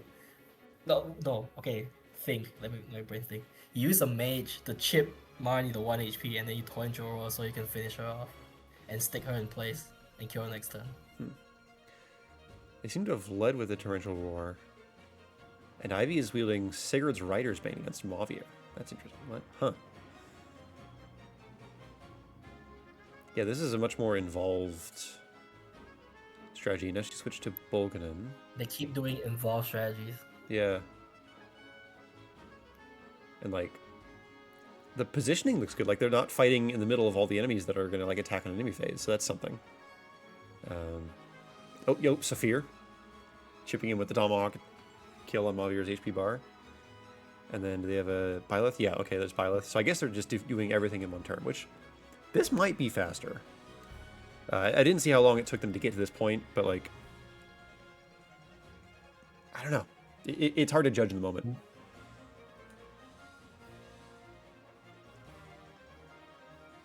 They are having to think more, I'm noticing. Yes, because biting blade hurts.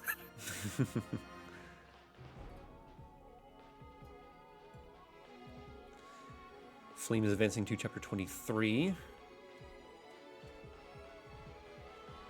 Oh, We they're have- in the lava chapter. Oh, they're not doing they only brought 1 unit. Yeah, they're not warping a group and like doing the chapter 21 strat where it's like rewarp a group, dance the rewarper, and do it again. It's way too involved for this chapter because there's 2 bosses. There's 2 bosses and the So- terrain is unfavorable also. It like displaces your units. Yep.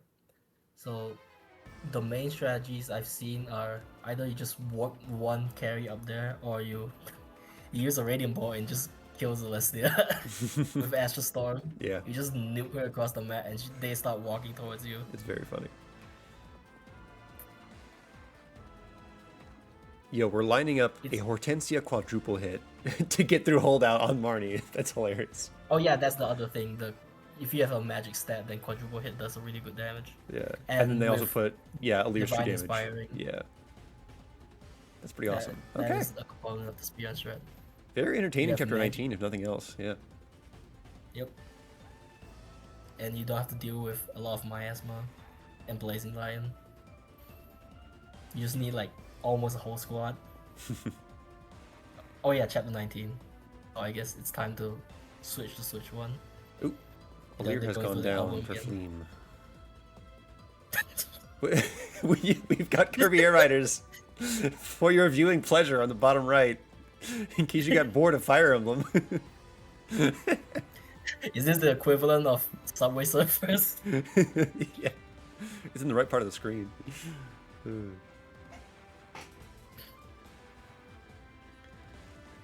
Yes, I didn't quite see what happened to Allier. I guess just positioning wasn't great for Fleam and just in range of too many enemies. Moved her farther out of the way. Saline is wielding Excalibur for the effective damage against Zephia,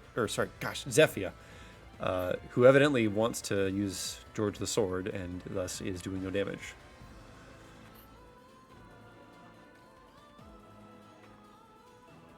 And then Smash weapons are really funny.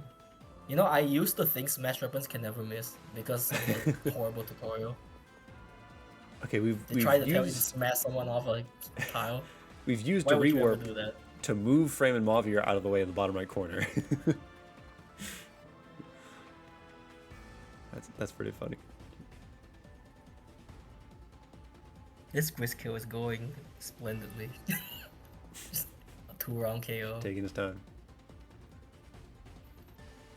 Yeah, these bosses both have a lot of resistance, so it makes sense we're using Excalibur to get through the flying unit, and then as long as we're being relatively efficient with Zephia, Gris won't be too far behind, especially if you crit him. That helps. Critting does help a lot in a lot of scenarios.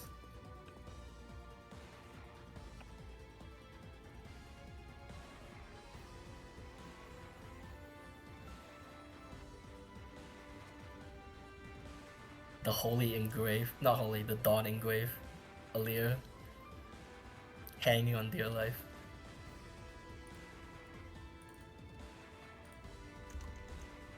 Oh, Fiends is in the Darkness chapter now. Darkness. Hearts. Darkness. Hearts. Hearts. Darkness. Sorry. Darkness within darkness. Yeah, random Kingdom Hearts. Spoof. Whatever. Another crit for Saline to close out 23. Georgios obtained. Surely, we're gonna use that.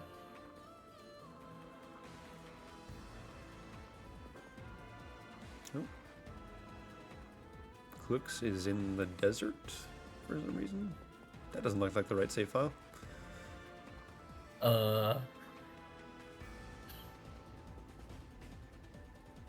Yeah, did it be chapter 17?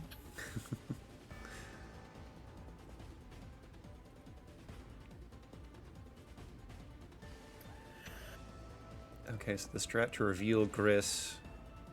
Yeah, Kaya, Illum, and then yeah, just Sigurd user, just go wherever Gris happens to spawn there. That makes sense.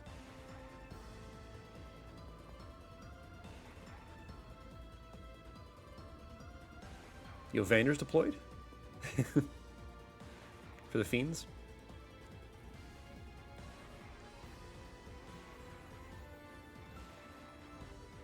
He is a Byleth user, apparently. Okay.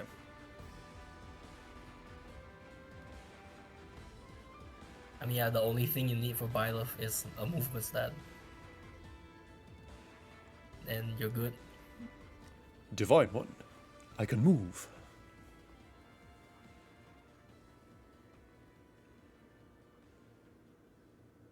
Kill this entrap guy because he moves before Gris. Oh, he does. Interesting.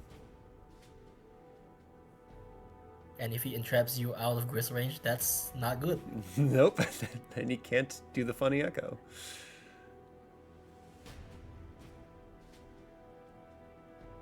Cerberus. here he Biggest move comes. up there. Yep, here he comes. He's doing it. Oh no! Oh, unholy stance. Imagine if unholy stance kills you. I mean, it did more damage than his regular spells. Very quick and clean. There it is. Yep. Excalibur obtained. Oh, wait, Flame is in the in Canada now. You said Canada? I don't know. It's snowy. Shout out to any Canadians watching. Fun fact: Engage canonically takes place in your country, according to Wronghouse. Quote me. If it snows, it has to be Canada, Obviously. according to the internet. Nowhere else snows. There it is, flying Micaiah. All right, I need to take a quick break, so if you wouldn't mind covering for a minute or two. Be right back.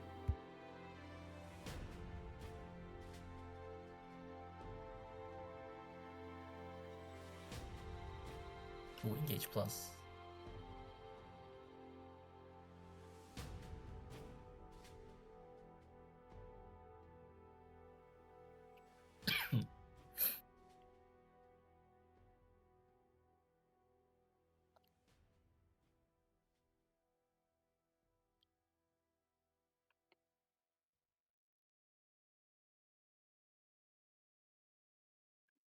Earlier still somehow fighting these endgame enemies with nothing but a Dawning Grave, plus 40 avoid. And now warping in, rewarping in. That's a good tile.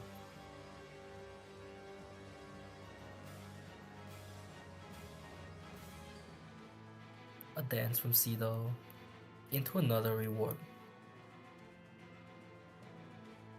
Ooh.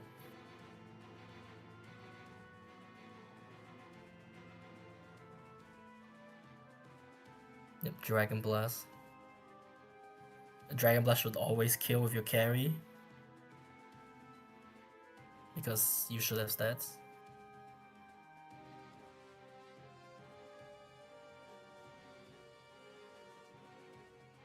How is the other kill gun?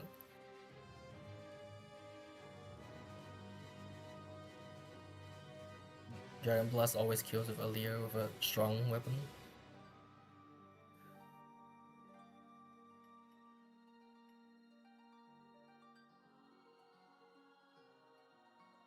Then surely this has a good hit rate.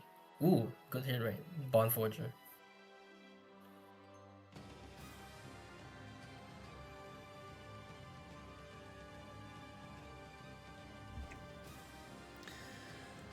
I'm back, and Fleam is already done with 24.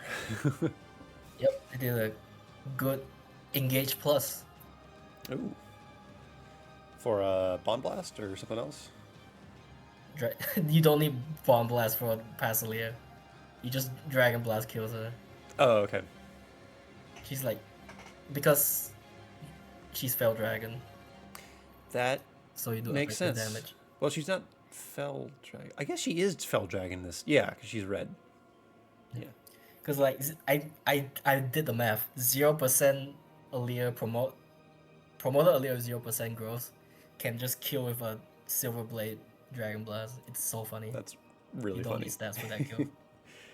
Yeah, the way engage attacks interact with effective damage in this game is it allows for some very silly benchmarks. And like Lapis can kill Pasilia. Base Lapis.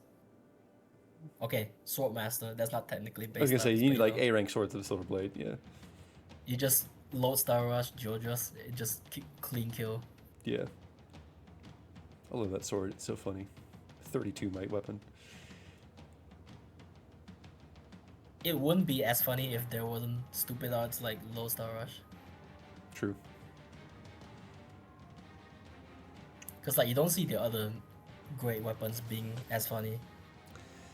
Right, you get like Ike Great Eater with a Silver Great Axe. You know, good amount of that. But Lances, you're out of luck. a giant override, I guess.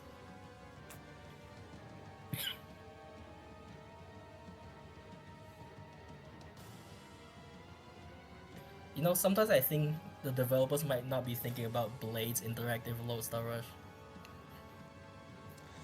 Maybe. I feel like that has to have been like noticed in development. Like, hey, you can Lodestar Rush with a 32 byte weapon. Are we cool with Do that? a silly amount of damage. Do we care? Eh. I mean, And the function of you can engage do attack that like that is to delete an enemy, and like, you know, if it deletes the do that enemy, on- then sure. You can do that on Medius and do like stupid damage. Right. It is very funny, like doing 200 damage to Medius.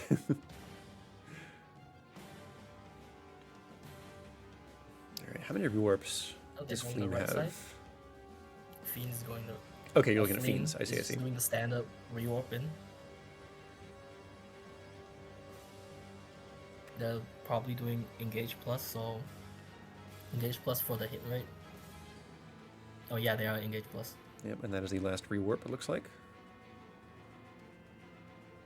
Hey, look, it's Lapis, Oh. Swordmaster. Yo, there it is. So nice Lapis.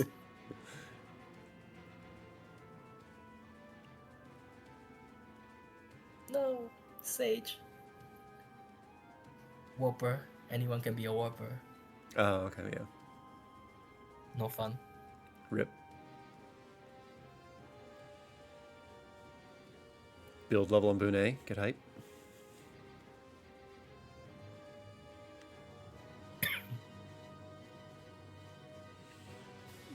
Yeah. So the Fleam team Bomb Blast. strat through Absolutely blasting Lumera.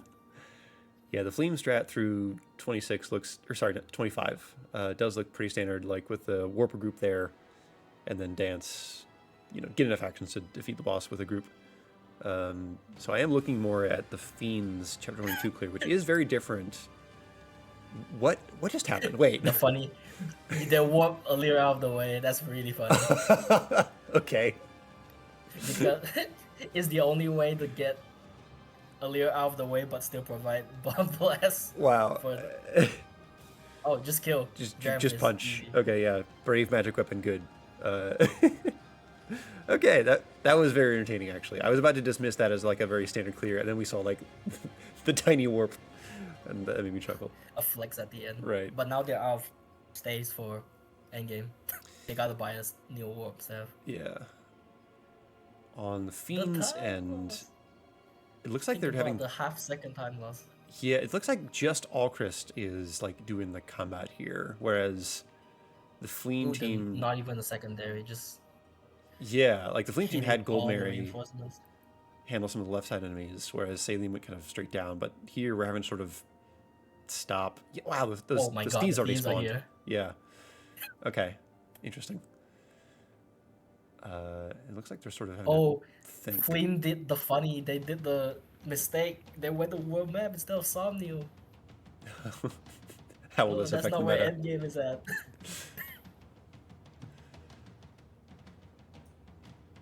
Meister is cycling through the prompts very quickly. No, wait, they're the Somnial. Oh, you're saying they went from the world map to Somnial? Yeah, because the thing is, after chapter 25, you have to go to Somnia, unlike every other chapter. Mm-hmm. Get the next chapter. It's a common mistake people do. So Allchrist has... Huh. So Fiends are really not too concerned about turn count is what it looks like here. Antitoxin. He took an antitoxin, wow. Oh my god, the reinforcements are here. Later When do spawn camp that reinforcements- Sage. You Brave Sword Gaming?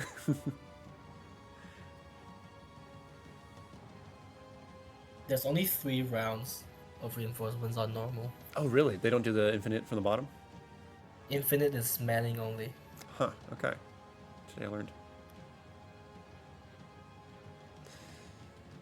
Looks like Kane's is warping directly to Gris rather than doing sort of the Echo setup. So we're going to have Ivy simply blast him twice. Okay. Wait, she might die.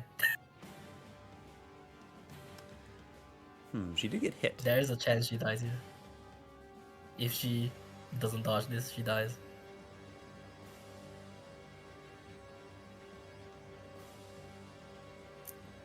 No, Oh, she can. he Yeah, doesn't. she can live. No, if she unholy, if she grasping void into a non.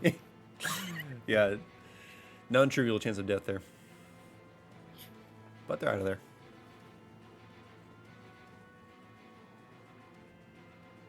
Oh, she had hold out. That's true.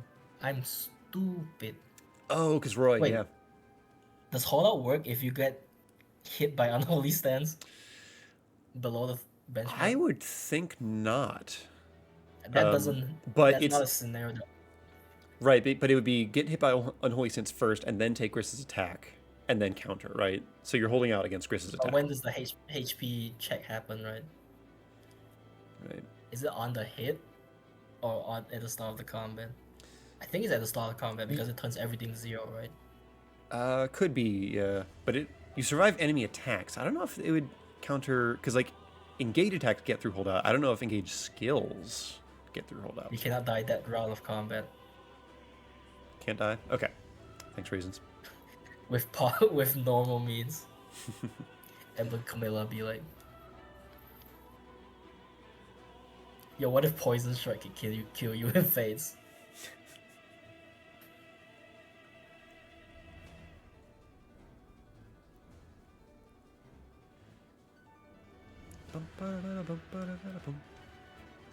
Oh. Okay, now Okay, in let's game, talk about now. yeah, chapter 26 is a little tricky. The way the transition from phase 1 to 2 works is like the game will read your current positions of units and then rearrange based on that. There's a method to it. It's a little annoying to like figure out and explain, but as long as you sort of Bottom know where your left, positions top should be. right. Yeah. Yeah, Phase 1, your bottom left, the top right changes the top left, the bottom right. Yeah. So it is consistent. It's just a little annoying to figure out at Oh yeah, first. here it is. The Veld kill. Yep. So the benchmark is you have to exist. Yeah, you have to have a pulse. 3 times strength plus magic has to be at least -10 to kill Veld here. There is a funny thing where if your strength plus magic is 17, then you kill in 2 hits instead of 3 hits. You save a whopping quarter second. Incredible technology. Yeah, on normal mode, the Dark Emblems here do not have an extra HP bar, right? Yep. Or, wait, the Duma kill is actually kind of hard. You need like 16 magic okay. in Mystic or 26. No, 14 magic in Mystic or 26 magic without Mystic. Oh, that's why they did the magic plus. On Mavir for that kill, yeah. The quadruple hit always kills. Yep. You cannot fail this kill. It's impossible.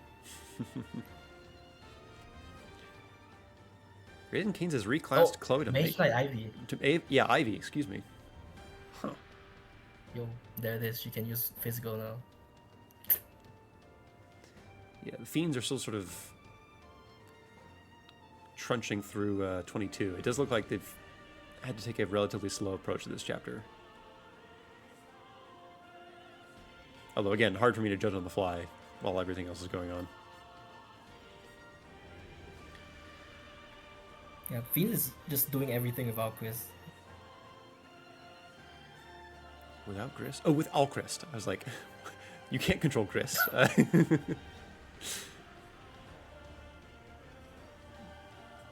Yeah, and time's coming up here for Flame Team, it looks like. 1 health bar on Sombron down. And they have the dance, and they have the Bunet dance. The Dragon Fist. The clean Void KO. Yep. Ignis. Brave magic, effective weapon for the final boss. Pretty handy. You do need B support for it. So With you gotta Lear, yeah. press the button.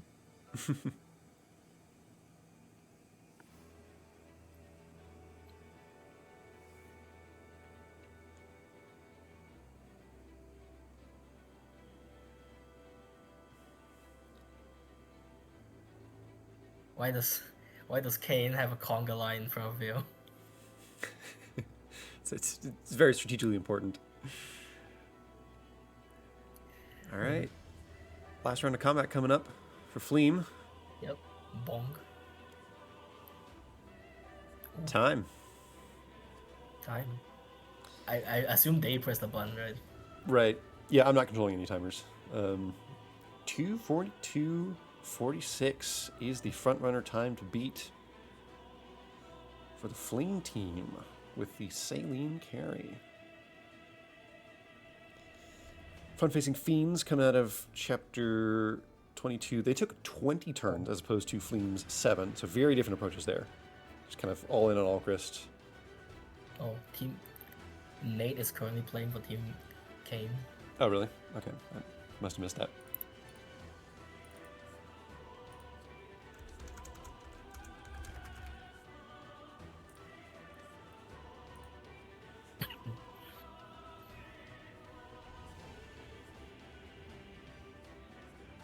That's it. GG for. Oh my goodness. For Fleam. Don't die on me. My cough is gonna kill me.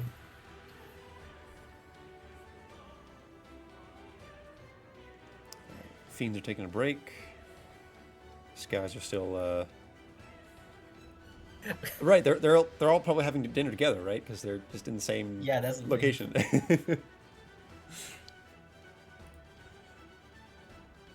Okay, yeah. So that means Ivy in the bottom right here. I am very curious. So Mage Knight has been chosen over Lindworm.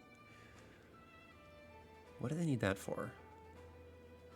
Do they need that to like not take effective damage from the archers on this map? I mean, this wouldn't be the first time that they've sent Ivy into some snipers. Like that happened a little bit on Chapter 17. Like so Saphir's speed talking up. benchmarks? Maybe? Yeah, I can see that. Lindworm is relatively slow compared to Mage Knight. It's like +4 speed. I think a little less build, though, right?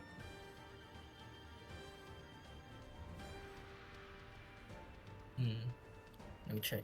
Yeah, which may or may not matter depending on the weapon. With Boganon, it does. Oh, yeah. So we've seen Saphir tonic up, we're seeing Zelkov tonic up. So Same build. Same build? Okay. 4 speed difference. Interesting. Yeah, so Kane's continuing the trend of going for more involved strats.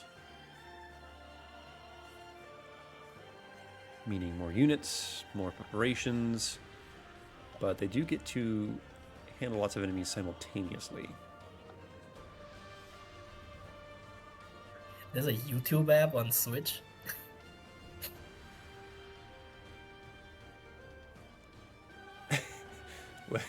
How have I just known? What is happening here? Okay, we are petting Sami. Fleam team is petting Sami. They drafted Sami. They won that, I guess. Meister in chat. Flowers for the flower throne. I don't know what Etier is doing on the screen. That does mystify me. Maybe this is a tribute to the death of Etier. Yo, General Saphir. General Saphir. Okay. Maybe Saphir is taking the kind of role that Goldmary took for the Fleam team. Yep. Like handling some auxiliary combat in the top left. If you were desperate like me, you would have made General Linden for that. Notably, the armor... Yeah, the armor ability means that if Saphir is engaging those warriors, and based on position she will be, she will not get broken. Yep. Sub Jolteon, flashing fire and Wronghouse on comms.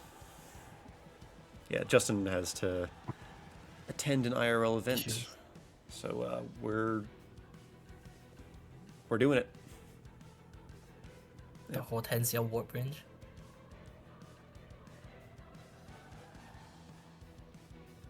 Here comes Zelkov peeling off to the right. Gonna handle some cavalry. Oh, Fiends is doing 23. They're doing the Lin. Ah, there it is. The funny Radiant Ball kill. Just nuke her across the map.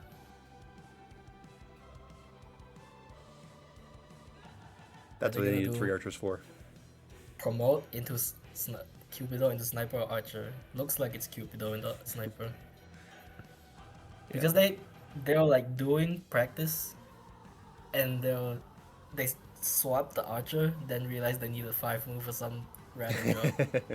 Oops. Good to figure out. It is like a 10-second time loss, but if you don't have other 5 move units, He does look snazzy. you do have to. Fagato's color scheme is pretty great.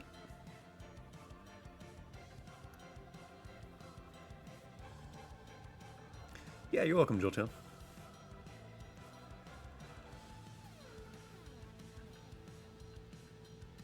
So yeah, Saphir's taking on those heroes on the left for the Kane squad. Ivy has gone deep in enemy territory to clear out the worm and some other randos. We're in the darkness Great for skies. Oh no.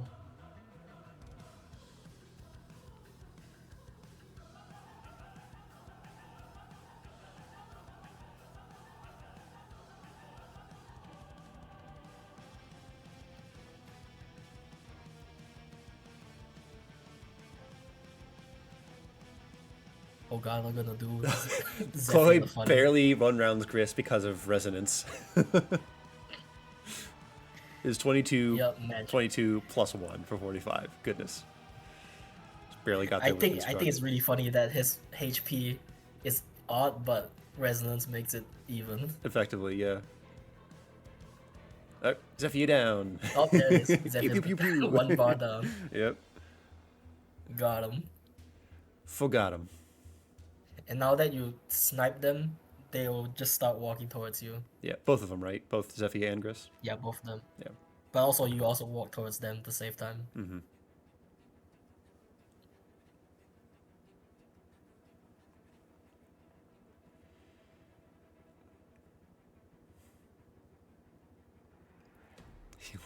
Clan goes next to Hortensia to grab Elwind. Amazing. That's one way to not get entrapped. Just walk out of the entrap range. Oh, okay. And then, yeah, with Skies. Well, okay, Alir's still getting trapped. I guess Alir's fine. Nice resonance. Yeah. Goodness. If it works, it works. It sure does work. That is hilarious.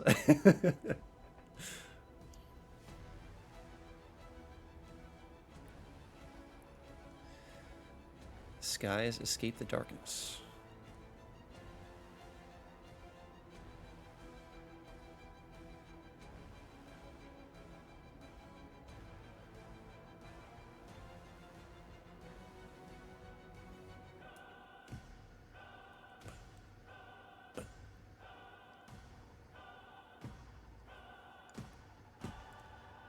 I get so hyped over this song.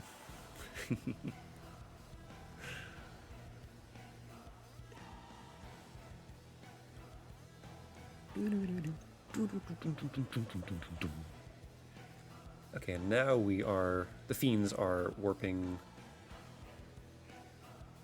their carry near, I guess, into boss range, yeah. Try to not be in this lava range.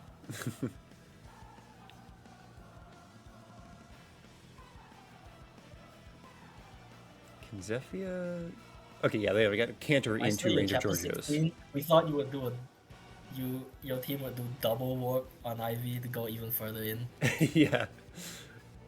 We're like, Hortensia can warp again. No, you're in range of the worm. That's crazy. No, wait, that's the Raising Cane's team. Wait. They have Ivy and Hortensia. Wait. No, yeah, the chapter 16 is they flew, right? Saline flew, yeah. Yeah, Saline flew and just blasted. Yeah, Meister's on fleeing team. Marnie. Blasted Marnie because nice Hurricane X. I'm a mage though. I actually don't remember what you did for 23. Oh my god.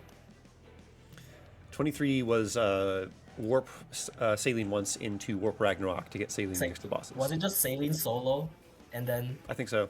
Marvia and Cole went into the corner? Yeah, because that was. Because Fram had to rewarp herself and Mavir out of range, so they used a rewarp on that. I guess the funniest thing to see in this race is see what the flex rewarp users go to. There were some funny ones.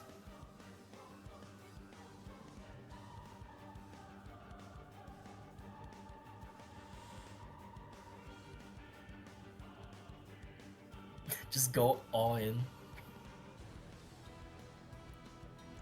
Sailing is really nice, but just, you know, don't get speed screwed or something. She has strength, she has magic, does a lot of things all around. Okay, Alcris is not one-rounding Zephyr. I was wondering, because, like, we saw Excalibur be used against Zephyr to get around her high res. I was wondering if a physical unit would be able to one-round her, but I guess now she's just that bulky, huh? Yeah, you just pull out the Worm Slayer. Easy. Oh, actually, huh? Yeah, what is... I guess the secondary Wolf Knight weapon... Nah, but you want to counter Gris at the same time. Oh, yeah. So you do want a dagger.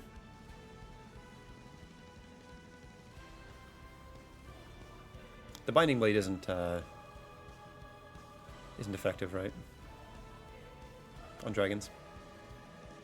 It's just plus 5 dev res. Would be. Yeah. Binding Blade. Oh yeah, it's sort of the creator that's just 5 effective dev res. at 1-2 range. Oh, the 6% Giorgio's hit.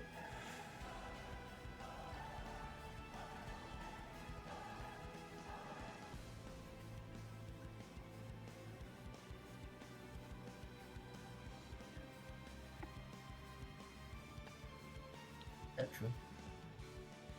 Commander fist fight.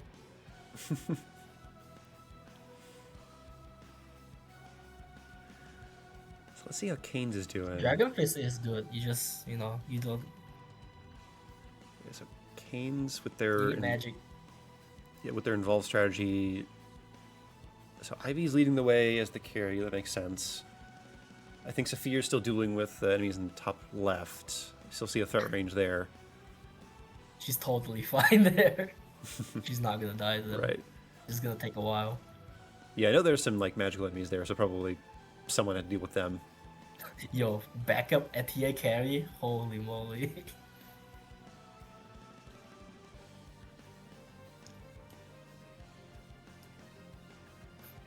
What's a training hour on ETA even look like? Okay, and Zelkov has dealt with the Royal Knights, and I guess he's gonna like come collect the remaining Illumin Rings afterward. How does she even get level 10?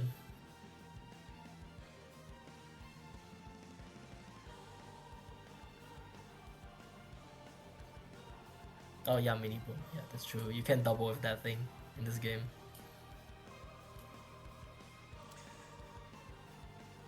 Sophia's looks like she's almost done. Yeah, and those thieves probably don't pose any threat to her, if I had to guess. Not. The thieves can't do anything to a general, dude. Right. Sniper Kagetsu for Skies. Yo, 5 magic is 1 short.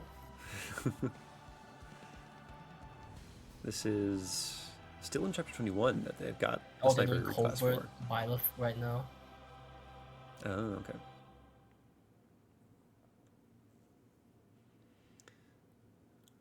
Yeah, Kane's is doing a lot here. I sort of wonder if it's like if it's really efficient to have this many units that they're controlling at once. Like maybe. Oh yeah, you guys cook.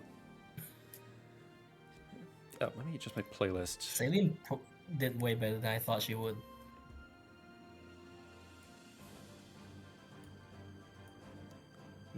We've got the credits music rolling too early.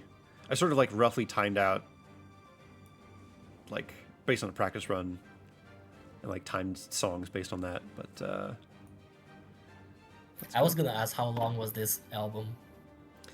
I could figure that out when I'm not thinking about too many things at once. So we'll go back to... Okay, so why is Skies going backwards? Go back to here.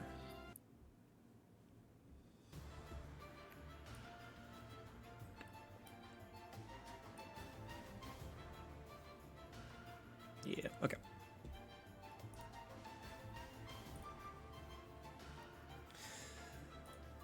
What are we up to now? Where are Fiends is we? doing 24. 24, okay.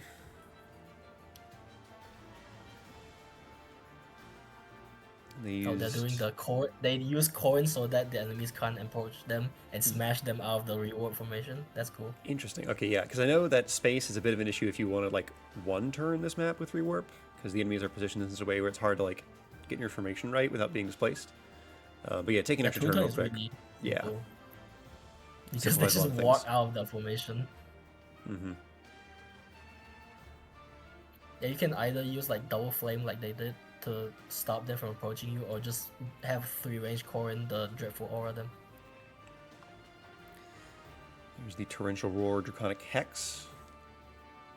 Oh, Alchris doubles this time. Yep, produces a 1-round KO. So probably just, one? Yep. Yep, oh, probably just dancing him. Probably canter. Nope, doesn't need to. Oh yeah, Cassidel's right there. Yep. Okay. So just Alchris takes care of the rest. Yeah, they plan these so that you can Goddess Dance Cedal after he already danced. Mm-hmm. To get all 3 health Yo, bars. the second pair of boots is incoming soon. Actually, this is the first pair of boots for them. Which you don't need anymore, because who needs boots when you're warping? Actually, boots is actually a good idea if you have like some tier 1 flunky and you need them to have 5 move. Oh, instead of That's promoting, actually a funny just thing give you them can boots. do. Yeah. I was thinking like, hey, that solves your tier 1 flunky issues. Just give them boots.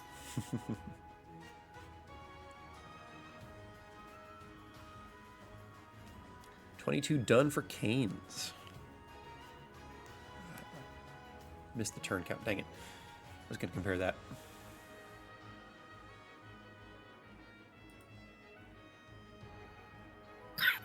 Jesus.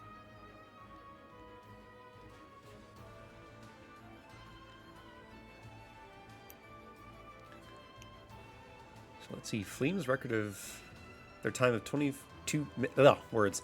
Fleem's time of 2 hours, 42 minutes, and 46 seconds is looking pretty darn strong so far. The Fiends have already gone over. And then I think Canes is transitioning, it looks like, to a different racer. And Skies, let's see, they have 21 to the end left. 21 will be pretty quick. They still have 22 to go. That's going to be a decent chunk of time.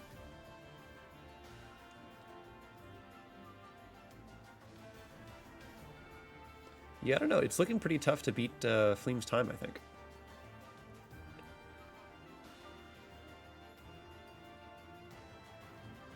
Oh, they're swap. Are they swapping?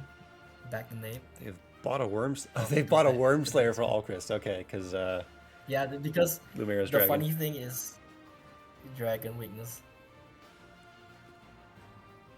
Yeah, this is where I mentioned the strength could be used for a Mage Knight.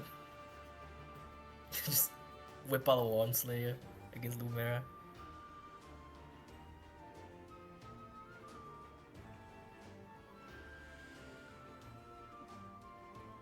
Okay, so Skies has deployed, this looks like 7 units. Yeah, that is their full squad, right? No, they don't have Demont there. Demont didn't die because he didn't get sacked off, but I guess he's just not needed. So it looks like we do have more role division. So Alir, I guess, is taking on some of these heroes to the left. Huh. With help from Vale. That's cute.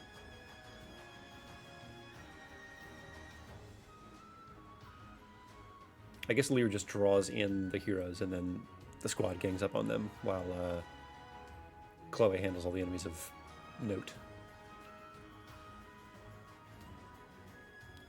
All right, here comes Ulchrist on the left with the Worm Slayer. 44 times 2, not bad. I'm back. Had an impromptu cockroach hunting session. Did you succeed? Yes. Okay, good. God. You should have told that cockroach he's in the wrong house. Oh, got him. GG's.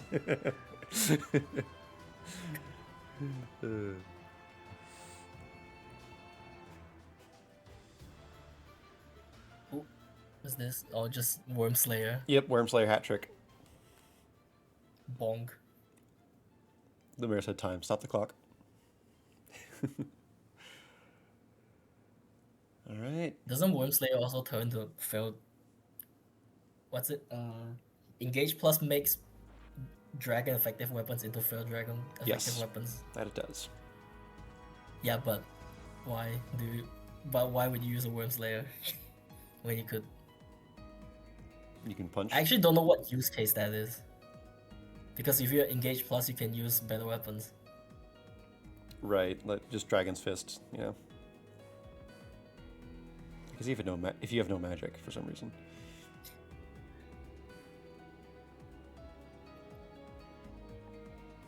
Sniper Kagetsu is taking part in combating it against the heroes. Interesting. Oh, my bad. It's an aura effect, so you can give other units who have dragon effective weapons into failed dragon effective weapons. Are things looking a bit choppy for anyone else? Maybe my internet is struggling a bit? A little bit. Okay.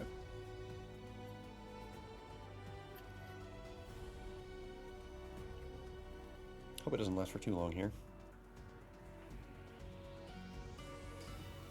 Get a racer They're switch. just camping at the start and waiting for thieves, I guess.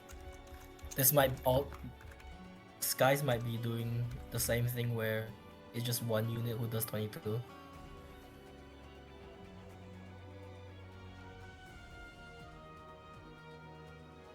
Yeah, they're still in the starting zone. Now they're starting to make Yeah, a little bit of progress. Veil kinda can do flunky duty here, but her defense is kinda suspect. She has firepower, but not the defense. Oh yeah, she's super frail.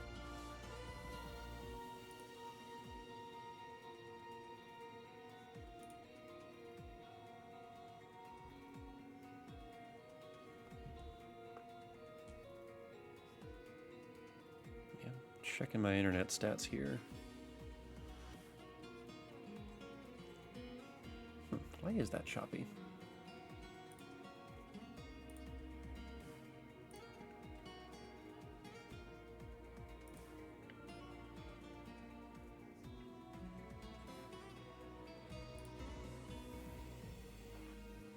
Oh yeah, they do have Veil. Yep, she's drafted all right. And Pentrail? Oh my goodness. Okay, I think we're back. Whatever was happening was temporary.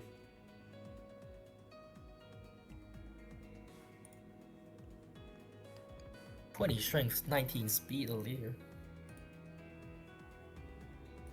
They don't usually hit. Aaliyah's strength usually doesn't go over speed.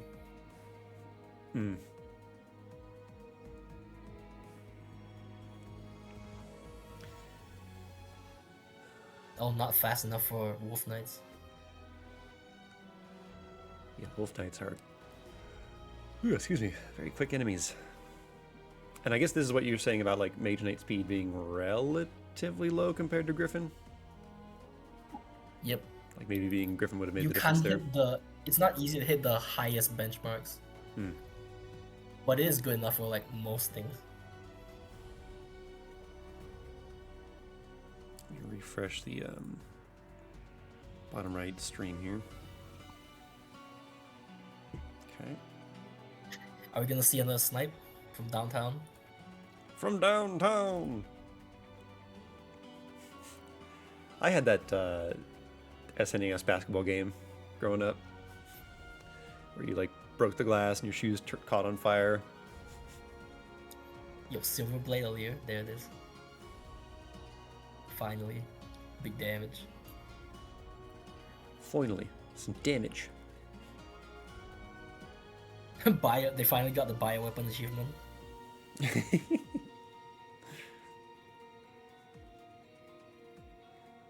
Bioweapon. Bioweapon?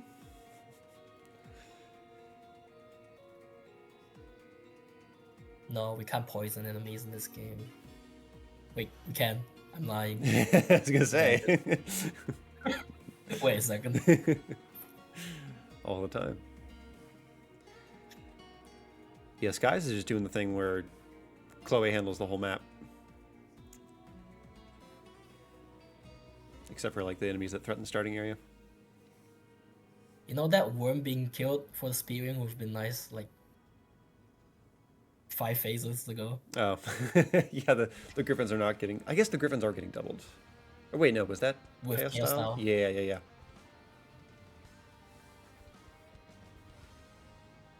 Oh, Fiend's going in endgame now. Okay, there we go.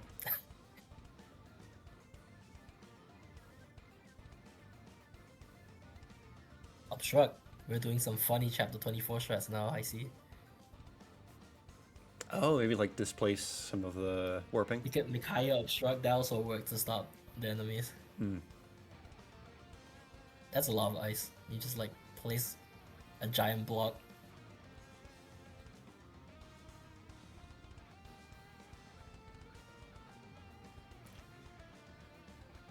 Fiends move on up into endgame. Kane's prepping for 23 here. Looks like Kane's doing a similar thing to Flame where they just send the carry up there. Yeah, we've got Celica on Ivy, not Chloe, because Ivy is still Mage Knight. They have not reclassed her back into Lindworm, so yeah, I'll be curious like in the post-race discussion what the purpose of that Mage Knight reclass is. I mean, flight doesn't matter now at this point. So it's just speed. Fair. It's better speed, and I guess you don't care about Grasping Void. Yeah, or probably past the point of caring about defenses too much. Oh, to not die to the Silver Ball, that also works. We have Fagato's second reclass into Swordmaster. That's entertaining. Oh yeah, he's gonna game now. There, where's the Georgios? Show it to me. Nice. Yeah. Medius is George. uber dead. Omega dead. Alright, Well, Hortensia is... you could also use this on Lobjus, because you can use it. Lobjus override can be done with this thing, because it's usually a harder job than Medius. Okay, yeah, they did the thing where they warp Ivy, and then Ivy warps herself with Celica into boss range. Oh, there it is. Saphir using Great Ether to take on some enemies on the left, the right side. Okay, they're also giving Ivy Excalibur here for Zephyr. Yeah, because if you use a normal tome, I think you don't kill any of the two. They have high Right. res, so you might as well bring something to kill one of them. Oh, she missed. Oh. Rip. At least she'll have single-minded now. That's tough. I am single-minded. Does it deactivate if you find another enemy? I mean, it would activate on the other enemy, so if you fight Zephyr, then yes. See, if you like alternate which enemy you fight, then it never activates, yeah.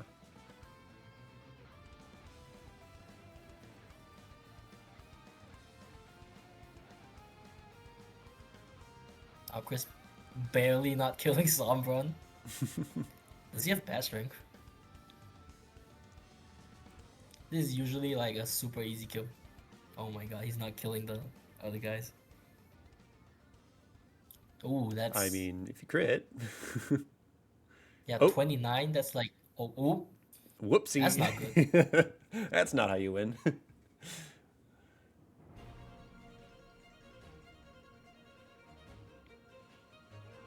Okay, we're getting a Leer out of there, and then... Okay, Seedall is Canter, I see. May have just forgotten to do that previously. Some Legoose friend tanking.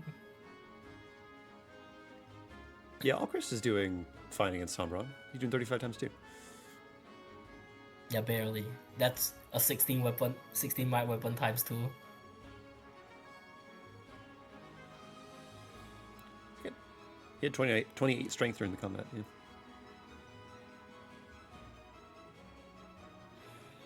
I mean, if it's good enough, right? Right. They're gonna, I know they're spamming Biden Blast in the chat. Yeah. Ivy's still working on the bosses. In 23 for Canes. Yeah, that is a 3-round KO on Gris. And then they're having to like maneuver the guys in the bottom right that are getting frozen there. Bomb does big damage.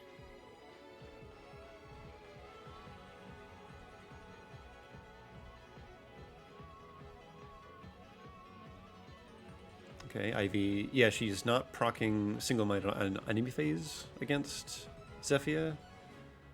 Because I guess the last enemy she fought on player phase will be Gris, because she has to attack Gris more often.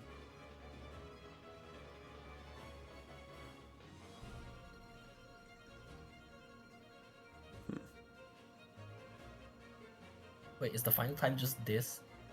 Is the final time just this time, and no like additive?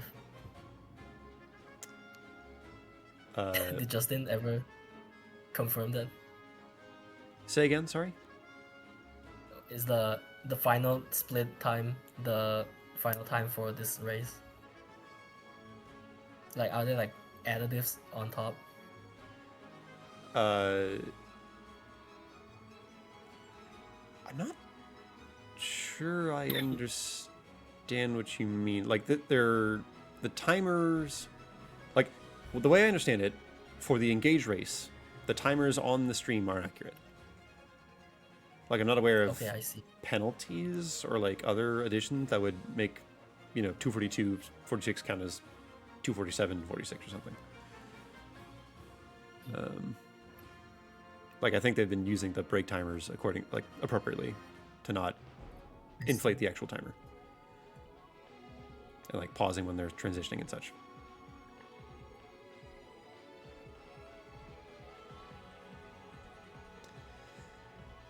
Zephyr goes down. With that, Canes exit chapter 23.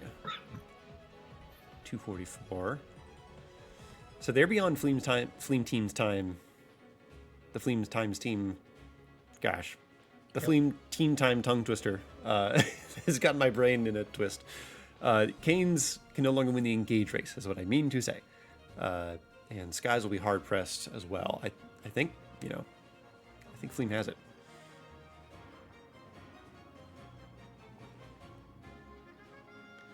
Unless wizardry happens right here, and they beat the game in like 3 minutes somehow. Incredible wizardry. Conjure it up. But they're really close. Yeah.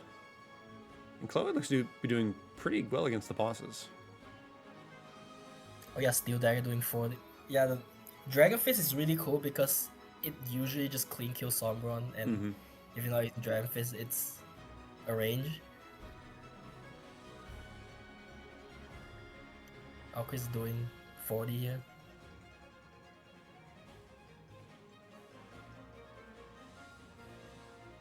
Okay, Chloe really just mopped up those bosses. She uses one running with like the Forged Bolganen. That was a pretty big time save there. Speaking of time, just about coming up for the Fiends. Someone's last health bar. I think they just have to dance their carry one more time and take it home. Are they gonna do the funny? They're gonna press the bomb blast and I'll just hit it. Oh, there it is. Blast. That'll do it. 257.23 for the front-facing Fiends.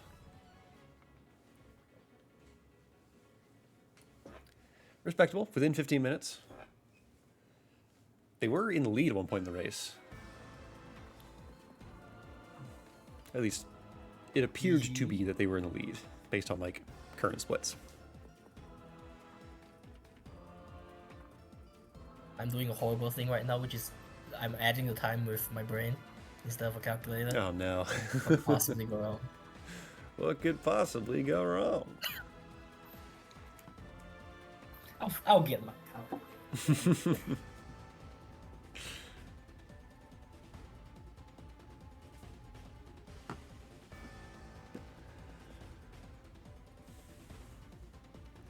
So both remaining teams in chapter 24.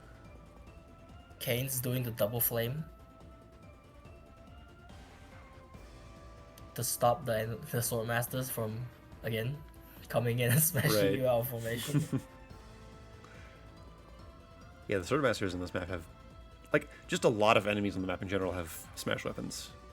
It's like if they hit you, that's no big deal. If they smash you, well, that's a big deal. Yeah, the map is very much trying to tell you, like, hey, try to defeat these enemies on enemy phase before they hit you so that you can deal them efficiently. The solution is just ignore them. Rewarp number 1. This guy's doing.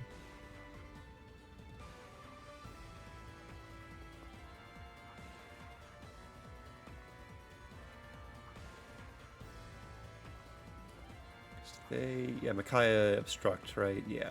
Okay, sure. Yeah. Giant block of ice.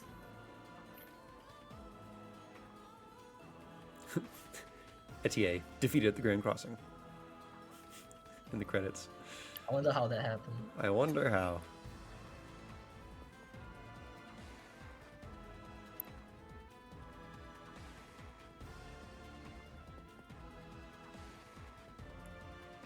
Vein of Vines. Ooh, they're dropping.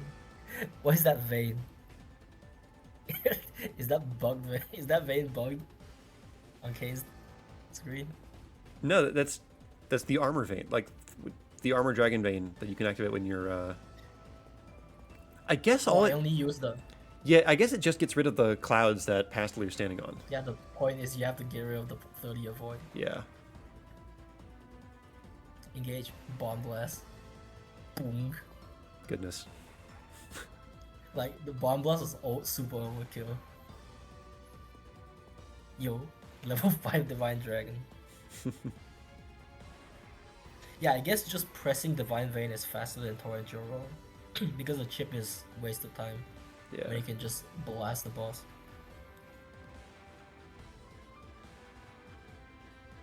I think I've never seen these veins. I've seen like backup and most of the other ones. Yep, that's what they look like.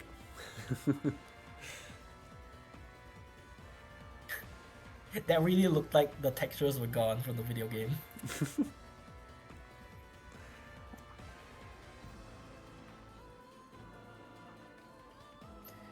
And Skies is, blasting. Through. Sword. Yo, boots. Everyone gets boots.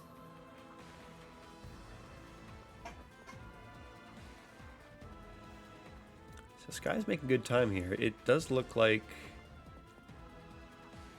they could pull out a second place here if they do well.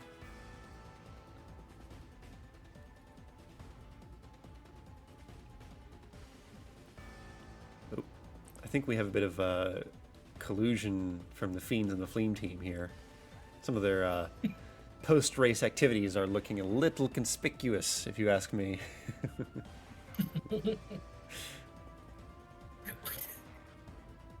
Why are all of them fist fight right now? There's 2 fist fights and 2 fight fists. Oh, something going on in Discord? They're changing the names. I see.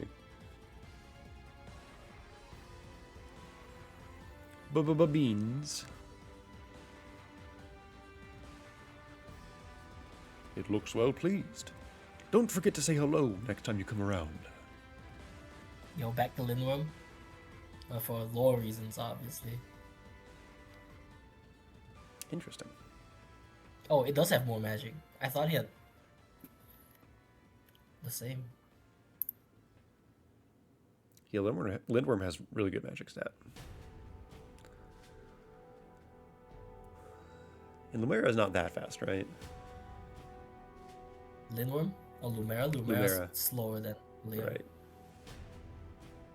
so you can afford to lose that speed. Mm-hmm.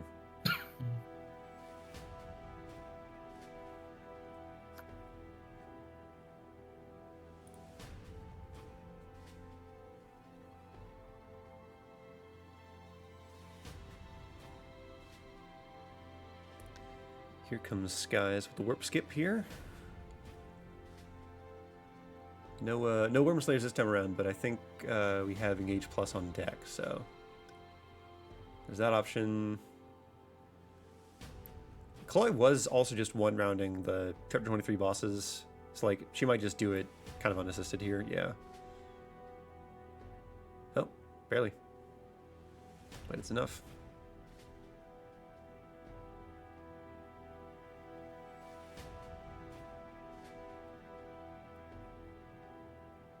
Yeah, I can't do math. I can add time together. It's like when I have to do like 11 plus 21 and use a calculator. And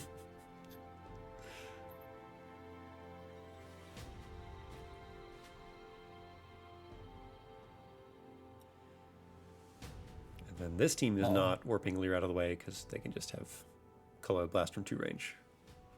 Oh, barely. Yeah, that's what I was saying. Chloe has just This been Chloe barely hitting a lot of benchmarks. You know, if it works, it works. Yeah. And I've missed whether she's like had to take tonics to get to this point or not. So there might be a little bit of leeway depending on stats and some such. Yeah, Ivy is not one rounding. By contrast here. Losing out on Graphic Void because reclassing.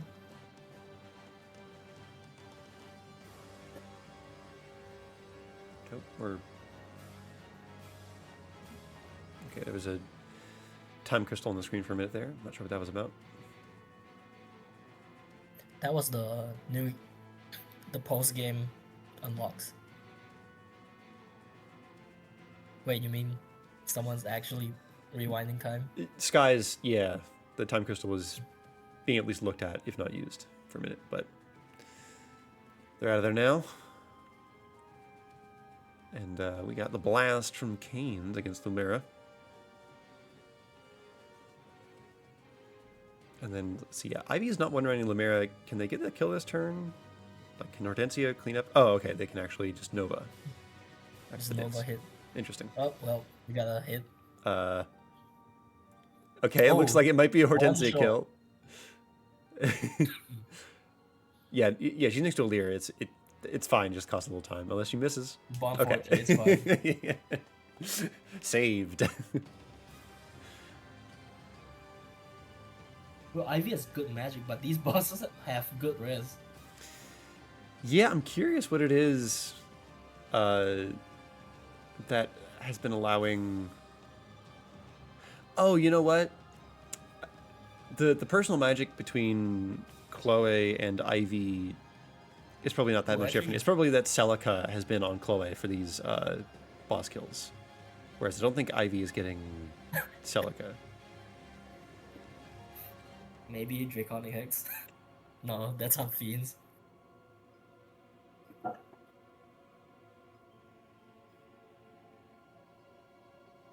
Maybe Celica is just good. Saline also has good damage. Yeah. Maybe Saline just the better unit. Who knows? The Celica usage in this draft race just throughout has been impressive to me. Like, that has been a very, very high value emblem. I mean, if nothing, Celica has good magic damage. And that's the majority of damage that's being inflicted by a lot of these teams. Wait, is guys swapping leg for the final for endgame?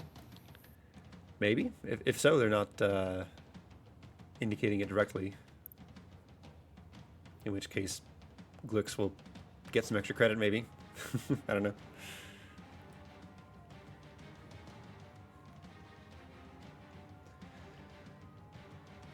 Canes is coming up on the Fiends time. It's pretty tight timer for them to try to sneak ahead of the Fiends.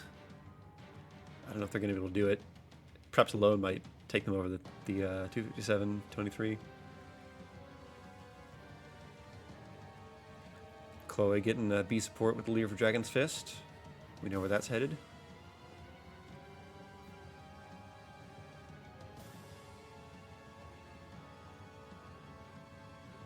Yeah, because they gotta like assign all of the emblems and make sure everything's correct there.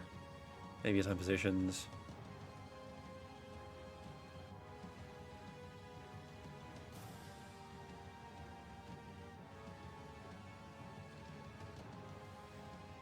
But what does Drafting in the Skies have here?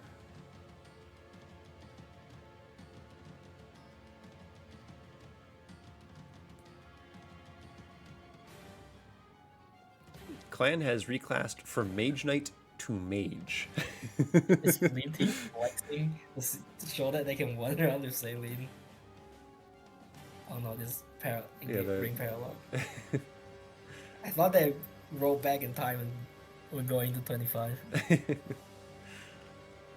I mean, they are flexing, but not exactly sure how. How's this good?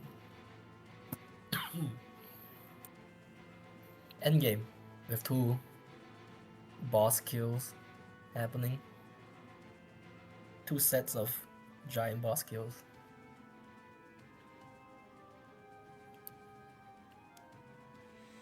Once again, Kane's is deploying more units.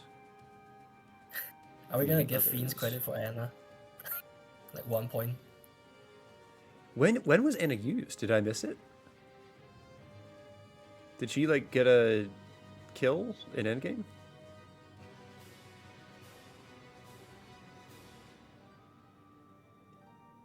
I was busy looking at chapter 22. Yeah, chat. If you noticed when Anna was used, let me know. Also, what is this? Kagetsu Kagetsu is now Sword Fighter. We are. Absolute nonsense is happening. Yeah. Yeah, Anna is a bot. Probably Byleth Ring, right? Okay, for an engage ring. Okay. We have Sword Fighter Kagetsu and Mage Clan on the different team. Yeah. Sword Fighter can kill. There is a reason you would go Sword Fighter. It's close. It's faster. There's less inputs to another sword class. Leaf Anna. Okay, yeah, that makes sense.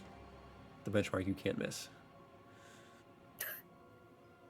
You have to be alive to hit the benchmark. Oh, and Kane's actually diverging a little bit. They are actually warping to Sombron rather than baiting Sombron in. Yeah, you have to be careful with your formation, but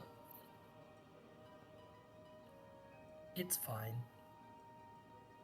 Yeah, as long as you know how the positions work out for phase 2. Anna is in fact alive, unlike Eddie.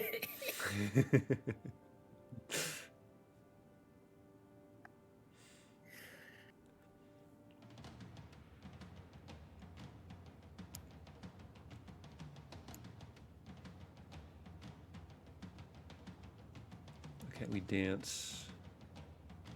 And then... Yeah, because if you warp towards Sombron, that means you could mess up your formation with the other units. Speaking of, little rewind there. Yep.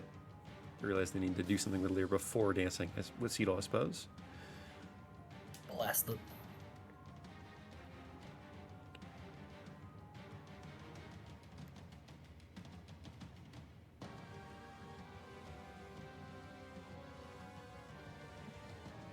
Okay, I guess they needed this position for Cedal to do the dance because of how it affects phase 2 of the fight.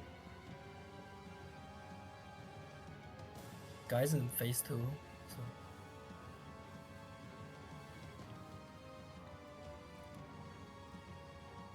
Ooh. Kinda in a rough position, so they have to do the second turn operation instead of turn 1. Instead of 1 turn, okay. It's looking like they might sneak ahead of the Fiends, though. They got about 5 minutes to do this. The one range rescue.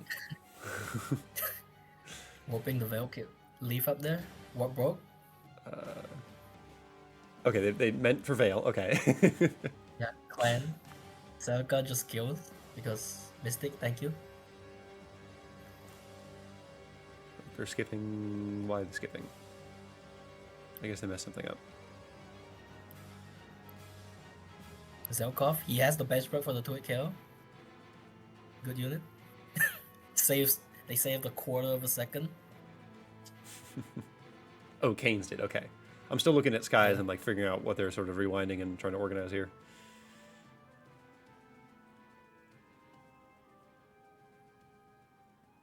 Oh, wrong way, Amber.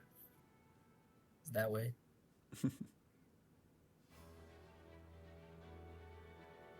Yeah, with a silver grade weapon, the thing is, if you have a promoted unit of AR and weapons, then these kills are kind of free. Medius and Lobtrus. Mm-hmm. Veld is always free. And then Duma, you need magic. Alright, Sword Fighter Kagetsu. Steelblade, got him. Still not even close. Hit him with the steel Hit him chair! Double his HP. And then Pendreo. Pendreo, warp in. Pendreo just does that base. Good Yep. unit. I have heard of that, yeah. Did they skip a combat? Did I miss it? Whoop.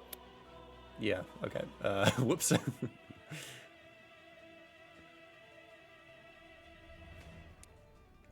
Okay, yeah, they skipped the dialogue and then actually skipped the combat. I see. That's what happened.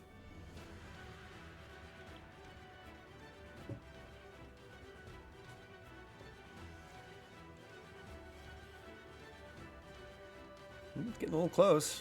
2:54.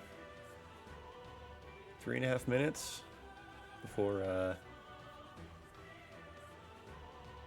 What's the? There are words in the English language that I'm trying to use to describe like them. I want to say like surpassing the fiends, but that's like you don't want to. You want to stay under. Anyway, Lapping. Yeah, before they pass the fiends, I guess. You know what I mean. They've got a certain amount of time before they finish in third rather than second in this race. Kane's on the final bar. Ooh, look at that. Yeah, the timer's already stopped on stream. So we're just waiting for their display to catch up. That's not the final bar. There's another bar. Yeah. I am what they may call perhaps blind. Now it's dead. 3:03:50. Oh, they're doing Veil Sovereign. This guy's really funny, guys. Actually, no, Veil is the Sage, right?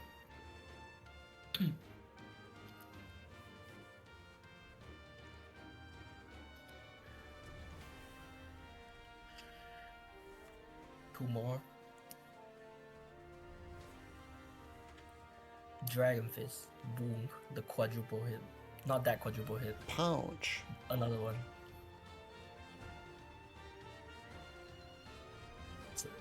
It's a different quadruple hit. Here we go. Oh, with the crit for good measure. 255.36. And with that, everyone's finished. That's the race. Yeah. And that's cool because like sometimes these draft races can go to the point where like you've got like 1 or 2 teams just kind of lagging behind because something went wrong and so you gotta like sort of drag yourself over the finish line. But here it was like pretty competitive the whole way through. Yeah. Like it's like a 20-minute difference. Yeah, like 21 minute, yeah. That's very competitive for a 3-hour race. For a race that doesn't have that much history, that's really good. That's really cool. Gaming now? That was the real gaming. See who can pull far first.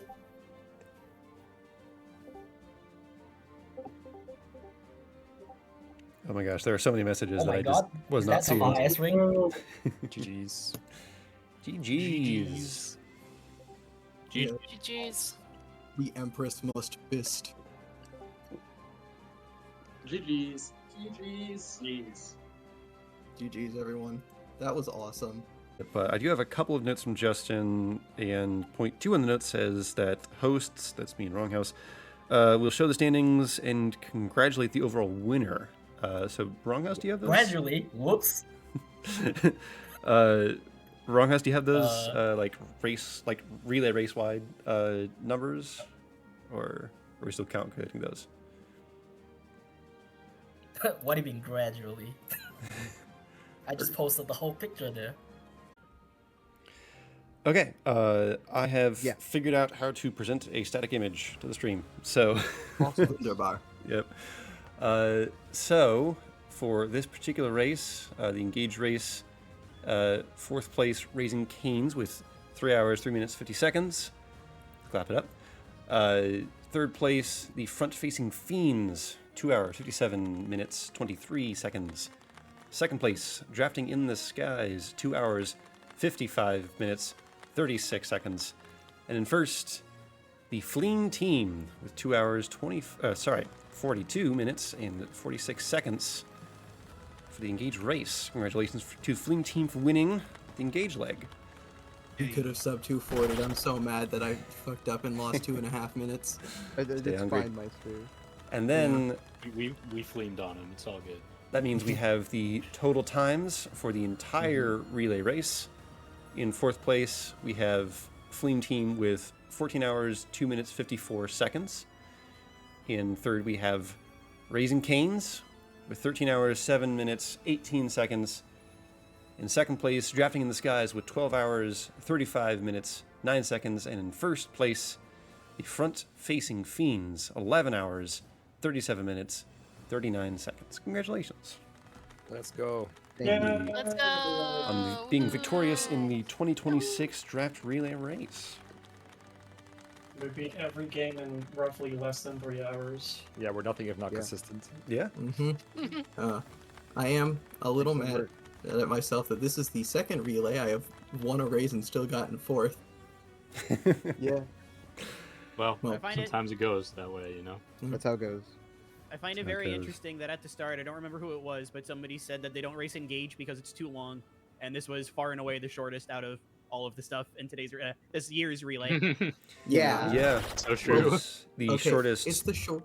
Like times We didn't overall, know it was the shortest. and the shortest time Granted. period, like a I thought it 242. was the There. Note number 3 from Justin on how to sort of wrangle this thing. Engage recap in draft order. Teams explain their macro strategy and answer questions from other teams. So draft order, I guess he didn't say whether it's 4 to 1 or 1 to 4. It's 1st to 4th. It's Okay. 1 to 4. And typically, you would pull up the draft. I Got a see. picture of it. Loudheart, you want to do it or you want me to do it? Well, I'll talk. All right. Would people mind posting their race divisions? Since Pyro isn't here, I'm making like a race or chapter by chapter split fastest thing. So. Okay. Oh, sure. Thank you. I'll get ours.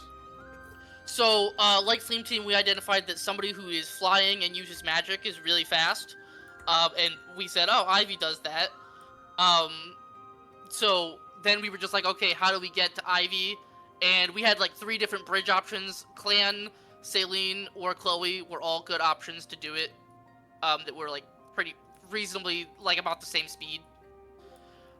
In hindsight, we probably should have realized that Levin Sword as Griffin Rider would work for Clan or Celine, but we didn't consider it at the time. We thought, actually, I think our thought was that their magic wouldn't hold up long term compared to Ivy's, but clearly that's not actually the case. I guess Levin Sword is very powerful. I think the biggest thing was we didn't want to do arena grinding. That's the other thing, is that we wanted to avoid arenaing where possible. Most of our strats were, at least when I was calculating stuff, I still have the switch one mindset where load times are extremely long, and just any load time is just something I don't want to deal with. So yeah, that's why we went with Ivy first pick. And again, we had 3 different bridges we were fine with. Hortensia is just a really good warper. She pairs nicely with Ivy because we found that on chapter 14, normally you want warp if you have a Wolf Knight, but Ivy doesn't care about that. So Wolf Knight teams probably aren't gonna take Hortensia, so Ivy can often get her. Saphir was there to make Chapter 20 faster and to help with 22, and also to Rapier Medius. And then Zelkov did a bunch of Astrostorm stuff for us throughout the map, throughout the game, as yeah, mostly just doing Astrostorm stuff with the Killer Bow. Royal Knights. Yes, and he killed the Royal Knights on the right side of Chapter 22. Amber was literally just there to be a flunky to do like Torrential Roar in Chapter 19. We used that to freeze Marnie for a moment, and he also killed Loptuus for us with a Secret Override. Lapis we took because, well, we wanted a Mystic Dancer, Goddess Dancer, to give magic to Ivy, and the only like native ones were already taken. It's Linden and Vale, so we were just like, all right, we'll take Lapis because we can arena her in Chapter 8 when I'm already going to the Somnial, and that way it's like I don't have to like go to the Somnial an extra time to get Sage Lapis. And then Louis, it's funny that we ended up getting Louis last because, so aside from Ivy, if we didn't have Ivy, we were gonna do like a Wolf Knight, and the Wolf Knight ideas we had were like use a Mage or Chloe to bridge into Marin, or bridge into Panette, or just have Louis and then like reclass Louis to Wolf Knight in like once we get a second seals. And so like Louis would have been our second pick if Ivy was taken, and then we ended up having Louis at the very end. That's so interesting. Yes, very interesting. I think that's our draft. Any questions? Did you? Yeah, we saw you fighting with Zelkov. How did he get to be so strong in Chapter 22 when the enemies are super Astrostorms. scary? He's just built different. He's just ha- good. He has enough base stats that he can actually do it with Omnitonic. With all tonics, he can actually just deal with those Royal Knights by himself. But every time he Astrostormed and got a level, he always got strength and speed, so it just ended up working out really well. But at base, he can do it too. Who are you Astrostorming? So in Chapter 14, we Astrostormed the Boots Thief to get the boots. We had a strat 19. in Chapter 12 where he would Astrostorm one of the enemies that like doesn't attack you, but we didn't need it because we had Ivy and Clan. For Chapter 19, we Astrostorm Marnie to get her to like start moving.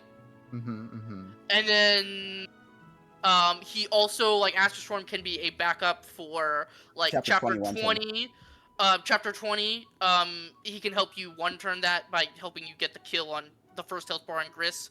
And then also Chapter 21, if like your carry is just like a little bit short on the first health bar of Vale, then an Astrostorm can like finish the job there.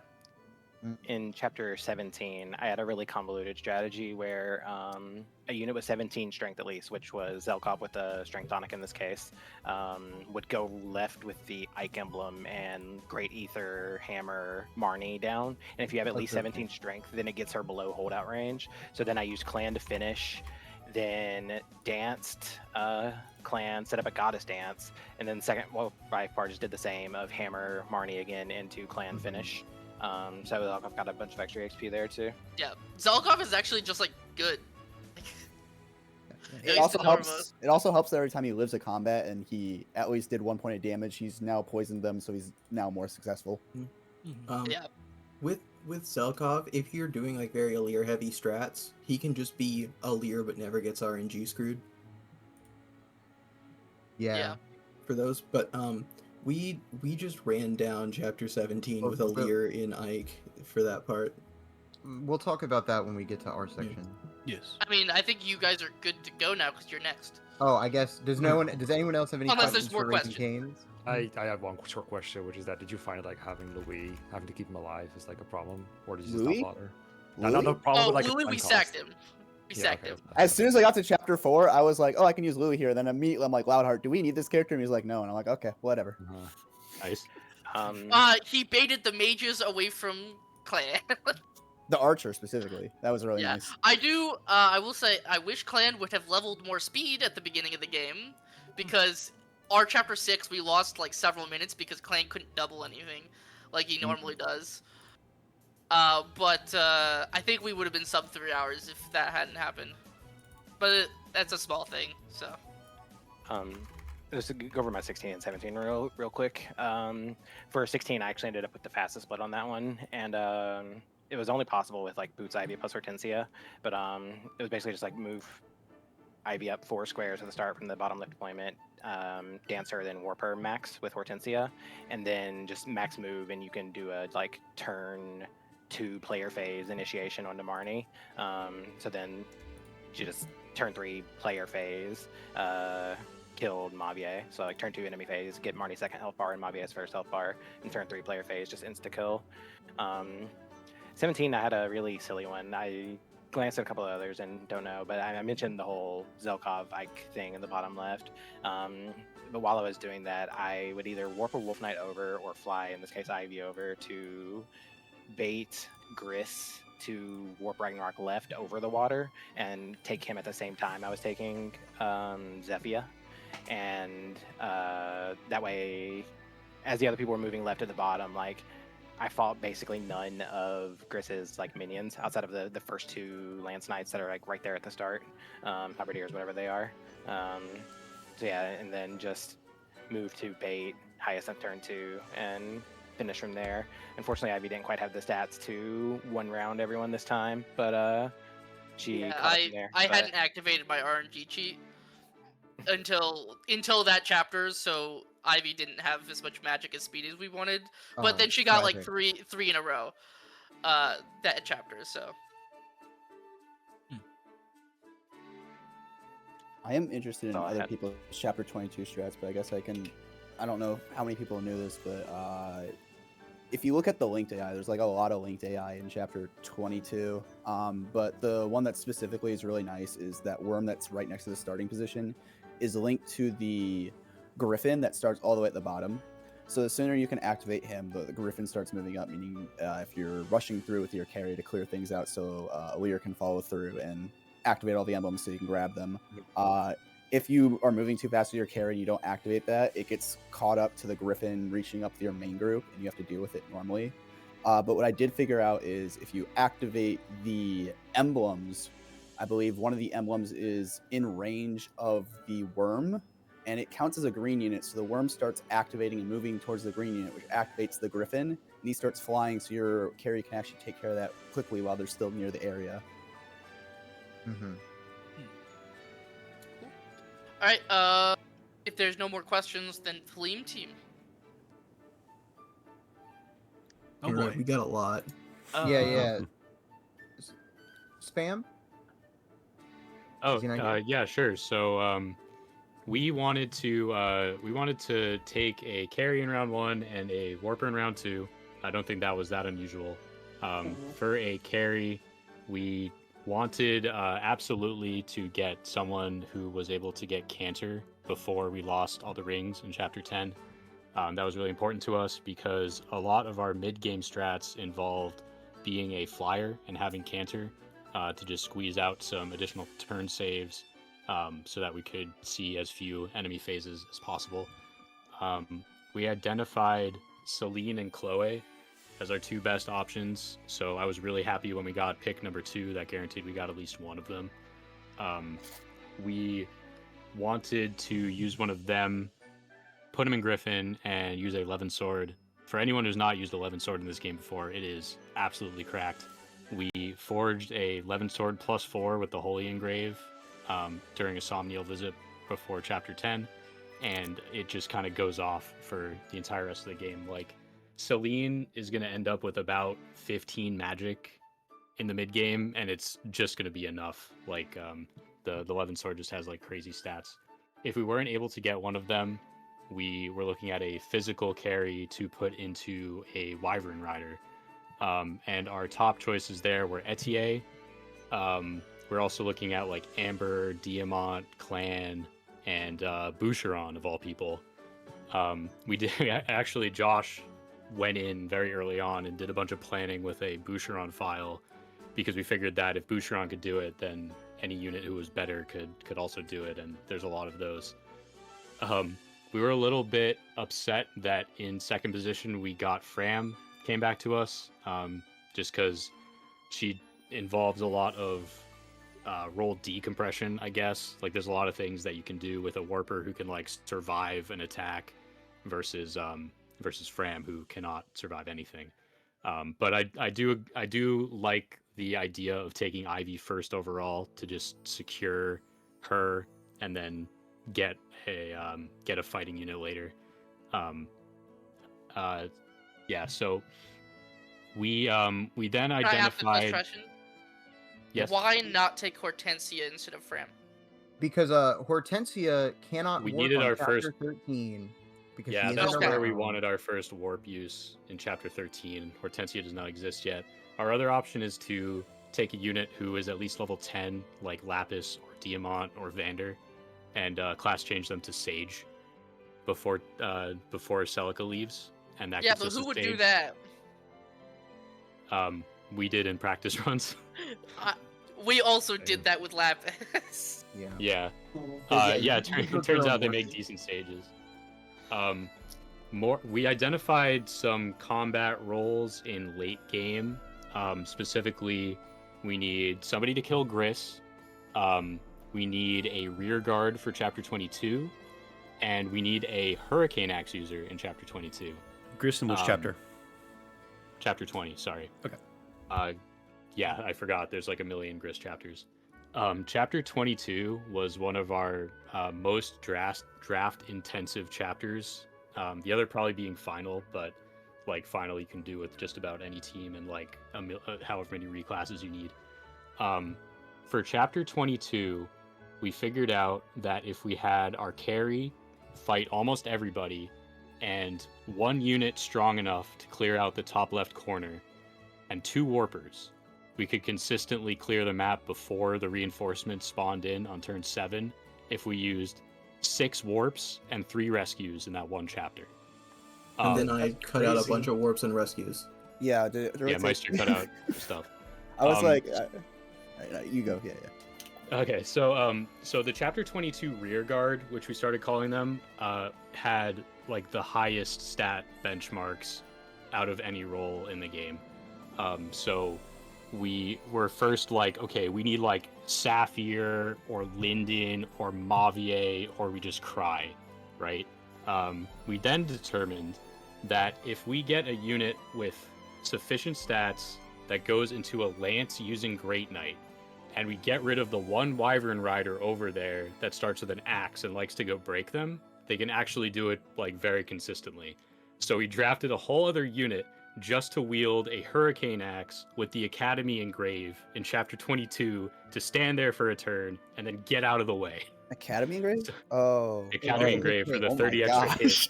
The only thing, because that Wyvern will die to the Hurricane Axe as long as your unit has 2 magic. The Hurricane Axe is fucking cracked, right? So the only thing we care about is the hit rate, and we're able to patch it up with the Academy Engrave and like luck tonics if we need to. We chose Panette. She doesn't actually even need the tonics. She reaches 100% hit and then she gets out of the way. So Mavier was our 3rd round pick because in chapter 22 he can be that rear guard, but if we need to, if we don't end up with a 2nd warper later, like we were about to take Linden before he got sniped by front-facing fiends. We didn't get him, but Mavier also has B rank staffs, so he was able to pivot. And then we took Gold Mary, who's then able to have enough defense to be that Great Knight in the top left corner, and now Mavier takes over warp duties. So Mavier is like one of the most interesting units in terms of our strats, in my opinion. I have a question. Yes. Did you ever consider General for the top left section? Just so if you don't have enough speed, you do die to the 1 mage over there. Interesting. So yeah, but otherwise, yes, General's got good stats. You need 12 speed after tonics and including weight. For us, we found that like the 4 units that could do it, it was like Saphir, Goldmere, Rosado, we would reclass to General and give them the Sharina ring to like ensure that they can kill everybody there, and then Mavier can just do it because he's Mavier. Mavier just does their base. Resolve defense +2 also gets them there, is what we found. You can do it with Resolve. We just didn't want to Marin and Tamara can actually do it with Resolve and defense +3. They cut it really close, but they can do it. Mavier is also our Celica killer on this team, which does sound Right. patently insane. But that's the other reason we wanted Linden, and in fact, we should have taken him in round 5 instead of Goldmary. That would have meant Mavier would remain the rear guard in Chapter 22. Linden comes in as our second warper, and then Linden has enough magic to kill Celica at base. Did you just have the carry deal with the Royal Knights on the right side? You never Yes, fight we them did. because they never spawn. By Celica, do you We, mean No, the Royal Knights in the the beginning. Royal Knights start there at the beginning. So Oh, the not we have our reinforced carry. We had our carry with a Levin sword trying to do it, but you'd occasionally get broken by the first guy until Meister came in and said, "Hey, why don't we forge a Bolganone +2?" So the Bolganone +2 has the same might as the Levin sword +4 holy, which means we're able to just swap that in very easily. What it class are also you in means then? you never have to worry about the we were in Vidam or Mage Knight. Okay. More importantly, Yeah. you never have to worry about the anti-benchmark that exists with the Corrupted Worm on Chapter 22. If you have too much that avoid, exists. then the Corrupted Worm attacks you from 4 range and it ruins everything. Just beat him turn 1. Yeah, so Chapter 22 was when we classed out of Griffin. We classed out of Griffin in Chapter 17. Had everybody do it in Wolf Knight, even the magic carries. This Celine was so strength blessed that she was able to one-round Zephia with a dagger without a strength tonic. Like, I didn't buy her enough, but she just did it anyway. She was just that good.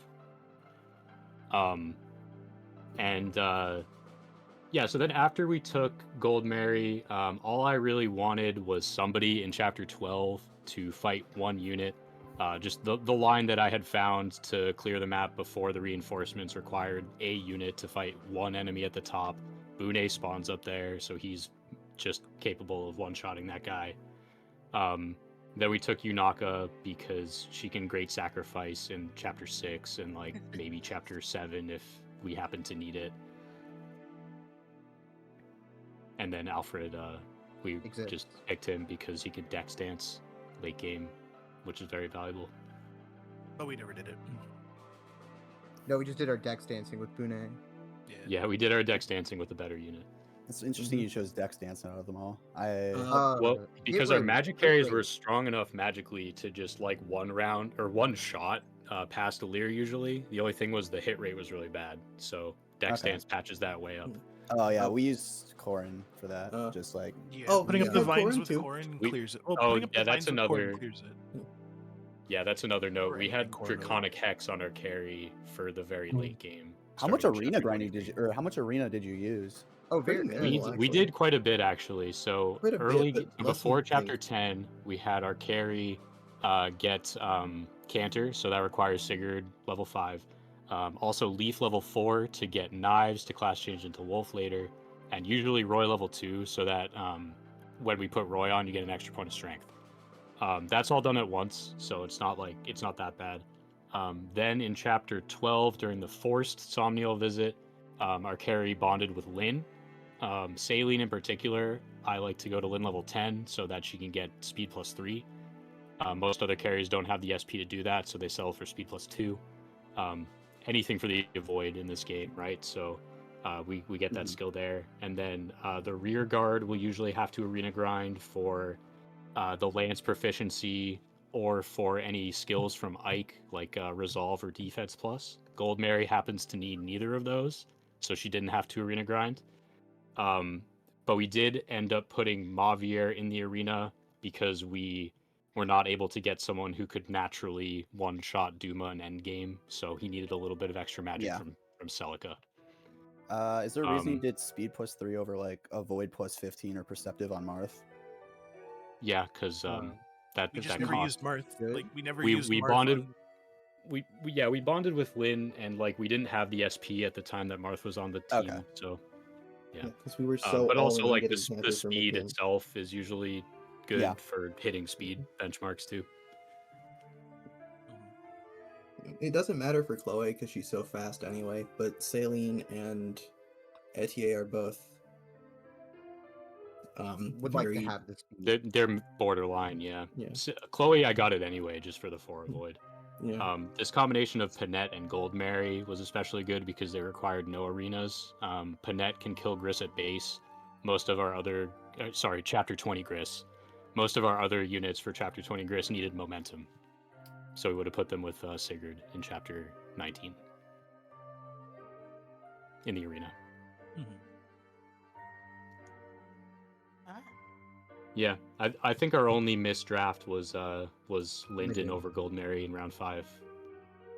I think other than that, we did it correctly according to our plans. Yeah, the biggest thing that was buns that we identified early is that we would like an earlier carry because Alir solo is just aggravating, and we don't want to rely on Vander needing to If be you there. don't, yeah, if you don't level that strength and speed, it's actually can just be. Well, actually, for us, it was magic.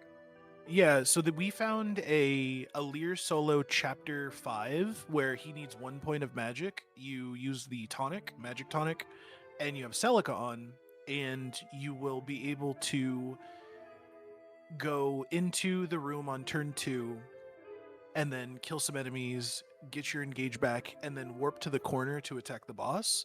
And as long as you got that 1 point in magic, you will always be able to kill him before the engage meter runs out. And that was one of the easiest ways for us to do that chapter with Alir, because breaking through the door is too slow. You need to warp Ragnarok in there to do it quicker. And like we identified doing that with Celine, Alir, and Chloe. So if we got any of those, we were always going to warp in there. Chloe's is a little more dubious, which is why we'll probably have Alir do it. It's not super reliable. She will die pretty easily. But Celine was just her and just did really well. Yeah, early game was like a lot of like weird routing. Like I think chapter 3 went through 2 or 3 variations before we settled upon the one that we did today. Because I'm sure you guys know how annoying it is getting broken by those lance guys. I got lucky and avoided every single one of them, which was fantastic. Yeah, I think Wronghouse that chapter is noticed that too. Yeah, that chapter was annoying. Like you get broken once or twice, but sometimes you do just lose. It's awesome. I don't know if you all noticed it. Another time save we found was that you don't have to save because of the retry button. Yeah, I know Dragon's was doing that. Yeah, I think that was identifiable. You have the auto save, don't you? Like, isn't that always there? Yeah, it auto saves, and like the prompt to not save is the same way as confirm save. So I think it's like a minimal time save at best. It's a couple minutes over the course of the whole run, just because Switch 1 save times are pretty slow. It's just like the 2 seconds it takes to save the game for every chapter. It's close to like 10 per chapter, to be entirely honest. It's pretty slow on Switch 1. I'm happy we got Salient, but I think you're underestimating how long 10 seconds is. I may be. It's longer than 2, I know that much. I was happy to get Saline, but I was sad we didn't get to showcase the Ete strats because those were really fun. And like, us considering Ete was a carry was like something we thought would be really great to show off. And I think she would have done really well, but you know, we lost our stars. We got the better unit, yeah. I was pretty happy with my chapter 16 strat. I had a 3-turn with every carry. It involved warping with Fram on turn 1, and then rewarping with the flying carry, all of whom are going to be Griffin Knights in that chapter, and then reaching Marnie on turn 2 for an attack. With various different ways to use the Manikati, which is effective on both Marnie and Mavier. Yeah. And with if you do need to Manikati Mavier on enemy phase, then you got to use a Pure Water so that he hits you with a Steel Great Lance instead of his Flame Lance. Yeah, Wronghouse and I got a chuckle out of that one. The Flame Lance. Bro, did we ever at any point use the Flame Lance? We should have used the Flame Lance. That's fucked up. No, we never did. You have Mavier and you didn't use the Flame Lance? No, we had him warp. No, we had him warp in Ragnarok, and that's it. Mm-hmm. Oh man, that's messed up. So we can open up to any questions or any more questions. Yeah, that's all for me. So, any questions? I do kind of want to talk about 23. I think another team noticed it, but with Dragonic Hex warp into Warp Ragnarok, we didn't need a general to stall for time there, like Drafting in the Skies did. Or was it Drafting? What? No, I think it was Raises Paid. It was us. They used no. We just identified that Alir with Marth engaged with the Dawn Engraved Liberacion is enough to do it, so you don't need to reclass another unit. Aaliyah also never needs to face combat in that chapter, Our anyways. Ivy was below no, or she behind on can magic, live. so it worked. You can get around that. You always can one round Zephia if you have Excalibur equipped. Yeah, it wasn't Zephia, it was Gris. We were like one magic short from 2 rounding him. Yeah, Gris is tough. Gris We got is a tough. disgusting amount of Ignis procs on Gris. We also Yeah, had, we did not get any Grasping Void procs. We had Draconic Hex, which also helps. Yeah. Also, Saphir was already reclassed, so that was not like an extra reclass we had to do. Yeah. We needed General Saphir for Chapter 22. Yeah. Right. We were doing that map with Great Knight because we like the 6 move. Yeah, for us, Saphir never moved. I like to hit the speed benchmark. Yeah, speed is also super nice. I mean, Saphir is. Does Saphir have 12 speed in general? Yeah, or she's insane. Saphir's actually just got insane stats. Yeah, Saphir's awesome. Mm-hmm. Brave Axe Gris in chapter 20 at base with and it just kills. Yep. She's one of the other ones that doesn't need momentum. We were doing it with Panette with the Noah tune. Yeah. Which if you do get Panette momentum, she can hit him one time with the Brave Axe and just kill him before he gets the chance to hit her and crit her. We were just like, that's slower than Divine Pulsing and finding another solution.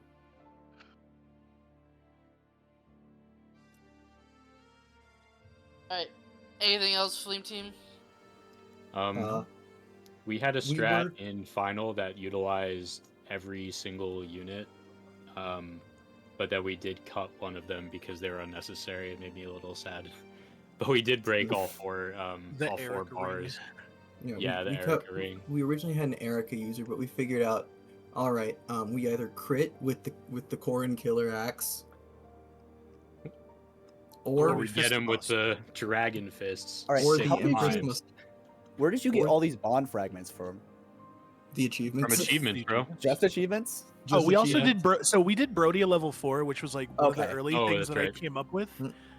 Where I was like doing a late night thing where I was like, I want to really like big engrave or something, or like I want to do something big. So I sold all the items we're not using, and then I was like, why don't I just invest in Brodia for a ×5? I don't know if we have chapter 23 in our notes right now. If we don't, I'm going to add it later tonight.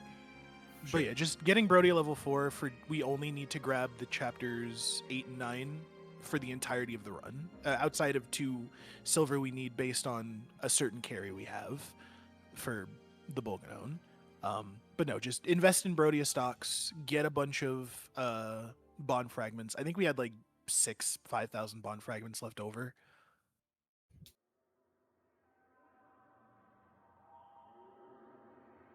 Yeah, that was it. That was good. That was a good run. You were good run. I liked it. Beans? Yeah, so we wanted to keep it really simple and conservative. Just be like, we don't have to find the best solution ever. We just have to maintain the lead that we have. As long as we don't lose by more than an hour, it's completely fine. So I just didn't want to get denied anything. I didn't want to make things overly complicated for myself or my teammates. And I wasn't exactly sure when I wanted my carry to be online, but I decided that by Brodia was early enough. So we were happy to run with Alchrist, Diamant, Amber, really any of those would be fine. Sailing would have been fine too, but preferred one of those guys. I found Alchrist was really funny because he's like a archer that joins right around when you fight Hortensia, Ivy, and then Ivy again. And I enjoyed the fast, like speedrun inspired ways to clear those maps, so that's what we build around. It looks like you can definitely do similar things with Celine and Chloe. I haven't watched anything back, but if they can have comparable times, then Alchrist's advantage kind of vanishes. But he did do all the things that we wanted him to do in the early game, and he does have low strength, but the clear that advice were like, maybe he doesn't want out excuse me, maybe he doesn't want out everything ever, but it's usually so safe that it doesn't matter a whole lot. If you have to spend an extra turn somewhere, that's fine. We just need to like not die. So I just built a clear around not having to kill everything ever, and then from there everyone else is just there to set him up for success. So Citrine is a warper. I would have drafted Pandreo if it wasn't sniped by Drafting Disguise. I would have preferred him for sure, or Ivy, but when Ivy went round 1, I was pretty sure we're not going to get one of those. Vandir to help with chapter 4, and that's basically it. At that point, we were not sure if we're going to need to reclass him to something else like a Staffer or a like endgame big sword or lance user. It ended up not being the case, but he could have done that as well. But mostly just to beat Chapter 4 faster, because your solo is pretty rough for Chapter 4.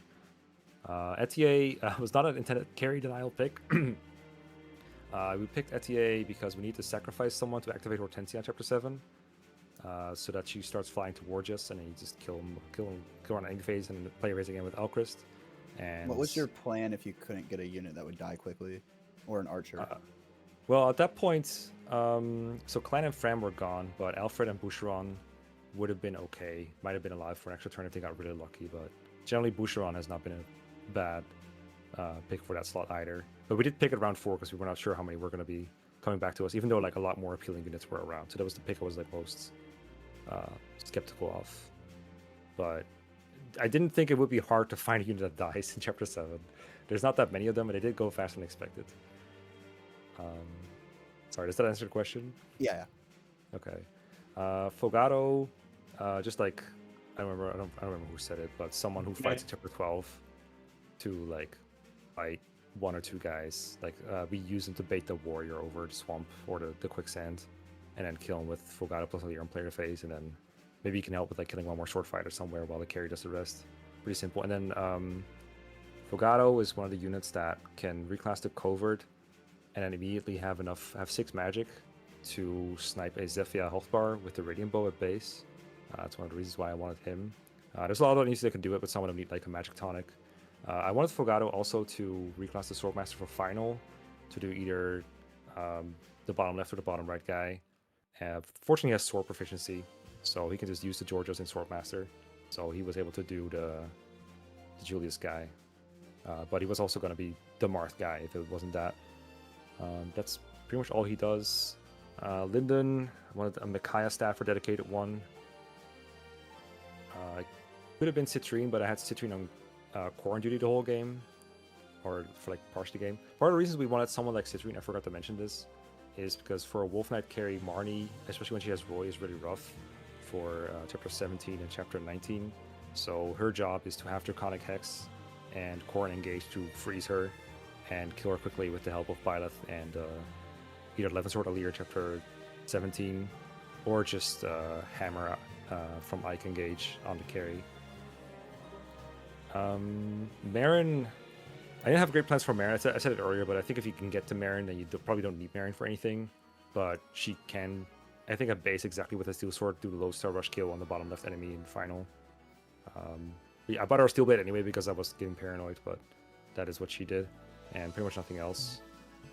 Jade, I needed someone else to do Draconic Hex because I was like pretty insistent on one-turning in-game, even though it's really not necessary, to the point where we went and after Chapter 18, we go to the Anna Paralog to grab Anna, because the final Chapter 1 turn, the way we advised it, you need all your units alive, or you need 8 units, plus Seedol and Alir. And Etier was dead from Chapter 7, so we grabbed Anna there to fulfill that duty.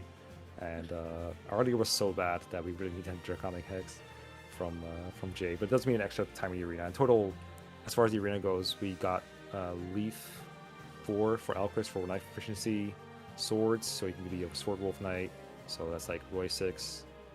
We got Marth 5 for Avoid 10. Then after Lyn and Lucina join, get Lyn 5 for Speed Plus 2. We were not fussed about not getting Cantor before the Canon events because I just kind of had very simple clears for everything until Sigurd come back and then it gets Cantor afterwards. But we definitely could have saved some time by maybe incorporating Cantor somehow. But it would have relied on like getting a carry that might have been sniped, and that's why I was hesitant to do it. That's the plan. It's mostly just Wolf Knight guy runs around and kills everything, and if it has to be a bit slower, it has to be slower. Like our Chapter 22 is just Elchrist running around and killing everything slowly, including reinforcements. Funnily enough, I think we wrote off Magic Carry early on because the like tome animation takes longer than the knife animation. Oh, so you we're didn't like, have the animation. Well, yeah. 11 sword animation is faster than both, though. Yeah. Pognon is also results really reflecting.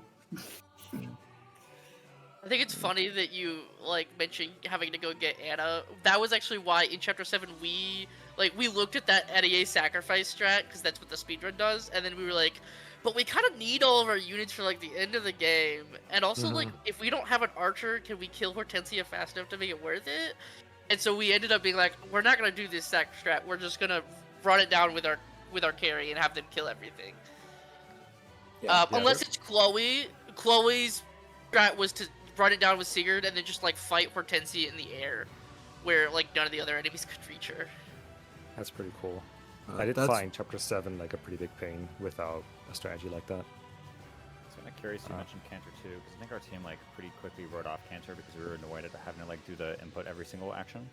But I don't really know if that's something where like incorporating Cantor, well, ignoring the cost of acquisition for a moment, just literally does actually save time versus not having Cantor like at all. Well, Fleet Team said they found like ways to actually shave off turns using Cantor, so. Yeah. You start trading off like whole enemy phases. I reckon it's probably worth it. I didn't have time to do like in-depth time comparisons, so I just kind of ran on vibes. Yeah, I shaved mostly off looked at multiple enemy phases from what I remember. One major thing, it makes our chapter 16 not reliant on getting Hortensia, which is nice. Yeah. Oh yeah, it would, because you would have extra movement. Because you have 2 extra moves. So I think the biggest thing is I looked at Cantor for Alir, and I was like, is this going to save time? And then as soon as I said no, I'm like, I don't know if any other unit outside of like Alir would really want this. One turn in Chapter 11, which we decided was not worth it. Oh, did you find the manip? What I couldn't get the enemies to align to the right way where I could max move Cantor or max every turn. I don't remember. I just remember we found a 4-turn and we decided that would be faster than the 5-turn we ended up going with, but that Cantor would waste time every chapter after that, and it wasn't really doing anything else for us. So we wanted to grab the Sword of Void instead, which does do a lot for us. That's also why we removed all of the stuff from. That's why we removed Cantor after chapter 22, because it just slows stuff down. I find it helpful for like goddess positioning sometimes, but you can definitely route it to be without Cantor. It's a really nice failsafe for I think our position, because you're not going to lose a race over having to Cantor reposition, but you can lose a bit of time, a significant amount of time by like being positioned wrongly. Although to be fair, you do have turmoil to fix it. We had an insane warp staff strat in 25. Okay, but you already had your turn, so any questions? Oh, that. Okay, yeah. I actually have a question. Aside from Alchrist, who else did you consider for carries? I don't remember if you said. The Brodians, so Diamant, Amber, Alchrist. We didn't think anyone was gonna like pick those units early, so I don't remember. Lapis your last one, probably? Oh, Lapis, yeah, Lapis as well. True. Okay. Yeah, they were all. I told you guys. Yeah, she's you didn't believe me. Raisins, it was partially inspired by like Raisin's old run, where I think. I know. He went Lapis, but do you remember how it ended? He looked at Lapis and then he looked at Panette, and he's like, Panette just has better bases than Lapis. Yeah, the thing with like Panette as well is the same as Marin. Is like if you can make it to her. Yeah, okay, so we didn't want to draft like a backup carry at some point, like Marin or Panette, in case we're so screwed. But like Marin has like the same strength base as like Alchrist with 1 energy drop, so it's almost not worth it to do it for that purpose alone. Panette is fun, but I actually really didn't like having a carry like Amber or Panette because the speed late game can get a little dicey against like Past Leader. So I preferred having high speed, low strength over the other way around. Oh, and, actually, that you mentioned Pastelier. We actually, that was something that we had to figure out a way to like kill even if you didn't double. Like, so we ended up kind of figuring out a set of movements where it's like the first health bar you kill over 2 rounds, and if you can't 2-shot, then you just like killing edge crit. And then the other 2 health bars you could just Dragon Blast. Yeah, I avoided using Engage Plus all the way until Final, I think, which I think is unique. Because I was like, well, a lot of these bosses have 4 health bars. Dragon Blast gets 2, but if you can't do the other 2, then you really need some kind of extra solution. If you can't do the other 2, then you can do the other 2, right? So Yeah, I mean. In chapter, I'll share this. In chapter 25, we didn't do it in the extra raise because Ivy just doubled and like killed, but. We had a strat that we stole from the speedrun where Alir would Bond Blast Lumera, and then we would warp Alir 1 tile over to get him out of the way so that our carry could Bond Blast afterwards. That sounds like Cantor with extra steps to me. Just saying. I mean, it works. It works. I mean, the roll trade. We had roll trade.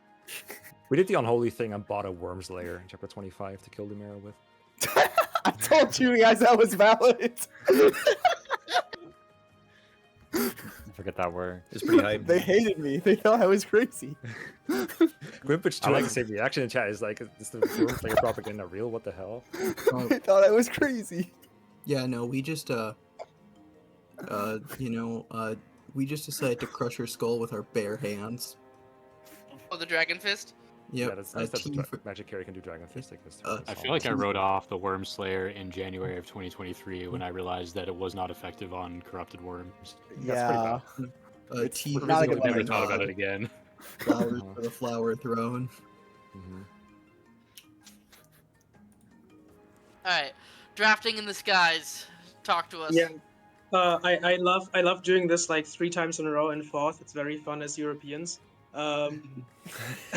Anyways, basically our initial plan was very similar to front-facing beings, where we were like, we gotta unga bunga as hard as we can and see like how far we can get with that. So the very first run we did was actually like a complete Alir solo, and see how far we can take that. And it turns out that they can just get to the fucking until you lose emblem shit pretty simply within 1 hour, like very, very often, unless you're Alir's -5 speed. Which is what happened today, but whatever. Other than that, we were like, okay, we don't really need to bring a lot of guys. We just wanted to figure out how we can clear the game with the least amount of units being moved as possible. And we actually started looking at Wolf Knights first. One amongst them being Lapis. Because Gina wanted to like practice her quite a bit, and as it turns out, she just was way too weak at some point, and she just gets outclassed by other people in the long run, like Marin, for example, which is kind of sad. We then like looked at other carries that could like do it, and the only other real option we found was like Amber, because he had like the strength to actually back it up without like going too slow. The only problem, as Mecha mentioned, was like the speed threshold. And also, his personal skill being actively detrimental half the time. Yes, which is very terrible. And then, like, during the time where we actually started, like, giga practicing Engage, I got, like, really sick and didn't have to go to work. So my ass was like, Magic and Engage is really good. Yeah, I agree. Was that the end of the thought? He beat with like a run that didn't do cut anything out. special. cut out. Which You is cut like, out. Magic we and just- Engage is really we good. just- Dot. Yeah, crazy, right? Not out. Oh, sorry. Yeah, I was sick and I was basically just like, turns out Magic is really good because I did like a run while I was sick and just decided let's do a random citrine run. So what we ended up realizing was, and we knew this before, was that we either forged the Steel Dagger or we forged the Levin Sword. Because at some point we were talking about Bolganon, but I immediately wrote that off because Bolganon takes so long. Due to the animation. So we just found the Levin Sword and we're like, okay, what classes? Yeah, due to the animation, exactly. Yeah. Then we were like, okay, well, what classes can go into Levin Sword? And then we kind of cross-checked everyone's growths and came to the realization that in this draft, all of our 5 potential carries came to us in 4th round. Our carries being Chloe, Citrine, Pandreo, Amber. You cut out again. Amber. Funnily enough. Chloe, That's Citrine. the reason why we chose Sorry, go ahead. Pandreo. Chloe, Citrine, Pandreo, Amber, and Yunaka. Yunaka. Ooh. Yes. Yunaka has a similar plan to what ended up happening with Celine. And Pandreo does rely on having Celine in our strategies, so I guess in hindsight that isn't exactly viable. Though I guess maybe he could do it with, One thing we considered during the draft actually was like, when we saw what came back, we for a moment had the thought, okay, none of these people value Chloe at this point, so what if we just give her back into the like order and deny both Citrine and Pandreo at that point? to do Citrine carry and just use Pandrea as a warp. We might have grabbed Chloe. If that would have happened, it was fine because Citrine was our like secondary pick, so we wouldn't have minded too much. But yeah, the Unga Bunga part was mostly like we tried to maximize the most on both speed and magic growth to hit specific benchmarks. The two most relevant ones being Gris in Chapter 20, and I think it was Sombron, because once you reach the one round threshold with your magic carry to kill Gris, which is honestly very easy to reach if you like put the correct engraves on your correct weapons, you just need 2 more magic level ups to kill Sombron, and everything else just dies to them. So it was literally just like move carry forward and avoid stack and just turn off your head. Honestly, in most situations. Obviously, there was like some more depth in different chapters. Other than that, similar to what Raisin Kane said, we also very much valued ways to boost our magic to actually get to the specific benchmarks. So we really wanted a Mystic Dancer. The problem with that was that when we picked up Pandreo, we realized that like all the other like Duma killers were already gone, but we knew that like Vale can just do it at base. However, what we forgot is because like in my endgame strat we need our Duma killer to use a rewarp. Vale doesn't have that, so we just basically swapped Mystic Dancer in Vale's position, so Pandreo ended up killing Duma. And Mystic Dancer can be done by Pandreo when he was around, and then when we got Vale, we just swapped to using Vale Dancers. It's basically the same thing. Did you just not kill the Leaf boss? We skipped Leaf because again, if you can already 1-round Gris, you just need 2 more magic to 1-round Sombron with Dragon's Fist. Okay. That, by the way, is without Draconic Hex too. Then we picked up. Sorry? I don't think we even unlocked Dragon Feast on our safe. It is actually very fast to unlock because, like, in the end, everyone needs the same amount of time. And during, like, our Somnial segments, we just turned around, went to the pool, and did, like, recreation 3 times on the first time. And then you only need to do 1 additional recreation right before you enter the Sombron fight and you get Dragon's Fist. Okay. Yeah. At least with Saline, we found that we would always get it without ever having to do any of that by chapter 24. Yeah, makes sense. Yeah, but like with every other carry, specifically someone like Pandreo, you needed to like route that out properly. Yeah. That was like the one thing that we really needed to pay attention to, but eventually like we just found the point of, oh yeah, we just have these 2 points where we can recreate, and then we just did that. We were going to, I think we routed it with Chloe to figure out exactly where you can get it as easily as possible. Well, we had a pre-time skip carry, so Yeah. we got C support by chapter 12. I don't think anyone else was able to do that. I mean, we theoretically also could have got. Sorry, not, you know what I mean. The Fire engaged Emblem, version. 3 houses. Yeah.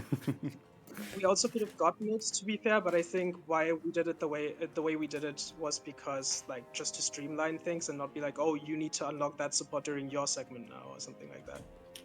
Instead, it was just like I do both segment unlocks and didn't need to think about it too much. Glux, do you want to speak about the some of the individual chapters just briefly? Yes. I mean, some of the yes. But funnily enough, there's been like a lot of like conversion to evolution of strats that other people have already mentioned with some of the magic stuff. So Yeah. Those, and then also our innovations. I guess just on the picks, Tamara has like one small use case in chapter 13, where if she is the one that kills the flyer, the sword flyer near the start, then you can kind of minimize the movements on that Marin squad. True. We wanted at least one Marin squad person just to like make that a little bit easier, and like they also draw compress like. There's a lot of interchangeability with like people who kill in final map and like people who can just randomly use violence somewhere. So we were like, Tamara, because we like her. And like Marin and Panette would also have like basically done the same thing there. And then Rosado speeds up. That was my section. I might as well say it. Rosado, again, he can do killing things in final, and then he also just streamlines the process of killing that first worm in chapter 16, which means you do less inputs, which is nice. And then Boucheron was there to use Micaiah in chapter 6 because we didn't do chapter 7. God damn it. And because we didn't do the speedrun strat, because I don't think we ever looked at it. Whoops. It just as like a safety Micaiah, and then I don't know. He exists to maybe do something if something went horribly wrong. And then Diamant, yeah, he was there. He was like the most tame of the Denial picks because he has swords at base, and therefore he can equip the steel blade and like kill Media. I don't know. Yeah, like at some point around the end, we didn't like care too much anymore. We were like, okay, we value that, but we don't need it, so let's take it away from other people. Oh, and Kagetsu, I guess we'll talk about more when we talk about our chapters. But effectively, we ended up with a role that is like, becomes a sniper to use Astrostorm for a couple times that differ between carries, and then also just miscellaneous role compression combat with Kagetsu. Yeah. Anyway. So then regarding the chapters again, as said, we were kind of prepped for just doing most of the things with Aaliyah. Specifically, obviously, till chapter 7, because that is when Citrine joins.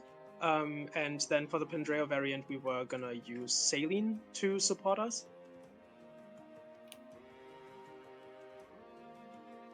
Oh no. Nope. We were obviously proven wrong today. But yeah, essentially what we realized is that on average and slightly below average, Aaliyah... Quick question: what were you proven wrong about? Saline not being a carry. Okay. But yeah, essentially Aaliyah doesn't need to be on average, just like can still slightly be below to do like every map up until chapter 7 quite easily. The only dubious part is, I think that was already mentioned, is like getting 1 magic level up for chapter 5, which is pretty cringe. At one point we were like, okay, if we do Aaliyah solo, do we just like set up a level and rig a magic level up? Which is probably what we might have done at that point, but luckily we didn't have to do that, because that was also said, both Chloe and Saline are supposed to speed up chapter 5, unless, you know, both Aaliyah and Chloe extremely fall behind in stats. Aaliyah and Chloe fall behind in stats, which essentially happened is that Chloe didn't level magic in her first 4 level ups, which prevented her from one-running anything in the throne room. And also then, like, Aaliyah didn't get... Aaliyah at chapter 7 was at -5 speed, which meant that she was about to get dumped by Goldmary, which was so terrifying. Youch. But in the end, like, still the one benchmark you need to hit for that chapter is not actually, like, not getting doubled or anything. You need to either reach 26 combined attack, or I think it was 15 speed? No, not for Hortensia, for the horses, for the flyers. For the flyers to die, so you can combine Warp Ragnarok plus 1 attack from Aaliyah to kill Hortensia on that chapter. So you never really have to bait her, you just run into her with Override, which is why we also pick up level 3 Sigurd when we get like our inheritance, so she actually unlocks momentum. So you kill the first HP bar with momentum, and then move out of chain attack ranges, live 1 turn, great sacrifice, and with like some random person, and kill Hortensia. If you're fast enough, Aaliyah does it by herself. If not, you have a Warp Ragnarok to follow it up with. On inheritance, we never for a single second looked at Cantor. We are avoid stacking apologists. Yes. Because don't apologize. For the simple fact of we do not want to get hit by spears with our 11 swords. Which and yet in chapter 10 we died to a 7% hit, and in chapter 13 we died to an 8% hit. Woo! I do have a question for you. For chapter 5, did you consider using Divinely Inspiring to help Chloe hit the 1-round threshold with Seraphim? You mean in the throne room? In the throne room. Because Aaliyah was actually outside of the throne room. Aaliyah was just like cleaning up, getting some XP to actually fix her stats. Also, she needs to not fall behind in level, because she still was basically carrying every chapter until chapter 7, because Chloe was just doing like... Yeah, because our strat for that chapter was with a mage or with Chloe, like Aaliyah uses Sigurd to just run in and go just outside of the boss's range, and then the other unit warps in right next to Alir, and with Seraphim actually one-rounds the boss, thanks to Divinely Inspiring. I also heard someone mentioning something about in chapter 5 with Warp Ragnarok. I forget which team now, but they like warped to a like top corner of the map to fight near Lucci and kill him, which also sounded pretty cool innovation there. But we kind of just ended up routing that entire map because Alir routes the bottom and Chloe routes the top unless she can kill near Lucci quicker.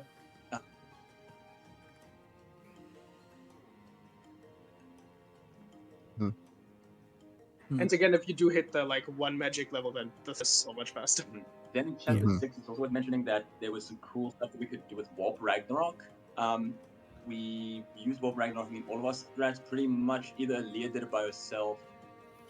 That's like a really good one to point out. Yeah, either Leah did it by herself by using the torch item with Yunaka.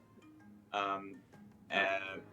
you want to say something? Because I don't know the strategy as well as you. Yeah, like there were a bunch of different versions to Chapter 6 actually. So if you have Yunaka drafted, what you can do is buy a torch staff and like take that out of the convoy and use Mickey Torch, which allows you to immediately warp Ragnarok next to the boss, next to Tarunda.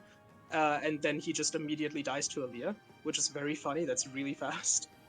This is like a side thing. Did y'all decide to like local area hangout for the final race? Yep. Yes, sir. Yes. We flew out Hughes from South Africa. That's awesome. Yeah. It's real sick. Yeah, and then the other versions Okay, I'll check include something. Yunaka using a torch, and then Chloe has the benefit of having like +3 Warp Ragnarok range. So unfortunately, I messed it up in our run today because Alia couldn't double the first Brigand.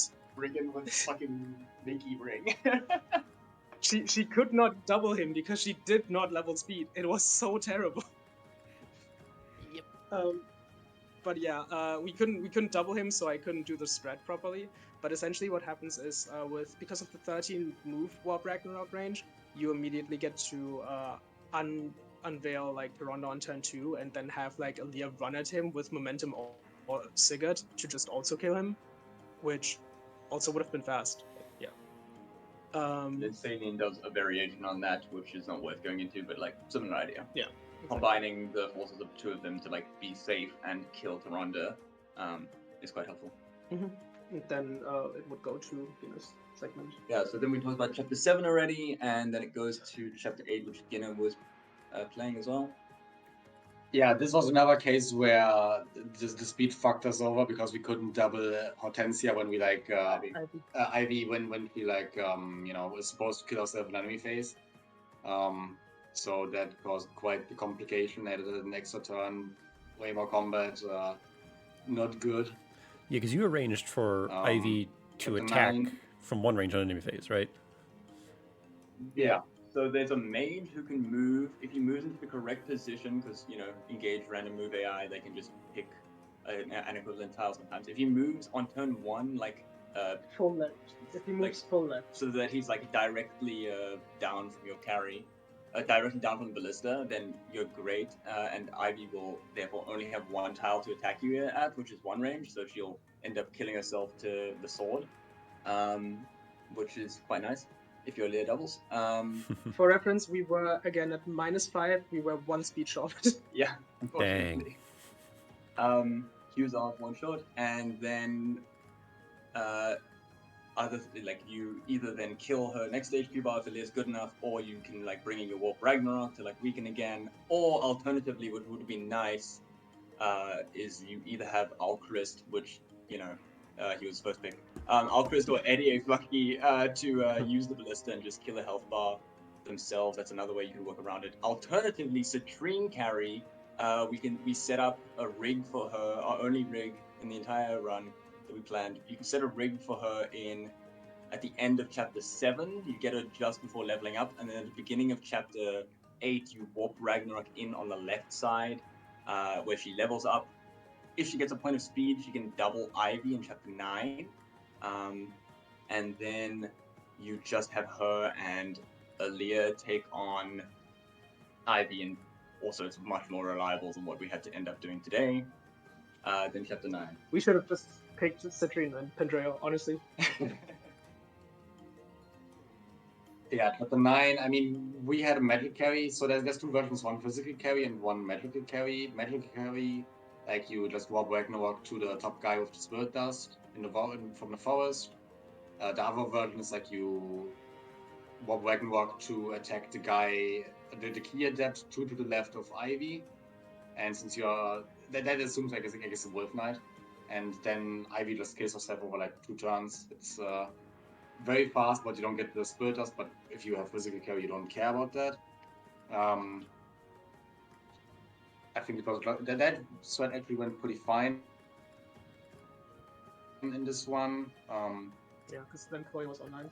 Yeah, we just have like a lot of menuing to do there afterwards. Yeah, we do all of our buying and selling in Chapter 9. We also sold all of our items to just clear up the convoy and get some money, so we just buy all our tonics and seals as soon as possible.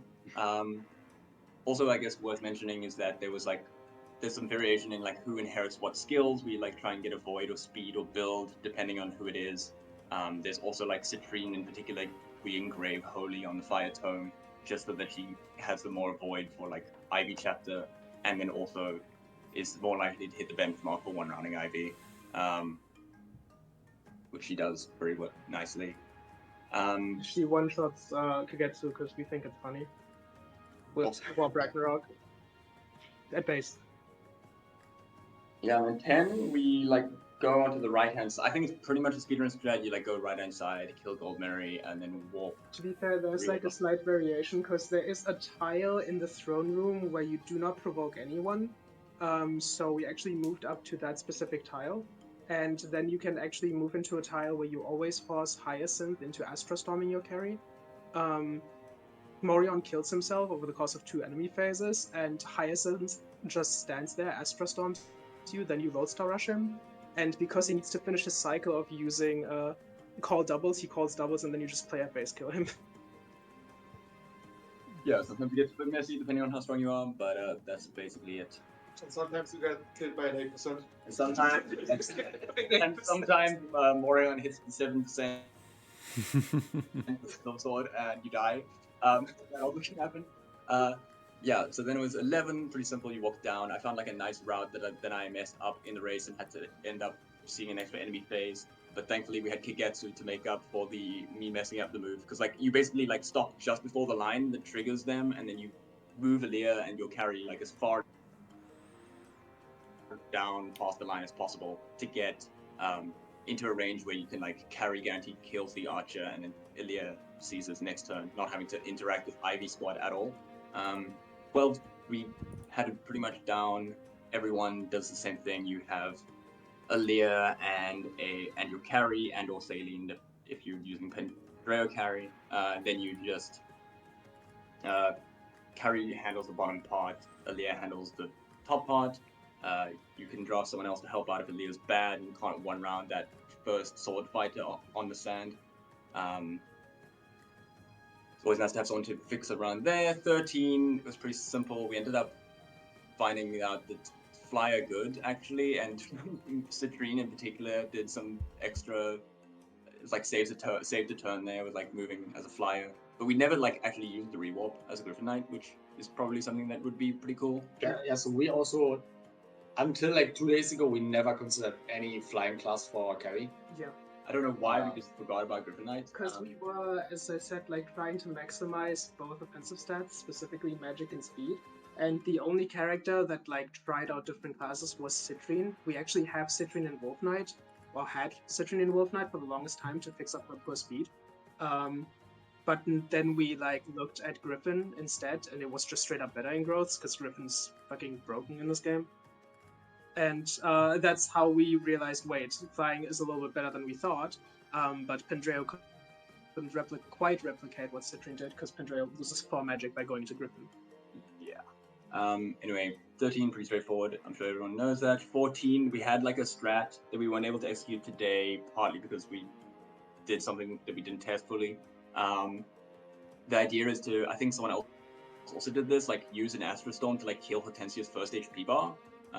Or maybe someone did it for boots. Anyway, we skipped the boots in 14. We just warp across immediately and go full full in with the carry.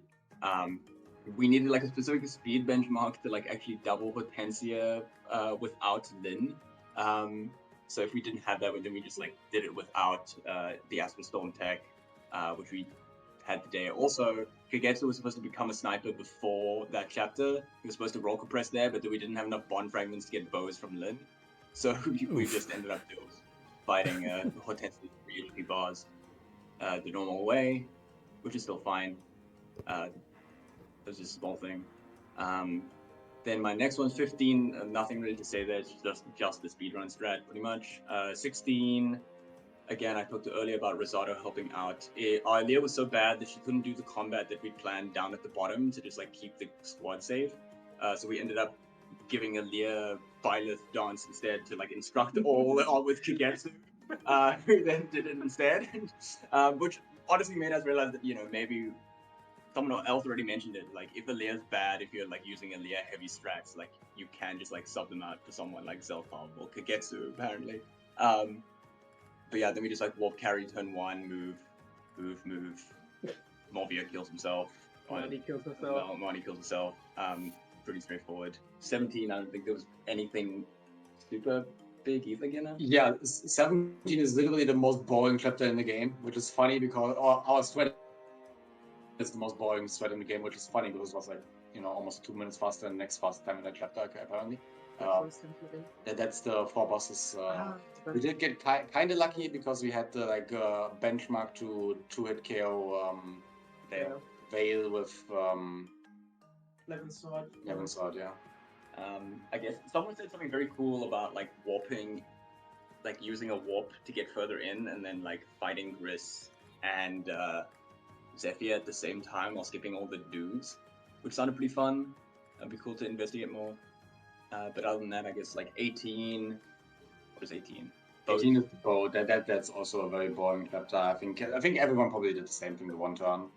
1 turn or 2 turn, pretty straightforward. We did 2 turn. I nerfed myself to not 1 turn because I wanted Lyndon. I didn't have a 1 turn recruit for him. Yeah, we avoided drafting Lyndon because we did wanted to do 1 turn. Yeah, we wanted to do it as well, but he was there. Yeah, then our 19 He's like at the was perfect about space this. to like not get in 1 turn. We found a 1 turn. It's just I need the warp for something else. We allocated 2 warps to that chapter. It's doable. Yeah, we had an excess warp if we didn't get Lyndon, which is good because it turns out we just don't need it. Yeah. Yeah. The extra warping chapter, I'm sure something could be done with in the future. But you guys did 1 turn, so you just did like what, Sigurd and a dance? Yeah. I Yes. put a Sigurd weaker steel and dagger Dagger. on. Very important on the magic unit. Well, yeah, exactly. But it was still by backup dance, yeah. Did any other teams get the Speedwing in that map? Yeah, we did. We did. All right. Yep. Yeah, So you can chapter get the 9 we figured out a way to get Speedwing and Lyndon on turn 1. And Bosco. And Boskill. If you wander on the boss, you can get Did it take 2 warpers? warp No. with cavalry boss. We took 1 warper. I mean, if you want, I can tell it, but it's not our turn at all. I think for our team, we wouldn't have been able to do the 1 turn because our warper was Hortensia. So if we she And our can't boss killer was recruit. Ivy. We're running Yeah, out of people. so they can't recruit Lyndon. Fair enough. That I makes guess we sense. could warp Alir. But you had maybe? Lapis. Didn't you have Lapis? No, she wasn't there yet. Yeah, she can talk to Lyndon, right? No. Eddie, they Alir could talk to I thought she was Alir could talk to Sage. Lyndon. They meant convert Lapis into our warper for that chapter. But we actually Yeah. probably could have had a Hortensia warp Alir over to Lyndon and then use somebody else for the Goddess Dance. But we didn't have Lyndon, so it didn't matter. It might have used too many warps too. We got really lucky with World Tree, and that saved us like Probably 2 to 3 of like 5 warp uses and 3 rewarp uses. Yeah. I will say it. I don't know if we got lucky with that because I think we planned it out regularly. All I meant is we had weird convoying. It's like, why do I have leftovers? I will say Gina invested like insane amounts of time at chapter 19 because like he bashed his head against the wall with Ember against there, but Gina can just like talk about that himself. Yeah, that chapter Yeah, sucks. chapter 19 fucking sucks. Last minute, like yesterday or something, I was working on trying to get it somewhat consistent with Emma because it like just gets one shot by Fanny. Are you talking about 19? 19, yes. Okay. We had an interesting setup, but I can't explain it. It's thank you, Wrong House, for your notes. They're amazing. By Fanny from Moggy. Our strat, we have Seedol and like the carry at the top. In the most recent strat, Seedol gets Sigurd and then carry gets Corwin. We do first turn the kill on the worm. Turn 2, we clear the miasma with Dragon Vein Water. We bait Morvia. Turns out the checkerboard is really good for that. Yeah, we bait Morvia, then we move into the corner in that like little choke point so that Morvia and Mani can get baited like turn after. And then, they're also not in physic range. They're also not in physic range, yes. Then we move 1 up, 1 left. Then it will be like Morvia is 2 below you, then Mani is 1 below you. Next turn you move 1 up, then Morvia moves first. And then you have Mani at 2 range, Morvia at 1 range, and that's it. The chapter's over. And with the Sigurd on your Seedol, you can then like shuffle in some elixirs whenever Morvia is being quint and hitting you with the Fanny. That makes that chapter reasonable again. Yeah, you kill Mani Hope as soon as possible so she switches to having a 2-range weapon so she can start killing herself again. And yeah, then like for physical carry, we ended up like finding Radiant Bow yesterday, lol. Basically the plan is to like hit Mani a couple times with your physical carry, and then you can like sniper with the Radiant Bow, kill the health bar through holdout, and so that speeds up physical carry getting to like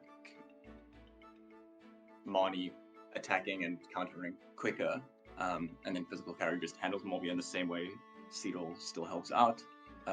Then after 19's 20, which is Luke's again. Exactly, and this is where basically all the carries converge back, which is why we like put them into the classes to like kind of fix their quote-unquote stats that they didn't need to get, that they didn't have at the start. And as I said, like the benchmark for Gris in chapter 30 is a combined total of 50 magic attack, which sounds like a lot, but if you specifically like work for it, it's actually not that hard to reach. Like some carries swap their Levin sword over to Holy, specifically carries that don't need to like dodge as much, meaning that is so much easier to reach. Especially Chloe and Citrine have no trouble reaching that threshold at all. Pandreo a little bit more so, but the thing with Pandreo is that like he also just swaps over to the Holy Engrave because Party Animal is just that good. Party Animal just giving him so much avoid like ended up being very, very important, because bro just has the speed and the avoid to just not get hit. But yeah, essentially to make sure that we hit that is we have that Mystic Dancer, and with Magic Tonic that's already +6, and considering that the weapon's like 18, you only need like 18 plus 6, that's like 30, 22 magic? Not 20, 26. It's something. It's something. It's not that high. And then you can like kill Gris turn 1. You instruct before you rewarp back in, and then Gris kills himself because he's a funny guy. Yes, we kill the first Gris HP bar. If he's in a cringe spot, just retry. Then we rewarp with Aaliyah and then carry Sigurd into like Gris range, and then he echoes twice on enemy phase to end his life. The Huns are very good at doing that, apparently. Yes. And then chapter 21, which honestly, like, at the start it was very cringe when we tried to figure it out. Then we realized, wait, we still have all these rewarps. What if we just double rewarp that chapter? I think everyone ended up doing that. But what we did at the start is like clear out the middle so we have like room to rewarp, until we realized that the obstruct stab with Mickey is so incredibly funny. Because you can like retreat to the bottom where like there's no one that can reach you, and if you then obstruct in the middle, you will not have trouble to like fully warp yourself up max move. because no one can path into your rewarp range because they don't attack the thing and they can't move into it. So you just like do that, rewarp up twice, and then, well, the rest is history because Vale also just dies to the magic carry because the magic carry kills everything at that point. Yeah, like it puts Corrin just in case. Just with a hit and some damage, and then like with all the warps and with all the dances, you're good. Important to point out, depending on which carry you're using, your Byleth Dancer changes. For specifically Citrine, you make sure that like your sniper that you've been using is the dancer, so you get like +4 speed. Meanwhile, on the other two, you just use literally anyone else. We had Vale, so that was obviously like very good, not for that chapter, but for the coming ones.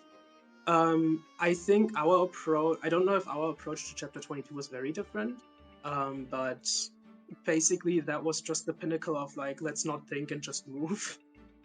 We had all these guys lying around and we were so pissed off about moving them because moving extra units takes time. So what we ended up doing is just like fling around our like carry, like send them into the 7-turn clear. No, we had the 34 turn clear. We had the 34 turn clear. Oh my gosh! because we only moved carry, it ended up being the fastest one still. No, I think it's like within 40 seconds. Within 40 seconds. It was still pretty fast though, because like you just end up moving carry and nothing really charges you unless you enter the range, aside from the reinforcements. But Which carry chapter can is be this? 22. Chapter 22. We were surprised. That was 22. pretty impressive on your guys' part. Yeah, we just kept moving them around. I think the beauty of that chapter is how stupid it is. Yeah. Yeah, I guess it's worth pointing out that at some point, I think after 20, we go and forge a Bolganon as well, similar to, I think, Gleam Team. Yeah, in case we don't have enough magic for other points. In case we don't have enough magic for other points, because we can then either like swap Holy around with Awakening to like give it more magic, and then we try and use 11 Sword as much as possible still, but then in 22 specifically, without like extra Emblem of Void, hit rates kind of cringe against you, so to avoid getting broken by lances, you just like swap to Bolganon on some enemy phases. Just in case we are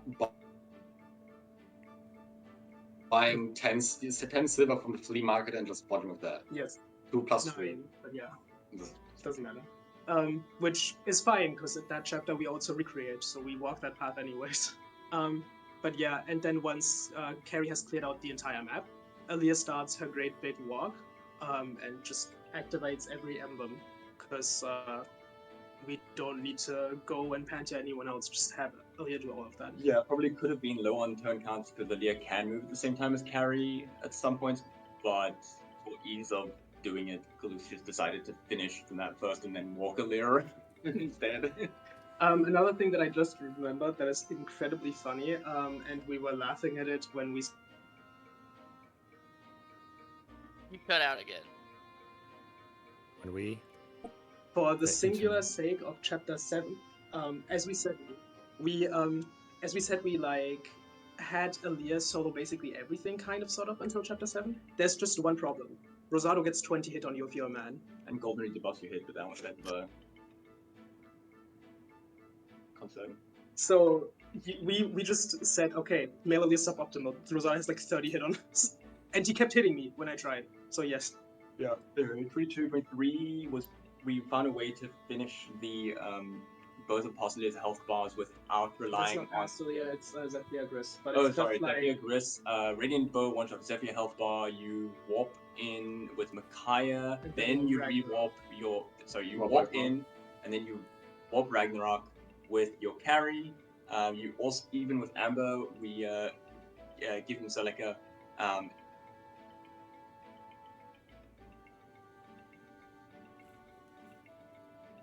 Nope, not again.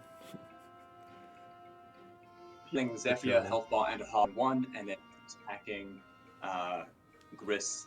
On one player phase, so you end one player phase level, yeah? Yeah, so they end up killing themselves. Killing themselves again. Chapter 24, which is Pastolia, right?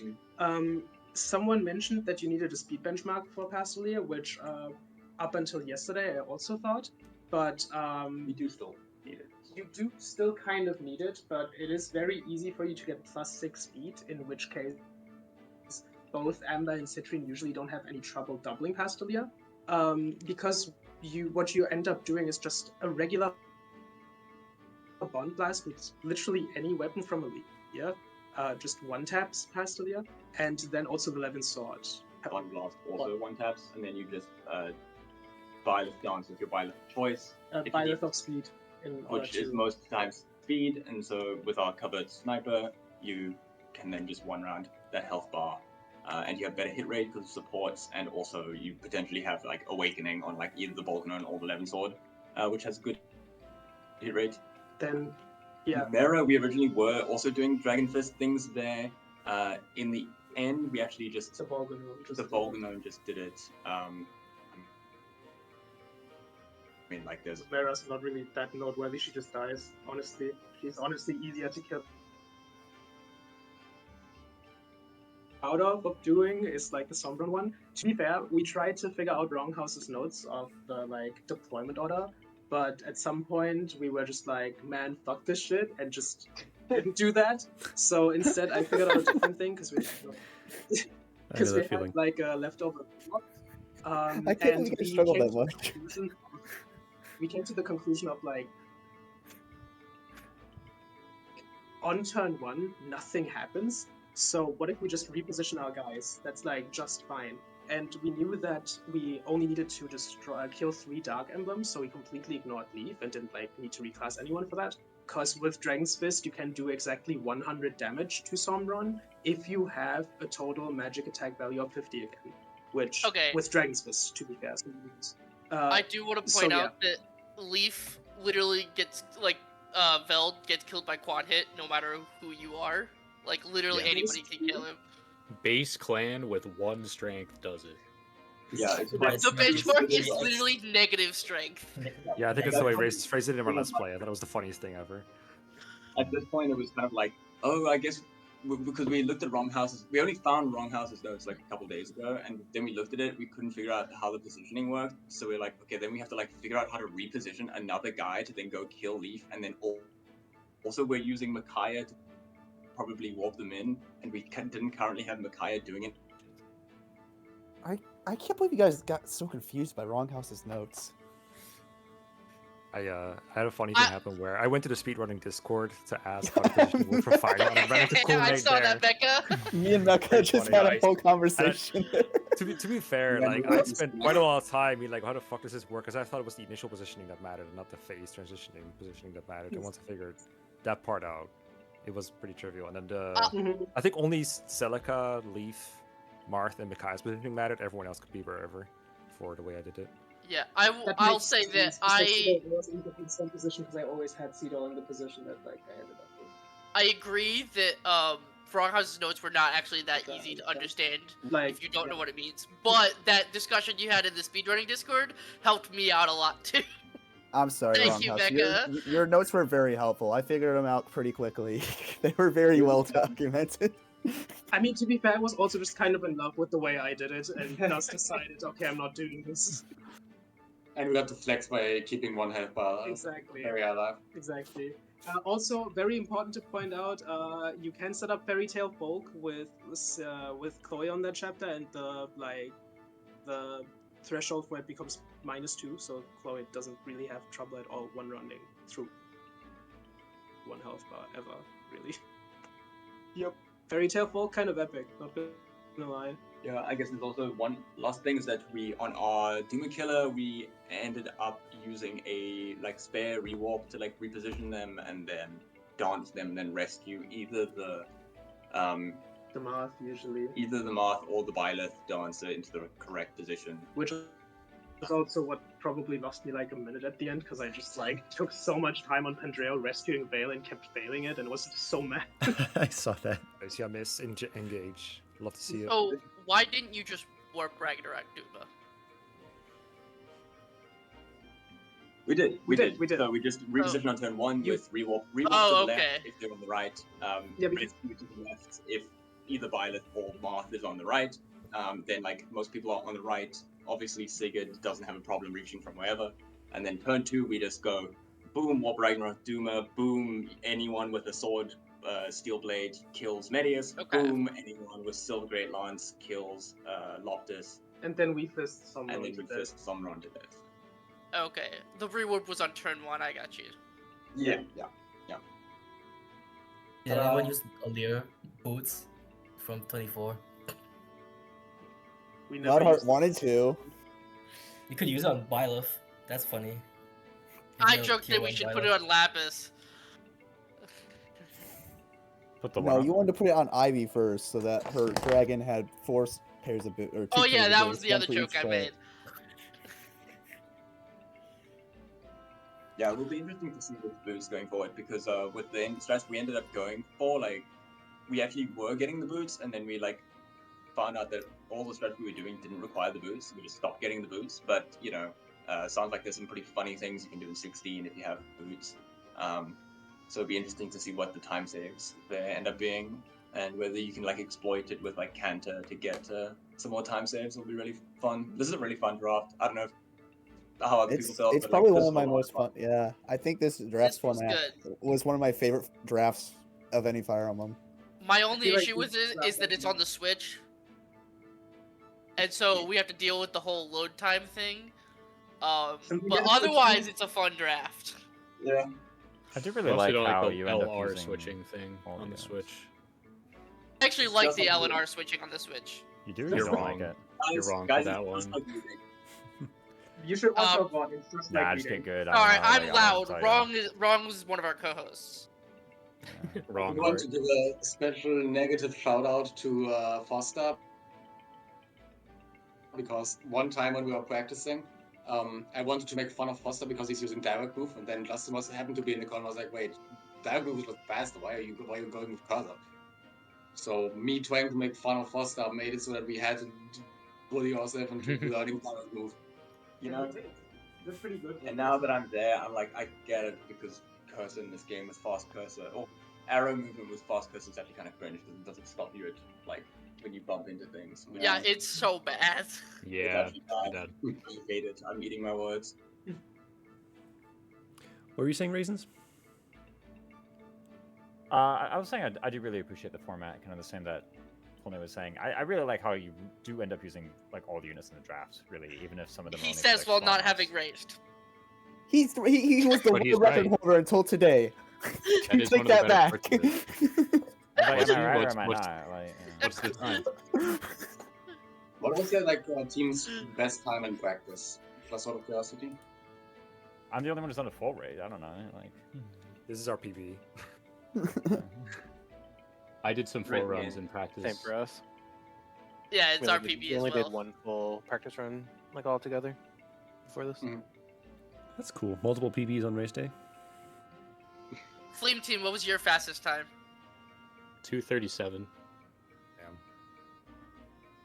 Was that individual or group? Who's got the That solo was PB? individual, all done No. on Switch 2. Yes, Switch 2 special. It was also done with outdated strats. Yeah, similarly, we also have a PB from individuals with outdated strats, 243, which again, I think that was on Switch 1 at least. No, it was also Switch 2. Okay. But yeah, so around about the same, actually. Everyone had a very similar expected time, pretty much. Yeah, I was entertained that for just about the entire race, the margin between, like, across the field was always within, like, 15 minutes, you know, until sort of the end. I imagine it'll be very hard to track who did what chapters the fastest because a lot of people chose to do Somniel time at different times. and do Yeah, different I things. realized that as I was putting it together. I think it's still worth doing it. Oh, but yeah, sure. yeah, you can't really look at this and be like, oh yeah, such and such it was like so much faster, but this like Somniel time mattered a lot. Except for Smithsville, because Smithsville went to Somniel like 3 times and still got like a ton of these. Oh, by the way, who voted for the like 11 to 19 segment for Switch 2? Because we voted for Prologue to 11, and then it ended up being the exact opposite. No. We Prologue to 11. No, yeah, Prologue to 11, and then like another one in 19 to 22 or something. Which means that most of our Somniel was actually outside of Switch 2. Which is a little sad. I think most of ours was too, if not all of it. Yeah, our vote was like Prologue through 4, and then I yes, think it was 40%. 11 through 17 or something like that. because we were gonna have numbers do just the beginning part because he didn't have a lot of practice time. Except then he suddenly did have a lot of practice time, and it was good that he did and he also figured out like faster clears for 16. And literally today, he's like, "Oh wait, I can do this chapter faster." Justin would never let us do that loud hard. Yeah, I didn't tell them until the start of the chapter. I was like, by the way, I just found this out while we were practicing as I was like doing it. I think we both. Yeah. Our team found that Arvo originally was like two different sections of Switch 2 for numbers in Claire, but then Justin was like, "Hey, it's gonna be 11 to 19 probably. Can you rework your can numbers take on some chapters in there instead of doing the beginning?" And we were like, "Fine," and we did. And numbers did a great job. And Nate, Nate got out of the prologue fastest, so. I did? Yeah, by 1 second. Prologue sucks. You guys just need to get good, is what I'm hearing.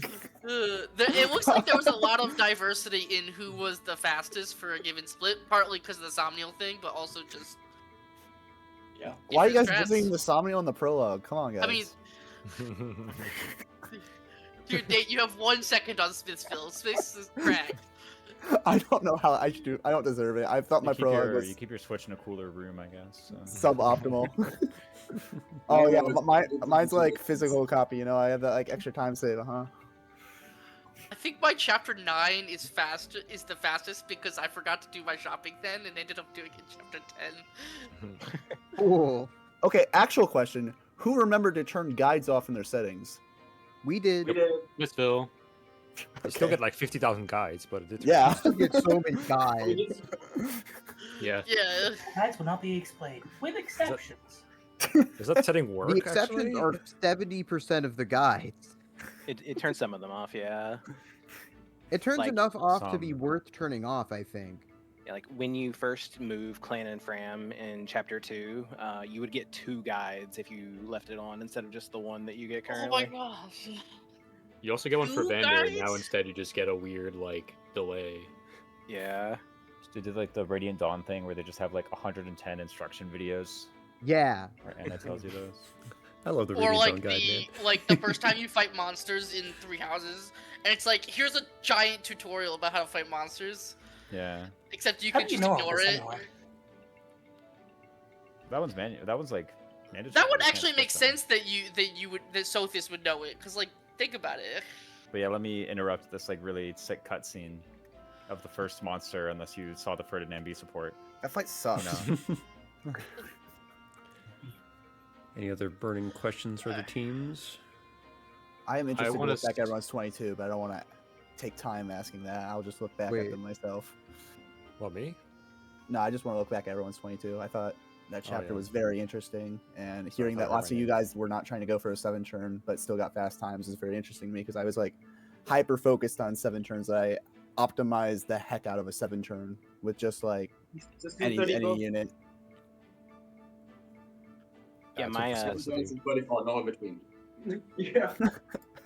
I think to be fair, in one practice run, I got hit by 7% by the Briar Neck, and then got hit by something else and died immediately, and I was very mad. So maybe not. Yeah, my Chapter 17 strat ends up being like really quick in terms of number of turns, but I gave like almost all of the time back up. I still found it to be a time save versus what I was doing before, but even though it was like 3 or 4 turns faster than just walking the carry around, it was not much faster in time because I was moving like 6 units a turn.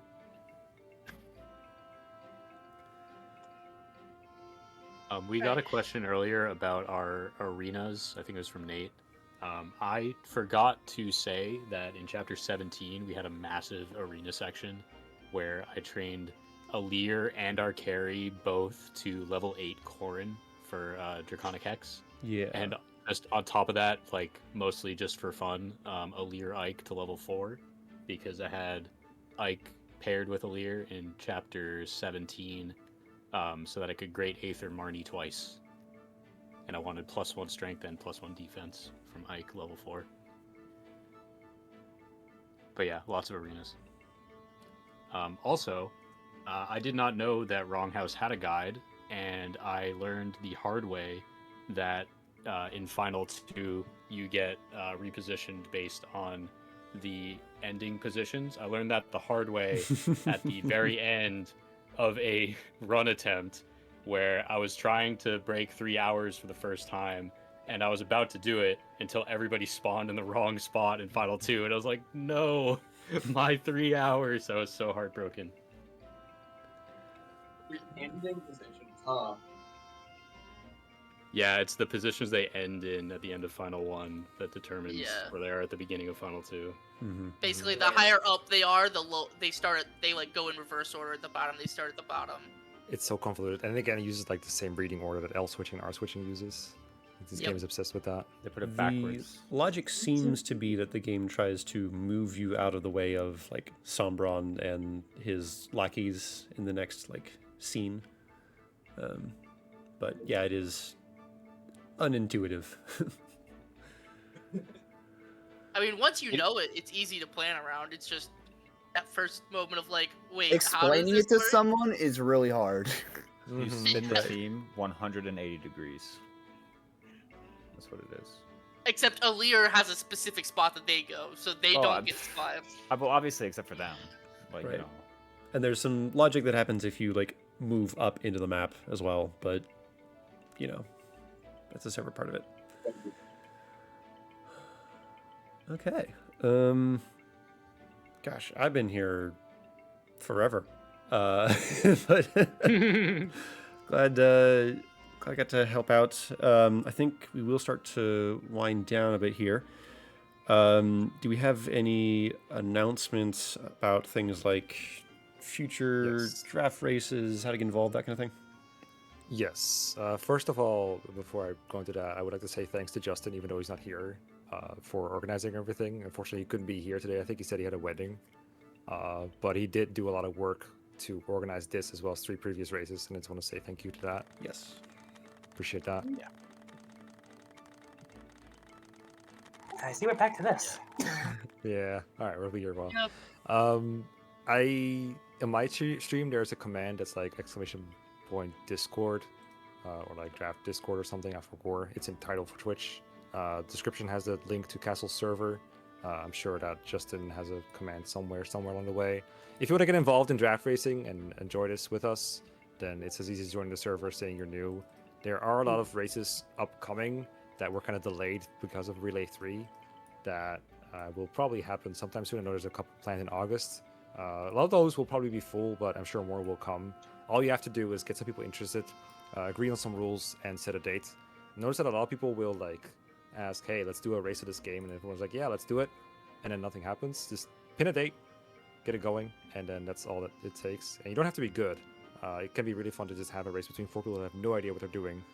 And sometimes we even have beginner races for this purpose that have like a mentor help out a new player to learn the ropes. And that is how a lot of the players that are currently in, or that are currently involved in draft racing, are doing so well. We've had a couple newcomers this year, this last couple months, that are putting up some really good times. So it's a very accessible hobby. But you do need some time investment to get really good at it. But if you do, and especially if you're in a team that can like cook strats together, it's a really fun and rewarding experience. I would recommend to anyone who is still here to join Castle server, check out Draft Relay and Draft Racing main channels, and just hop in and say hi. I'll plug a little bit here. The specific races we have coming up. There's a Fate's Birthright race in August. There's 2 FE7 races one in August and one in September, because they had 8 different people that wanted to race, and so they're like, all right, let's do 2 of them. And then at some point, if you want to see, those are great if you want to watch something that's like fairly well prepared, kind of like this one was. But if you want something super scuffed, at some point they're doing a Thracia race. Yep. And I think the plan is to just like race for 5 hours and then see how far you can get, because we don't think we can actually beat the game in a single like sitting. It might be the result. How long is the speed run for it? Yes. Like how long? The speed run is like RNG manipulated though, isn't it? It is. I don't know. There's a scrambler in that game? I know they haven't solved FE1 or at least they haven't done FE1 RNG manip route yet, so I'm not sure. But like I know they have genealogy RNG minute, so I think they have it for Thracia as The well. way RNG is done, like minute, it's it's NES different, is but like yes. frame advances. It's not scrambled, but it's like every input you do like advances frames. It's depending on the frame count on the main menu when you start the game. Yeah. Anyway, yeah, there are several races coming up. Some that are going to be prepared like this one was, and some that are going to be very, very scuffed. Because they've never been raced before. I mean, there's been the Thracia race. Every single person in it DNF'd. Great. Surely that won't happen again. Wasn't one of the person More in the race, likely like, than you may literally think. mute as well? Yes, mutes. Like who holds the current like speed run? Yeah. Yeah. So when you limit like who you can use, it really hurts your speed. Also, the input in that game is just ass. Yeah, you said it. Okay, so plenty of stuff to Isn't look that forward like your to. second favorite one, Mecha? Or your It favorite is, one? it's got its flaws. I still love it for its flaws. I'm That's also like true. in that race. Like I'm gonna have to put weight up with it anyway. I think anyone that loves Fire Emblem loves the games in spite of their flaws. Exactly. Yeah. Yeah. That's accurate. Okay. Tiny little thing, but This engage. has been so much fun. It killed me when I was running Clover Log through 4 that when you are in the little area between maps, you can run around and grab things on the ground, and you hit start depart, it defaults to yes. But when you're in the Somniel right after that, and you hit start depart, it defaults to no. Just like a very tiny little thing, but it was tweaking me out when I was running those Wait, chapters. is that why I kept messing it up? Oh my gosh. Oh, actually, there was something I wanted to ask that I couldn't figure out when we were playing. So sometimes when we were engaged, we were noticing that our animation when we're doubling goes faster, but it seems completely inconsistent. Does anyone know what I'm talking about and know what the rule is when you get a fast animation or not? No, Like- but Numbers found a weird thing specifically with Ivy and Hyacinth. Where that Which is- happens? Or... Yeah, I didn't see the faster animations No, at all. he would if he like killed Hyacinth and got a level up. For some reason, he would just like sit there for like way longer than normal. And an like extra if he 8 was seconds. Happened in our run. You can watch our VOD back and you'll see it. And pass earlier as well. And you need to like press plus to like skip the level up for some reason. Sometimes randomly. Yeah, what I I'm talking about totally is when hallucinated it, but I could like the first time I tried routing this, I remembered that like Hyacinth in chapter 10 shot me with an Astrostorm that went like fast, like a normal speed Astrostorm. Yeah. And then never again did I ever see that. Like it's always This is the a slowest super slow Astrostorm one. of all time. it's the new game feature. Boom, It's supposed to be the new boom, game plus boom. feature. I think with Hyacinth it might have to do with the fact that he breaks people, but I don't know. I think That's it all I can is see. because he breaks people. Because you're Yeah, Astrostorming, it's hella key fast. adept Astro Storms break people, but I don't think you can be broken if you're an armor unit. That might be it. Maybe. But anyway, what I'm talking was like I would just engage with Lynn during like chapters 12 through 17 or something, and there'll be like 2 identical enemies attacking me back to back, and the first one gets doubled by a super fast animation, and the second one is like slow as fuck. Like, why is there a difference? This is the same circumstance. That was with Wolf Knight, right? Sal needs to get on, getting rid of animations for this game too. Well, it's because this game was meant to be played with animations on, obviously. All Why of would you them. ever turn animations off? Yeah, so why Well, there's also like a lot less combat in this game than other games. Like if you look at the roll at the end of the credits, your carry will face like 80-90 combats, and that's what Well, like, player somebody phase who's only. carrying for the whole Yeah, game. it doesn't count every combat properly. That Oh, wait, record what? only doesn't. That record just plain old Awesome, doesn't dude. count enemy phase combats. That's Oh, so well, good. that explains it. Then. Yeah. Yeah, because goodness knows Engage will throw enemies at you. Yeah. Yeah, I You fight discovered like 80 or that. 90 units in chapter 22 alone. Yeah, when I was doing my pacifist run, like I partially discovered that. Okay, cool. Any other announcements, or does that cover that? That's it for me. That's it for Mecca. Good Anyone shit, else? everyone. Yeah. GG's. Tune in GG's. for the next relay next year. GG's. Okay. This was so much fun. I really enjoyed it. Thanks for having me for this. Yeah, thanks to everyone who raced, Yeah, everyone same. from Raising Canes, Fleam Team, Front Facing Peens, Drafting the Skies. I know this takes hours and hours and hours to like prep and practice and communicate and everything. This does not come together easily. Well done, everyone. Yep. All right. So yeah, I guess I'll probably end stream here. I mean, feel free to stick around on the call and stuff. But it is coming up on 10 hours in this call for me, so I think I will bow out shortly. Thank you, Wronghouse, for helping sustain me through the draft race. Having more knowledge and giving me someone to talk to, that makes a huge difference. Appreciate that. Oh, I have one question for you, Flashy Fire. Yes. What's the strat of the race? What's the strat of the race? Strat Well, your favorite strat, your personal favorite. There was this one point where a warp staff was used to move 3 units, I think combined total of 3 spaces. Oh hell yeah! I know what you're talking about. Two spaces actually. Okay. 2 spaces actually. I think that was actually just like Mordecai with his hands apart, just smiting people. Wait, which chapter was this? This is So chapter in chapter 25. Yes, go for it.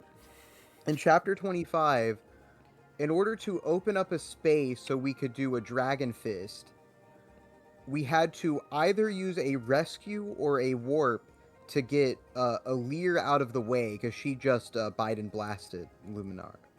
Oh yeah, we had the same strat to Bod Blast, but we didn't use it because, like, Ivy just doubled and killed. We had Nova. Nova's kind of cracked. Oh yeah, Yeah, Nova like is if what you it have was. Nova, you can do that, but we didn't. Well, We could have either Bond Blasted or Dragon Fisted. We chose Dragon Fist every time. we had to hit from 2 range, but we didn't kill. When you don't kill, you do a Byleth Dance, and then you can attack again, and then Alir's going to Biden Blast, and then you have to warp 1 space away, so then you Blast? can dance for your carry, and then Dragon Fist. Yeah, Men will do anything not to property of the inherit United Cantor. States. Holy shit. Cantor's not worth it. Yeah, so it might be a little bit of recency bias talking, but because it was a long race, and there were 4 screens for me to watch. Goodness. But I was entertained by sort of how the solution to that problem was, oh yeah, just use a warp, like a Micaiah warp. Like this heavy-duty resource just needs to... I believe the use a tiny speedrun bit. actually does that as well. Shout out. It does. I stole it from It there. does. Okay. Okay, there you go. That's where I took it from too. So you get no credit now. I'll tell Quo that his strategy was used. He'll be happy. It's a good strat. Cool. All right. Well, thank you everyone for watching on Justin's channel. Thanks, Justin, for trusting me with streaming to his channel. And the stream key. Yeah, probably not for much longer. He's probably going to rotate that out. You do the funniest thing. I shudder to think what that would refer to. So before anyone gives me any ideas, I'm gonna nod off, or not nod off. Well, maybe I'll take it out. Anyway, congratulations to Front Facing Fiends for again winning the overall relay race, but also Fleam Team for winning Engage, because that was just entertaining on its own. So yeah. All right, I'm not graceful at this, but bye. True. Bye. Bye, everybody. Bye. I'll send him Bye. my stream. Bye, chat. Bye-bye.